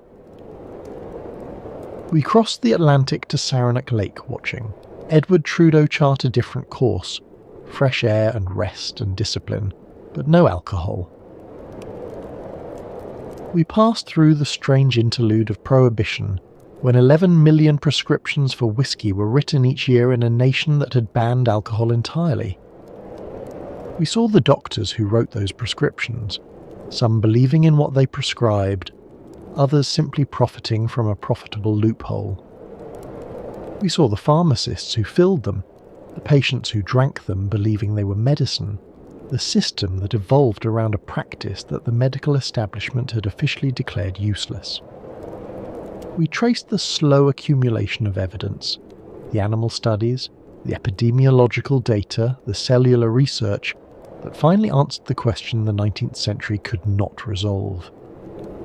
We learned what alcohol does to the alveolar macrophages, those silent guardians of the lung, and how that damage translates into a tripling of tuberculosis risk. We understood at last what the patients at Gerbesdorf could never have understood, what each glass of prescribed wine was doing to their chances of survival. And we arrived at our own time, when the relationship between alcohol and tuberculosis is understood as it never was before, when no reputable physician would dream of prescribing whiskey for consumption, when the practice has passed so completely into history that it seems almost unbelievable. This is not a simple story of heroes and villains. The doctors who prescribed alcohol were not evil. They were working within the knowledge of their time. The reformers who opposed them were not always right for the right reasons. Science advanced not through moments of revelation, but through the slow, painful accumulation of evidence over decades. What does this story tell us about medicine, about science, about ourselves?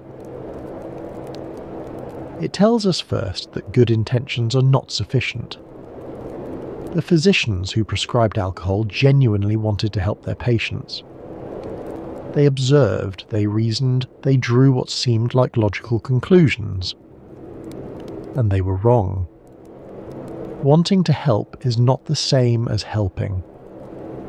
This is a lesson that medicine learns and relearns across the centuries. The history of our profession is littered with treatments that seemed logical, seemed helpful, seemed obviously correct, and turned out to cause harm. Bloodletting weakened patients who needed their strength. Mercury damaged the very bodies it was meant to heal. Thalidomide caused birth defects that haunt us still. And alcohol weakened the immunity of patients fighting for their lives. It tells us that the appearance of benefit is not the same as benefit itself. Alcohol warmed the skin, stimulated appetite, promoted sleep. These effects were real and observable. But they were not the effects that mattered. The effects that mattered, the weakening of immunity, the increased vulnerability to infection, were invisible to 19th century observation. We see what we can see. We measure what we can measure. And we draw conclusions from that limited evidence, believing we have understood the whole when we have only glimpsed a part. The warm flush of the patient's cheeks seemed like health returning. The increased appetite seemed like the body gathering strength. These visible signs obscured the invisible destruction happening within. It tells us that tradition can be wrong. The prescription of alcohol for tuberculosis was not the invention of a single eccentric physician. It was a widespread practice, endorsed by medical authorities, taught in medical schools, followed in the most prestigious institutions. The weight of tradition is not proof of correctness. Generations of physicians prescribed alcohol because their teachers had prescribed alcohol, and their teachers before them. The practice seemed to work, or at least it did not seem to fail in any obvious way. Some patients improved, others died. The same was true without alcohol. In the absence of controlled trials, in the absence of the statistical methods we now take for granted, it was impossible to know which treatments helped and which harmed. Tradition filled the void where evidence should have been. And it tells us something about hope, about the desperate need to do something, anything, when faced with a disease that seemed otherwise unstoppable. In the absence of effective treatment, doctors prescribed what they had.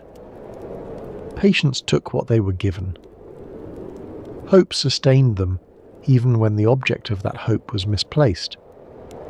Hope is not nothing. Even misplaced hope has value. It keeps the dying from despair. It motivates them to continue fighting. It makes the unbearable slightly more bearable. The patients who believed they were being healed by their wine and cognac found comfort in that belief. The comfort was real, even if the healing was not. What do we carry forward from this story? We carry the recognition that medicine is a process, not a destination. The answers of today may be the errors of tomorrow. This is not an argument for rejecting medical advice, but for understanding it in context, as the best available approximation of truth, not as truth itself. Every generation of physicians believes, with varying degrees of confidence, that it has finally understood what previous generations got wrong. The doctors of the 1950s believed they had solved the tuberculosis problem with antibiotics. Then came drug resistance. The doctors of the 1980s believed they understood infectious disease. Then came HIV. Each solution reveals new problems. Each answer generates new questions. This is not failure. It is the nature of scientific progress. But it should teach us humility. We carry the memory of patients who trusted their doctors and drank what they were prescribed. They deserve to be remembered, not with condescension, but with compassion. They were doing their best, just as we do our best, navigating uncertainty with the tools available. These were not gullible fools. They were people facing a terrible disease with no good options, who followed the advice of the most educated professionals their society could produce. Their trust was reasonable. Their hope was human. That the trust was misplaced and the hope ultimately futile does not diminish them. It reminds us that we too place our trust in experts. We too hope that our treatments will work, and we too may one day be pitied by future generations who know what we cannot. We carry an awareness that the intersection of alcohol and disease remains medically significant. The tuberculosis bacillus has not disappeared from the world. It still kills more than 1 million people every year. And alcohol use disorder remains one of the factors that enables it, weakening immunity, disrupting treatment, feeding the cycles of infection that public health officials struggle to break. The pattern we have traced tonight, of alcohol making tuberculosis worse, continues to this day. In Russia and Eastern Europe, in homeless shelters and prisons, in marginalised communities around the world, the old combination persists. The whiskey prescription has ended, but the relationship between alcohol and tuberculosis has not. Perhaps, most importantly, we carry a sense of humility. The doctors of the 19th century were educated, thoughtful people who believed they were doing the right thing. History has not been kind to their beliefs. We have no guarantee that history will be kinder to ours. Somewhere in our current medical practice, in our current confident certainties, there may be errors as profound as the whiskey prescription. We cannot know which beliefs will fall. We can only proceed with care, test our assumptions honestly, and remain open to evidence that contradicts what we think we know. There are no easy answers. There never were. And perhaps that is the most important thing to carry forward. The recognition that certainty is often illusion, that knowledge is always provisional, and that the best we can do is try our hardest with whatever tools and understanding we have. The sanatoriums are gone now. The wine cellars have been emptied or converted to other uses. The prescription pads that once demanded whiskey now carry the names of antibiotics and antivirals. But somewhere, in the mountains where patients once lay on cure porches, breathing the thin cold air, the memory persists. In the converted hotels that were once places of healing and dying. In the medical archives that preserve the records of another age. In the human hope that any remedy, however unlikely, might offer salvation. If you were to visit Davos today, you would find a ski resort and conference centre. The cure porches have been enclosed to make hotel rooms. The dining halls where patients raise their glasses of wine now host business executives and winter tourists. The magic mountain that Thomas Mann immortalised has been transformed into something ordinary, something commercial, something that remembers its past only in plaques and museum exhibits. At Saranac Lake, some of the old cure cottages still stand. They are protected now as historical buildings, testaments to an era when tuberculosis shaped an entire town. Trudeau's original sanatorium has been converted into other uses. His laboratory became the Trudeau Institute, still conducting medical research, though now into immunology rather than tuberculosis specifically. His legacy survives, stripped of the whiskey debate that he largely won. The glass of wine at dinner, the cognac at bedtime, these were not merely medical treatments. They were rituals of hope, performed by the dying and those who cared for them, in an age when hope was often all that medicine could offer. Think of what it meant to drink that prescribed wine. To lift the glass, knowing that your physician believed it would help you. To feel the warmth spreading through your chest and believe, truly believe, that it was the warmth of healing. To maintain the forms of civilized dining even as disease ravaged your body. To participate in a communal ritual with others who shared your fate. There was meaning in that glass, beyond whatever physical effects the alcohol produced. That hope was misplaced, but it was real. And perhaps that is the most human part of this story. Not the science that eventually corrected the error, but the hope that sustained it for so long. We are creatures who need to believe in something, who cannot endure hopelessness, who will grasp at any treatment that promises relief from suffering. The whiskey prescription endured not because doctors were foolish, but because patients needed hope and alcohol provided the illusion of it. The glass remains. Not the physical glass. That has long since been broken or recycled or lost. But the memory of what it represented. The desperate search for healing. The trust between patient and physician. The hope that any remedy, however improbable, might be the one that saves us. That hope is with us still. It lives in every patient who asks their doctor for something, anything that might help. In every physician who wishes they had better treatments to offer. In the ongoing human struggle against disease and death, and the terrible uncertainty that surrounds both. Let us return, one final time, to that dining hall in the mountains of Silesia. It is evening. The snow has begun to fall again, visible through the tall windows as white flakes against the darkening sky. The patients have gathered for dinner, dressed in their finest clothes, maintaining the forms of civilization even as disease works within them. A waiter moves between the tables, pouring wine from bottles of Hungarian Tokay. The crystal catches the gaslight, and for a moment the wine glows like amber, like honey, like something precious. The patients lift their glasses. Some of them are laughing, sharing stories of distant homes and distant lives.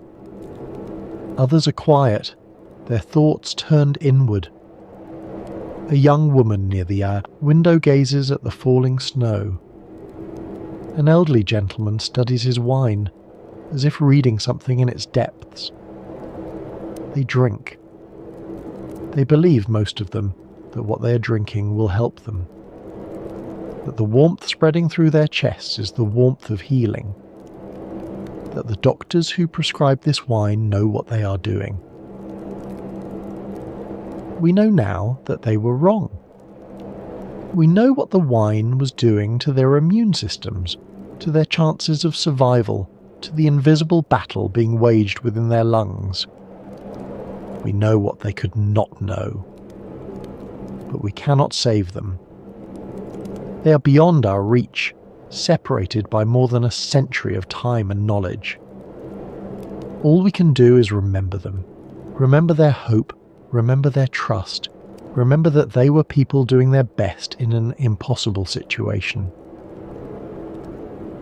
The wine was not the cure they sought, but perhaps in its way it offered them something else. A moment of normalcy, a sense of civilization persisting, a ritual that connected them to the world they were losing. Outside, the mountains stand as they have always stood, indifferent to human suffering, indifferent to human hope, indifferent to the debates of physicians and the fears of patients. The same peaks that Hermann Bremer saw when he built his sanatorium. The same forests that patients walked through, breathing deeply, believing the air would save them.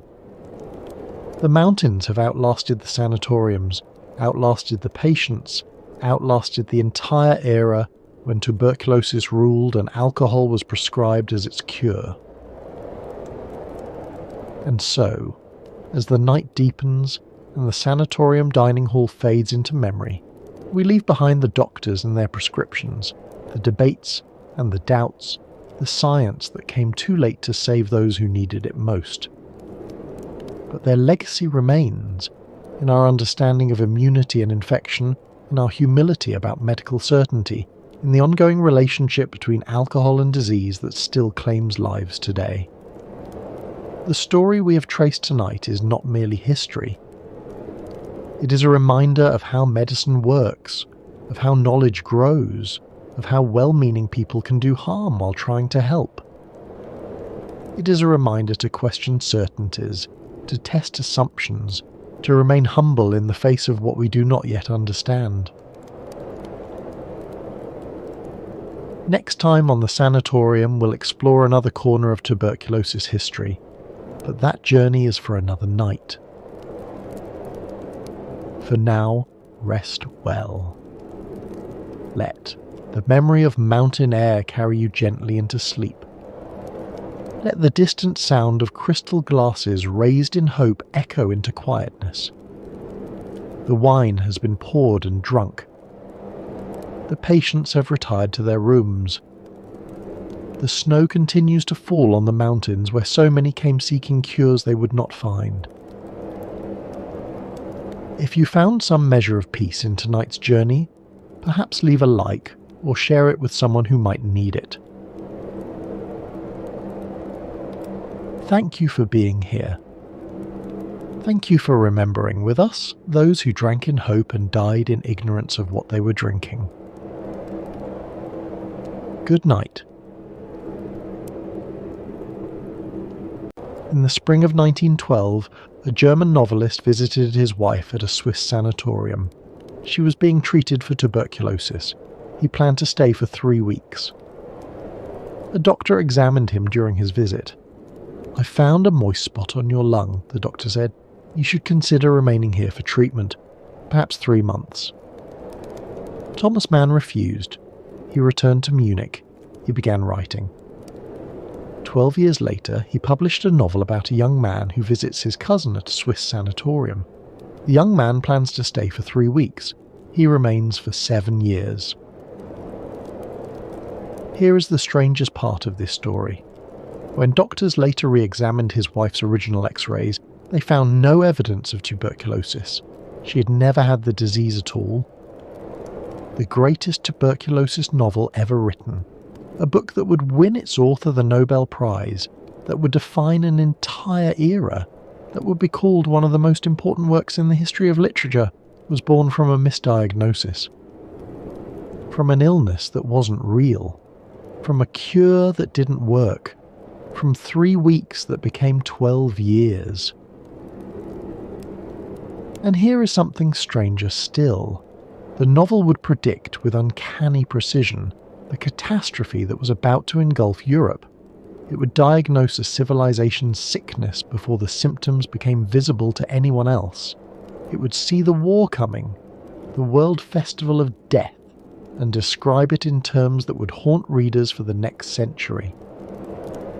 This is the story of the Magic Mountain, of Thomas Mann and his Enchanted Mountain, of a young engineer named Hans Castorp, who went to visit a sanatorium and never came home. Welcome to the Sanatorium. Tonight we're exploring one of literature's greatest novels, a book about time and death and disease, about love and philosophy and the collapse of European civilization.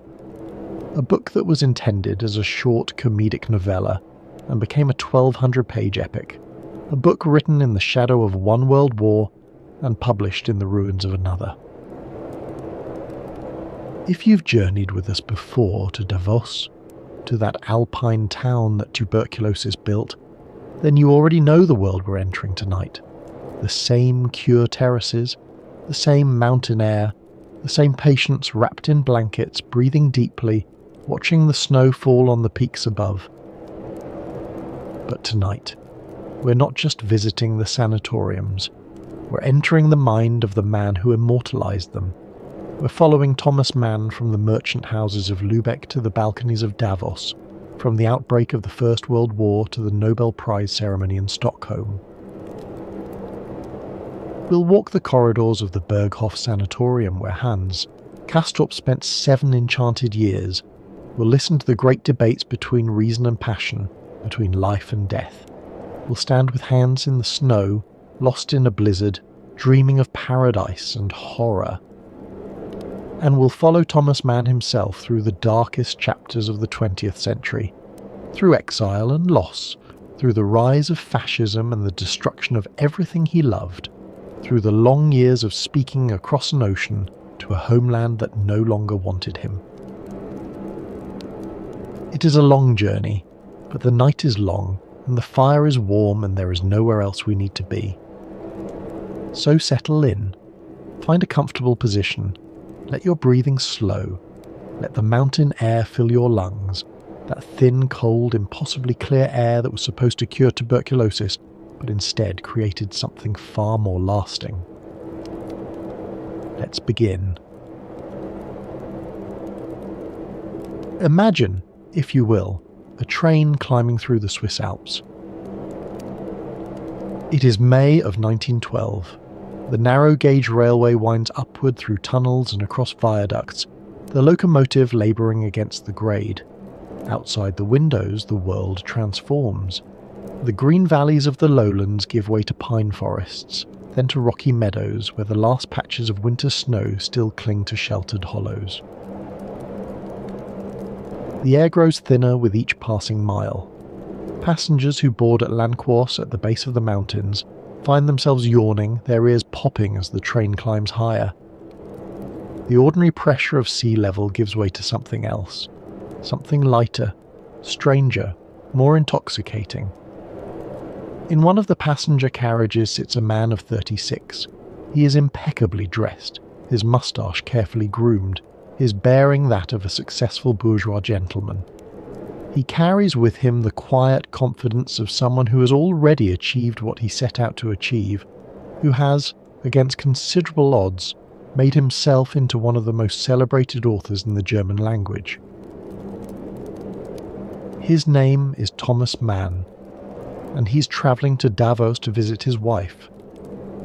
Katja has been at the Wald Sanatorium since March, nearly 3 months now.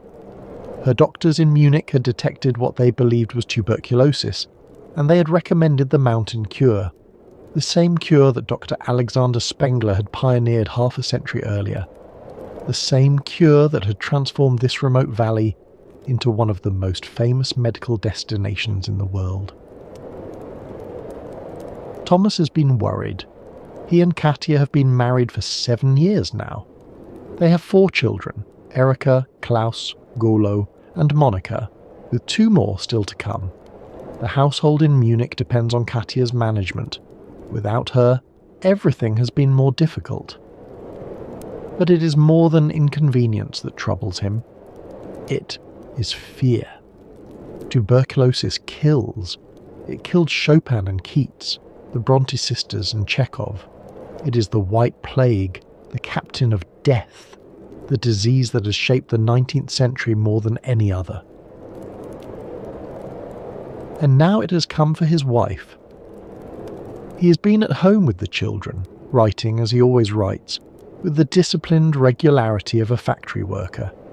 Every morning at his desk by 9 o'clock, every afternoon with his correspondence, tea at 4, a walk before dinner, the life of a German author, ordered and productive.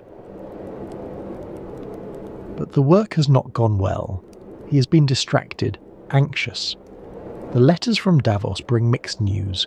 Katja is comfortable, the doctors are optimistic, but the cure takes time, months, perhaps a year or more.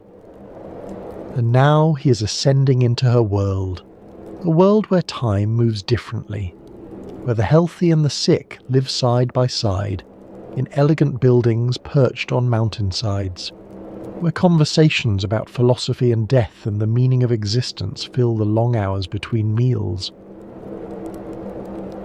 He does not know it yet, but this 3-week visit will change the course of his career. It will give him the setting and the atmosphere for a novel that will consume the next 12 years of his life. It will introduce him to a world suspended between life and death. a world that will prove irresistible to his literary imagination. The train pulls into the station at Davosplatz. The air that greets him as he steps onto the platform is thin and cold and impossibly clear. He can see for miles in every direction, the peaks sharp against the blue sky, the snowfields brilliant in the May sunshine. The altitude hits him immediately. His heart beats faster, his breath comes shorter, colours seem more vivid than they should be. There is something intoxicating about this air, something that makes the ordinary world below seem impossibly distant. Somewhere above him, on one of those elegant terraces, his wife lies wrapped in blankets, breathing this same air, waiting for him to arrive. Thomas Mann has just completed a novella about death and desire in Venice, a story about a celebrated author who travels to a foreign city and falls under a spell from which he cannot escape, a story that ends with a cholera epidemic and a death on the beach. He has come to Davos thinking he might write something similar, a companion piece, a light satirical treatment of the same themes, death and enchantment, but set in a tuberculosis sanatorium rather than a plague-ridden city. Something short, something he can finish in a few months. He has no idea that the short story he's imagining will become a novel of over 1,000 pages. He has no idea that the First World War will erupt before he can finish it. He has no idea that by the time he writes the final sentence, Europe will have torn itself apart. This is his story, and theirs. To understand Thomas Mann, we must first understand where he came from. He was born on the 6th of June 1875 in the ancient Hanseatic city of Lübeck, a city of brick churches and merchant houses of trading families whose roots stretched back centuries, a city where respectability and commerce and Protestant virtue formed the bedrock of existence. The Hanseatic League had made Lübeck rich. For centuries it had been one of the great trading centres of northern Europe, a city of ships and warehouses, of merchants who grew wealthy on grain and salt and timber. The city's coat of arms proclaimed it the Queen of the Hanse, and even in the late 19th century, long after the League had faded into history, Lübeck's leading families still carried themselves with the dignity of merchant princes. The Mann family was one of these merchant dynasties. His father, Johann Heinrich Mann, was a grain trader and senator of the city, a pillar of the community, respected and prosperous. His grandfather and great-grandfather had been Lübeck citizens before him. The family business, Johann Siegmund Mann, had celebrated its centenary during Thomas's boyhood. The family home stood on the Bäckergrube, one of the finest streets in Lübeck. It was a grand house, filled with heavy furniture and family portraits, with servants and silver and all the trappings of bourgeois success. Young Thomas grew up surrounded by respectability. But his mother was different. Julia da Silva Bruns had been born in Brazil, the daughter of a German plantation owner and a Portuguese Creole mother. She had been brought to Germany at the age of 7, raised by relatives, educated in the European manner. But she carried within her something that her husband's Lübeck relatives never quite understood, a love of music, of art, of the life of feeling rather than commerce. She was beautiful and dark-eyed, with an artist's temperament hidden beneath the proper exterior of a senator's wife. Musicians frequented their house. The piano was never silent for long. The world of art and beauty existed alongside the world of grain prices and merchant ledgers. It was through his mother that the young Thomas Mann was exposed to music, especially the operas of Richard Wagner. He would remember those evenings all his life, the music washing over him, the sense of being transported to another world. Wagner would remain his great passion, his troubling love, the composer whose genius and whose dangerous politics would haunt his work for decades. Thomas was the second son. His older brother Heinrich would also become a writer. and eventually a rival whose political views would lead to years of estrangement.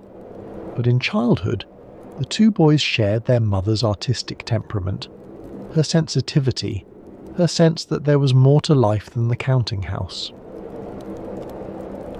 There were also sisters, Julia and Carla, and a younger brother, Victor, but it was Thomas and Heinrich who would carry the family's artistic aspirations into the world. Thomas loathed school. He failed to meet its requirements with what he later described as an innate and paralysing resistance to any external demands. The Catharineum, Lübeck's venerable gymnasium, could make nothing of him. He was not stupid, far from it, but he refused to perform. He dreamed and wrote poetry and waited for his real life to begin. He was designated to take over the family grain firm, but everyone who knew him understood that this was impossible. He was not made for commerce. He was made for something else. The question was whether that something else would ever amount to anything. In 1891, when Thomas was 15, his father died. Senator Mann left careful instructions in his will. The grain business was to be liquidated. He knew his sons. He knew they would never carry on the family tradition. Better to sell than to watch them destroy what generations had built. The family moved to Munich, a centre of art and literature, a city where a young man with artistic ambitions might find his way. Julia Mann took her children south, away from the grey skies and brick churches of Lübeck, into a world of cafes and galleries and bohemian possibility. And find his way Thomas did. The Munich years were formative. He worked briefly at an insurance company, a disaster. He attended lectures at the university, however sporadically. He read voraciously. He wrote stories and sent them to magazines. Slowly, painfully, he learned his craft.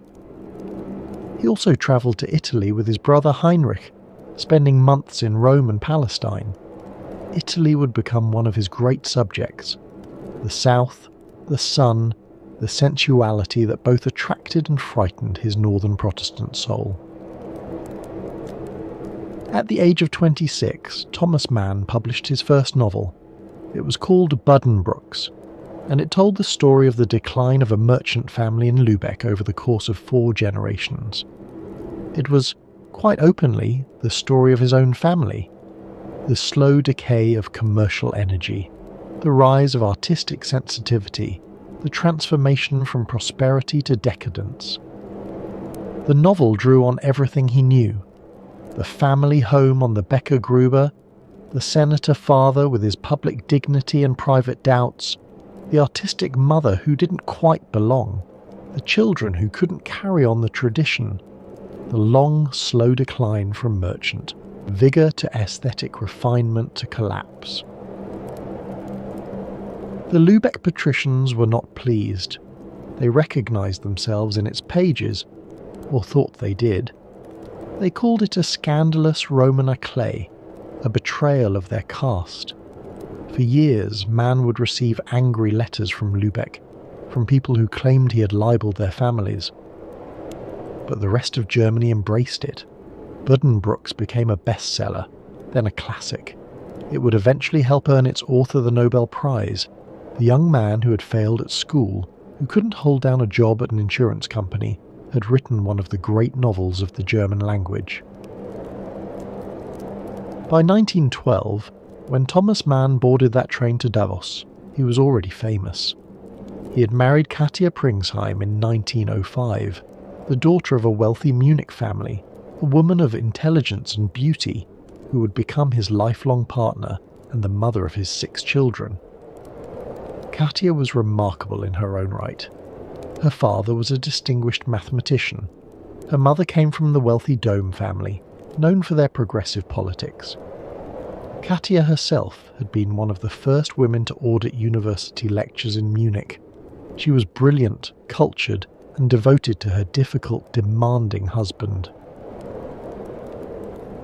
He had published short stories and novellas that had established him as a master of German prose.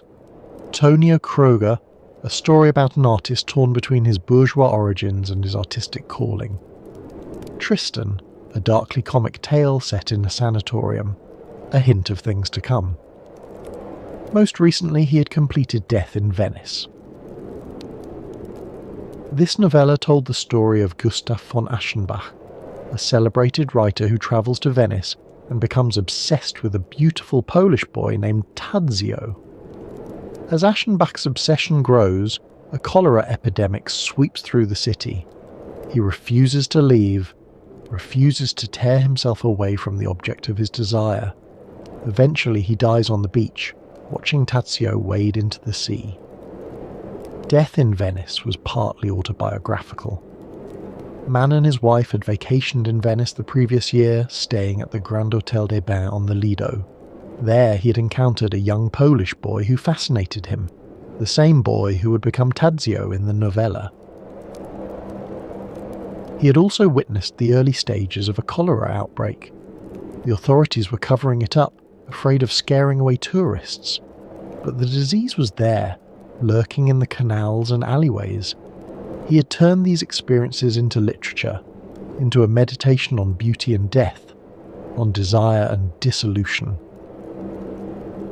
The novella was received as a masterpiece, but Mann was already thinking about his next project, something lighter perhaps, something that would revisit the same themes: enchantment, death, the spell of illness, but in a more satirical mode. He was thinking about tuberculosis, about sanatoriums, about those strange mountain communities where the sick and the healthy live together in a world apart. And now, as the train climbed toward Davos, he was about to experience that world firsthand. The Wald Sanatorium had opened just the year before in 1911. It was one of the newest and most modern of Davos's many medical institutions, a palace of healing perched on the mountainside above the town. Its director, Dr. Friedrich Jessen, was known for his progressive methods and his belief in the curative power of mountain air. Katia Mann had been among its first patients. She had arrived in March with what doctors believed was tuberculosis. For nearly 3 months she'd followed the prescribed regimen: rest on the cure terrace, rich food, hours of stillness in the mountain air. She had written letters to her husband describing daily life in the sanatorium. The meals, 5 enormous meals per day, designed to build up the wasted bodies of the consumptives, the fellow patients, a strange mix of nationalities and temperaments, united only by their illness. The strange atmosphere of a community where death was always present but rarely discussed. These letters are lost now, but their influence remains. They gave Thomas Mann his first glimpse into a world that would obsess him for the next 12 years. A world where time seemed to stand still, where conversations about death were as common as conversations about the weather, where the healthy became infected not just with disease, but with a certain way of thinking, a certain enchantment.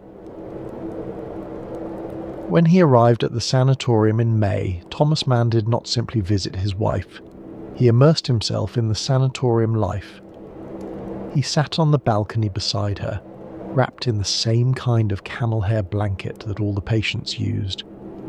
He breathed the thin, alpine air. He observed the doctors and nurses going about their rounds. He listened to the conversations between patients. He noted the rituals and routines.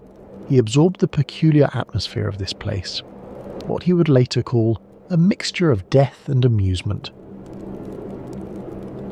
And then, as we have heard, a doctor examined him and found a moist spot on his lung.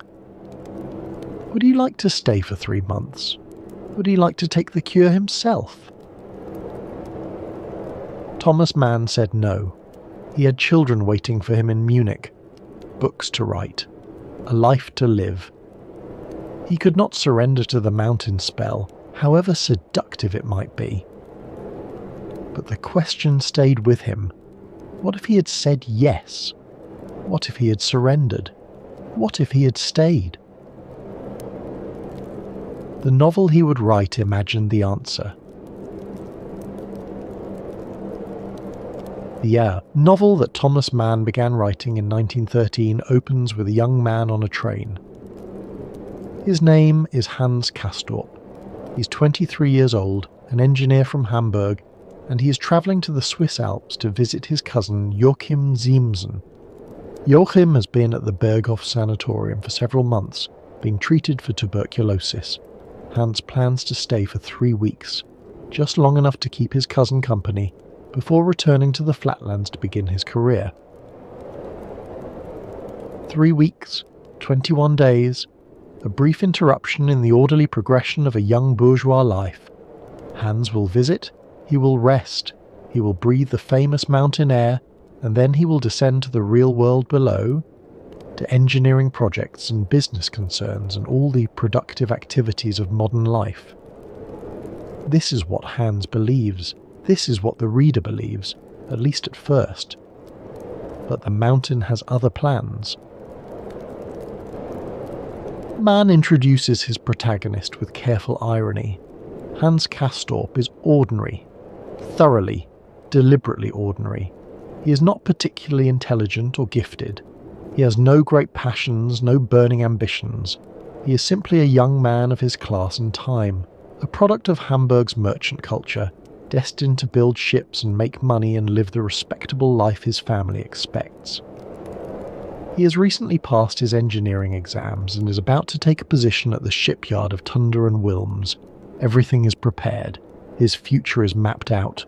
All he needs to do is follow the path that has been laid before him. But first, this brief holiday in the mountains.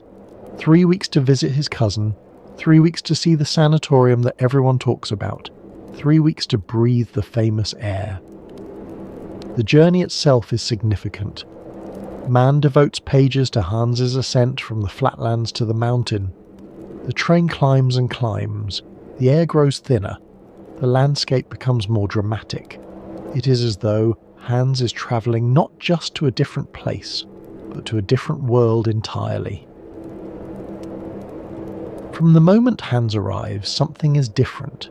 The air is thinner, his heart beats faster.